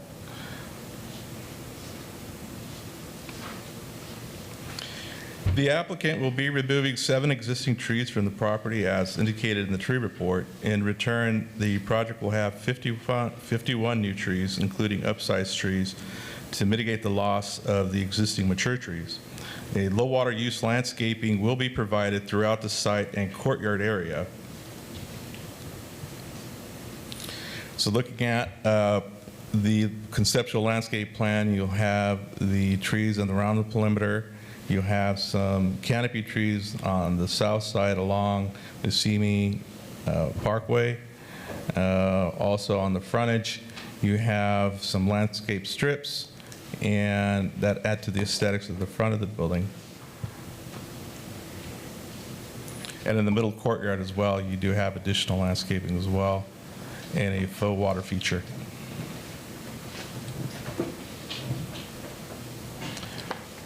Staff recommends that the Planning Commission recommend approval of PDS 1067. This concludes the presentation, and staff is available for any questions. Questions of staff? Just one. Did the applicant present any other architectural designs besides this one? From the point I was reviewing the project, I believe this is the only design that staff's been aware about, that's other than Sean, and he might know more. Commissioner Rice, there was a little bit of revision to the rooftop area, but it's basically the same design as requested by the applicant. Okay. Thank you. Other questions? I sort of sliding on the same question as Commissioner Rice. The project looks decidedly like the front of a convalescent home or a small regional hospital. The front section there sort of looks like the emergency entrance, and then there's no ornamentation whatsoever on the windows immediately above it. There's only some slight ornamentation on those awnings that sort of come out, and otherwise it's completely flat on the front. I've seen some other projects in other cities that I understand that this is sort of an architectural design which has become vogue in sort of modern developments and stuff like that. We require some things to break up to create some articulation, et cetera. I understand this is an affordable project, et cetera. That's why I'm asking if there's something else that the developer indicated he'd be willing to do, since it's not one of those things that we can sit back and say, whoops, I'm going to deny you because you don't have ornamentation. That's not going to happen. So I'm just curious. Well, I'll talk to the developer about it, perhaps. That may probably be a better place to ask that question. And Mr. Hernandez, it's nice to see you. Yeah, I see you too. I don't think I've seen you present a project before. Yeah, actually, I think with one other project was a time extension. Okay. A couple months back. Very good. All right. We're looking them up. Okay. We will open up the public testimony portion of the hearing. Would the applicant like to present the project? I take it you're Mr. Stern? I am, Commissioner. Good evening. How is everybody? You have 15 minutes. I'm a little disappointed that most of the audience has left. They were good. You may not be too disappointed. Yeah, well, you know, you love a good audience. We're pleased to be back with our second building on Patricia. We came to see you several years ago and ended up with a project we were very pleased about, Patricia Park. I'm going to move through a little bit quicker because of the hour, if that's okay. We've all seen what the site looks like now, and it's challenging because it's a very long, thin site, and so it really created a lot of discussion when we were doing everything. This was our original site on the project of Patricia that you approved for us. It was a landscape architecture place, and the major feature of the property was people getting arrested for drug dealing. I got a phone call every Saturday morning from the police about they were rounding up people, and so we were very excited when we had the opportunity to come in and present this design to you, which is a modern-looking building, and because we thought it was important to keep our word, this is the actual building we built, exactly the pictures we brought to you. And the features of that building were very similar to what we're talking about today. You can see it's a modern courtyard type approach to a building, lots of facilities, lots of really interesting things on the building. We have outdoor barbecues, we have pools, we had all sorts of stuff. And when we went to see staff about the project, we were a bit stymied because we didn't have quite the size space. And so we were talking about it, and a certain staff member came to me and said, you know, what about the roof? We said, we never thought about the roof. And he said, well, you know, there's a lot of possibilities you can do with the roof. And so we ended up finding out, in fact, that we could build into that. We've created all these activity areas on the roof, but we've respected the idea of privacy of the neighbors. One of the conflicts we had as a development group is I wanted to put the dog run up there. My architects who were with me told me, oh, that's a great idea. And then they came back to me a letter and said there was a hygiene issue with the dogs on the roof, and that we really couldn't do that, but they would like kind of give me this corner area for the dogs. And so we negotiated a settlement from the development group. And, I think the building is a clean type building. It is not as articulated as maybe you'd like. I appreciate the emergency room idea. I hadn't heard that one before. But I think it really does bring a lot of features in. The blue ties into our other project, which is about 150 feet away, so there's some consistency. We intend to co-market the two products together. This building allows pets. Our first building does not. This building has the activities in a roof. The other building has the activities in a courtyard. And we think it'll fit together quite nicely as a pair. We've talked about this before. I know some of you commission members I have met before. We hired Dr. Chuck Swenson. We've updated the study. This type of building brings substantial high-paying jobs into the area. We pay substantial fees into the city. It works well. And the current site is just an eyesore like the 1196 site was. There are chain link fences all over it. There are half-dead trees that we're removing out of there. There's hundreds of feet of ugly concrete. You can't even access the bike path, which has become a very popular feature in our other product. So, and we also agree with other features. Our statistics says your vacancy rate is 2.37%, of which 0.64% is the apartments, and renters make up 28% of your population, and your median home price is now $565,000. And so our product has found a niche in its population. Your housing stock is quite old compared to a lot of places. I know it's starting to be addressed by some of the new stuff you've approved, but still you'll see the chart here, it's still older side. We see a lot of buildings in the area that have walled air conditioners still. We see a lot of features missing out of the buildings. And some of the amenities that we've put into the building I think are kind of interesting. We provide secure package delivery services. We put our own private Amazon locker system in, if you want to call that, because people really like that, and we use it every day. We have dedicated spaces for the Uber and Lyft people. We have a conference center. A lot of our tenants are female. Our existing manager is here. And our new managers are here as well, Diane.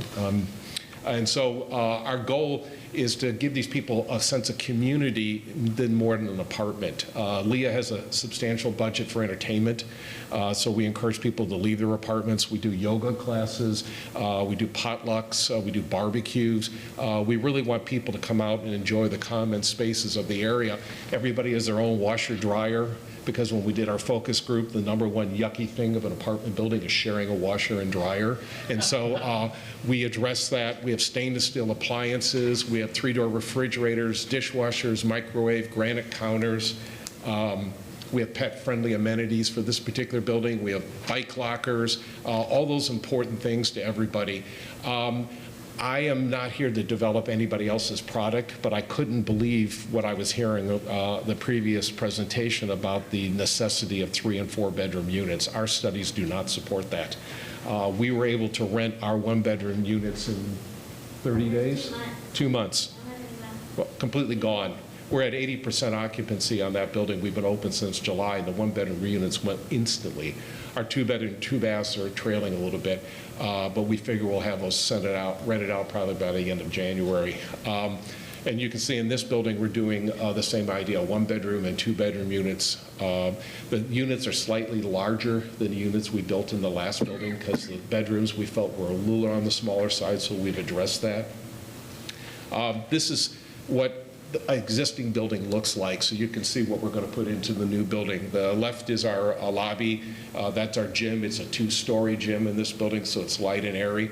The bottom left-hand corner is the media room. We'll have something similar. We have a area for office space.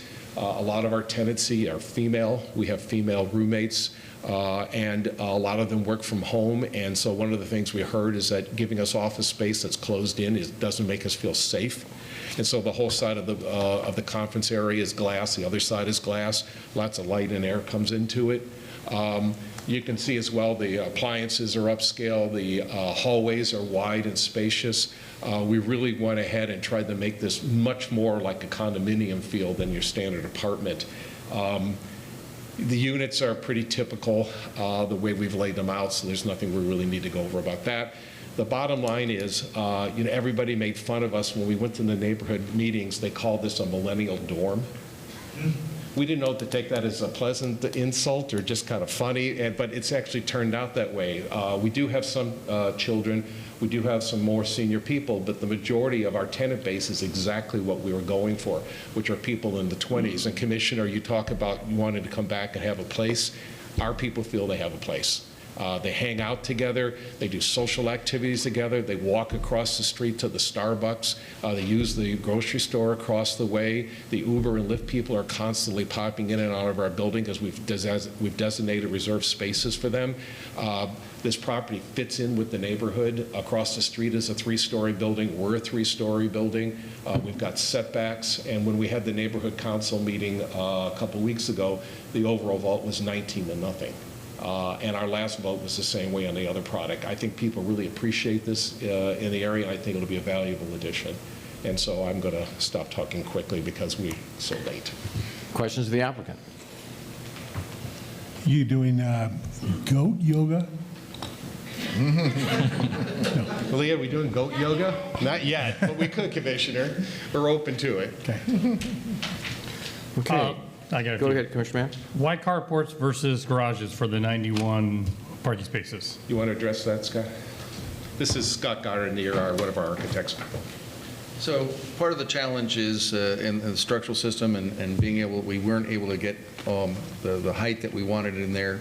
So we still wanted to have some covered parking. So this is how it laid out. So it's just the nature of the structural system that we're dealing with. So you have a height limitation. We got to stay within that. And we've tried to do that very effectively here. Okay, well, hang on. I got some more questions. You may want to stay here. You have 18 covered parking spaces, and then you have 83 uncovered. Why not just cover them all, other than financial aspects? Oh, well, that's easy. Commissioner, people run into car covers. Okay. We have repeatedly, at all of our other products, trying to find a way to do that, and we constantly have a problem where people who have, how should we put it, imbibed, come home at night, they misjudge the turn, they hit the support, and they not only they hit the car cover, but they bring it down on the 3 cars next to them. And so economically, we could afford it, but we just can't figure out how to make it safe and how to make it reliable. In our current building right now, we have no car covers. We've not had a single complaint from anybody about it. And one other thing on parking, if you let me elaborate for a second. Please. It's quite interesting. We don't have the same thing going on with our parking. Staff has come over and looked at the building because I invited them over. We're 80% full and we're only 50% parked. And the reason is our tenant base doesn't have 2 cars if there's people in 2 bedrooms. They tend to have 1 car between the 2 of them, and they take transportation for the other way, or they take Uber, or in many cases, we have a lot of tenants who have rented 2-bedroom units and using the other one as an office to work from home. And so it's quite interesting because, Commissioner Hodge, you were concerned when we came originally about parking last time. And you're more than welcome to come over and look anytime you guys want to see it. You'll see that we have nobody parking on the street, and we have plenty of empty parking in the back of the building. It's been quite an interesting phenomenon. We trace it to the fact of who our tenant base is. So it's interesting how that's come about. I appreciated the other conversation, but our tenant base doesn't drive as much. I think the issue is you looked at that when it was happy hour. Yeah, it could be 2. Could be 2, Commissioner. For the record, the architect suggested the covered parking, just because we've done it on others. Yeah, whoever says, no. Any other questions of the applicant? Mr. Commissioner Mann, I think you do. Oh, yeah. Each unit is required to have a lockable storage unit somewhere. Yes. Are those big enough to accommodate a bike? Because I see you have 4 bike lockers, but are the ones required by city large enough for a bike? Our other architect. Okay. We actually have 12 bike lockers on the first floor, and the other lockers are about 90 square feet per unit, and they're located in close proximity either to their parking area or to their apartment. Okay. And so the lockers occur on every story, so that you don't have to walk all the way down to the first floor. And so that's why it's terraced that way, so grouped that way, so we can give everybody a locker, a storage locker. Okay. That answers my questions. Thank you. Thank you, Very good. Most of the cards I have are from the applicant, with the exception of one. Leah Feldman does not wish to speak, but is in support of the project, and that accounts for all of the cards that I have. There's one more. There's what? Oh, very good. You guys have a seat? Yep. Does this gentleman wish to speak? Yeah, I do. Or then come on down, because you're the next contestant. Mark Straight, businessman. I own a couple properties that back up to this property. I've lived in Simi since 1964, so I knew something was going to go into that piece of property someday. I just think a 3-story is out of place. Everything in that area is 2-story, with the exception of what they built at the other end of the street, which is out by itself. It sits down below the road, so it doesn't look like a 3-story building.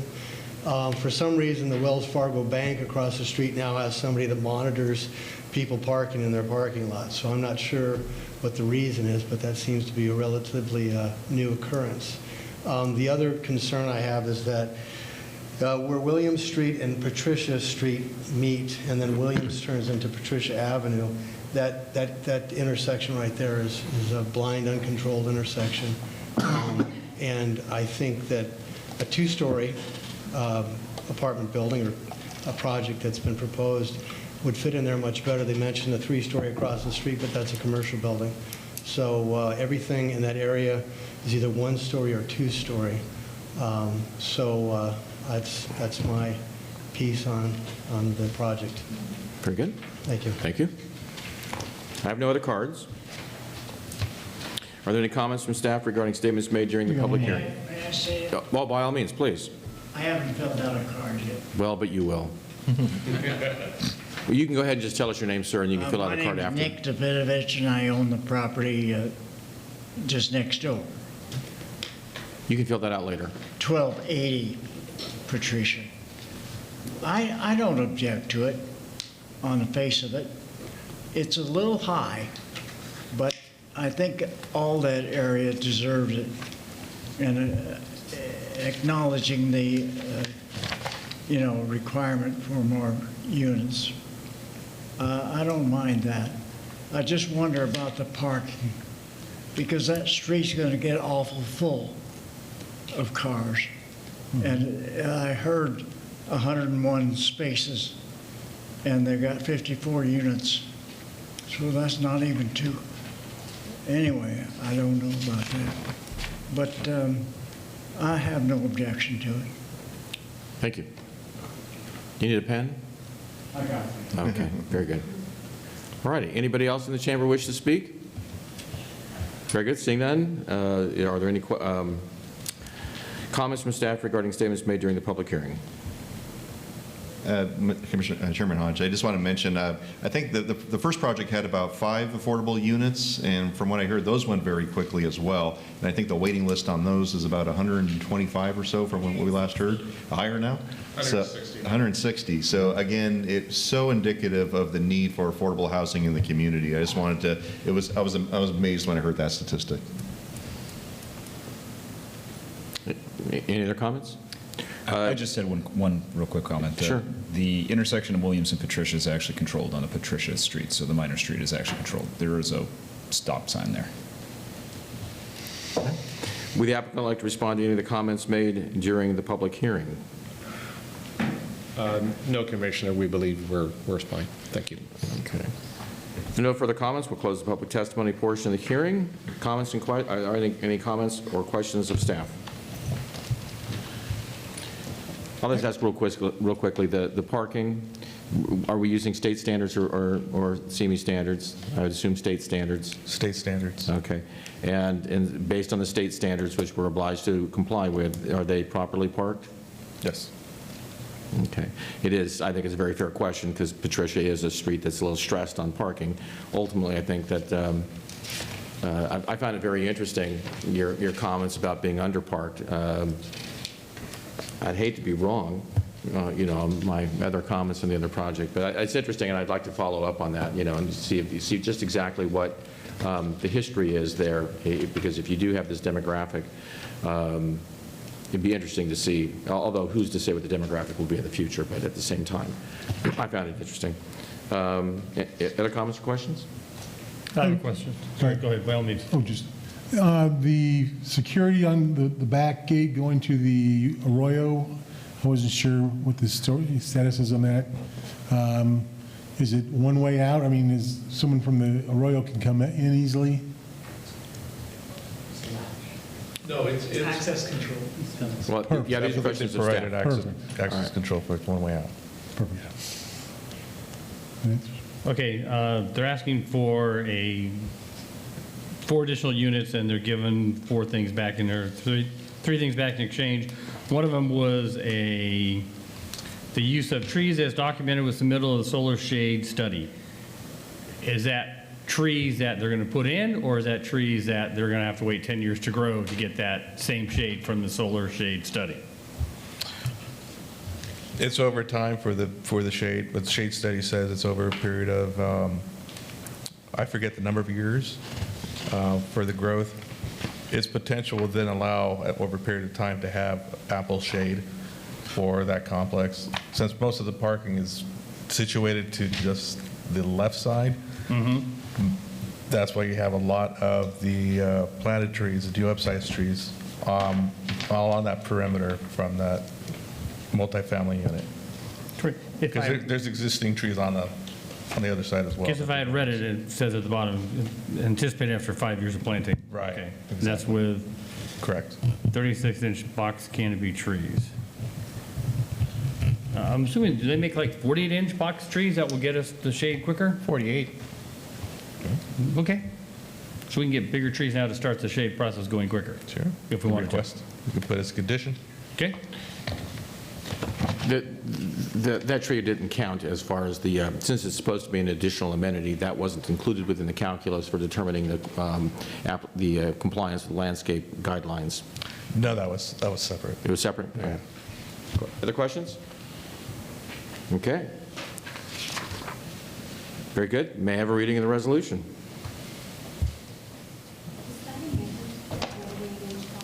Well, yeah, well, that's the question. I mean, are we all going to say, you have a problem with a 48-inch box in there, get it done? Great. As amended. We're big fans of trees. Okay, great. All right, so with a 48-inch box for the amenity. All righty, may I have a reading of the resolution? Resolution number SVPC 20-2019, a resolution of the Planning Commission of the City of Simi Valley recommending to the City Council approval of PDS 1067 and a determination that the project is exempt from the California Environmental Quality Act as amended. Chair will now entertain a motion. I move to adopt a resolution recommending to the City Council approval of PDS 1067 and the determination that the project is exempt from CEQA. Motion made by Commissioner Castleberry. Is there a second? As amended. As amended. Second, as amended. Very good. Seconded by Commissioner Tolson. Call for the vote.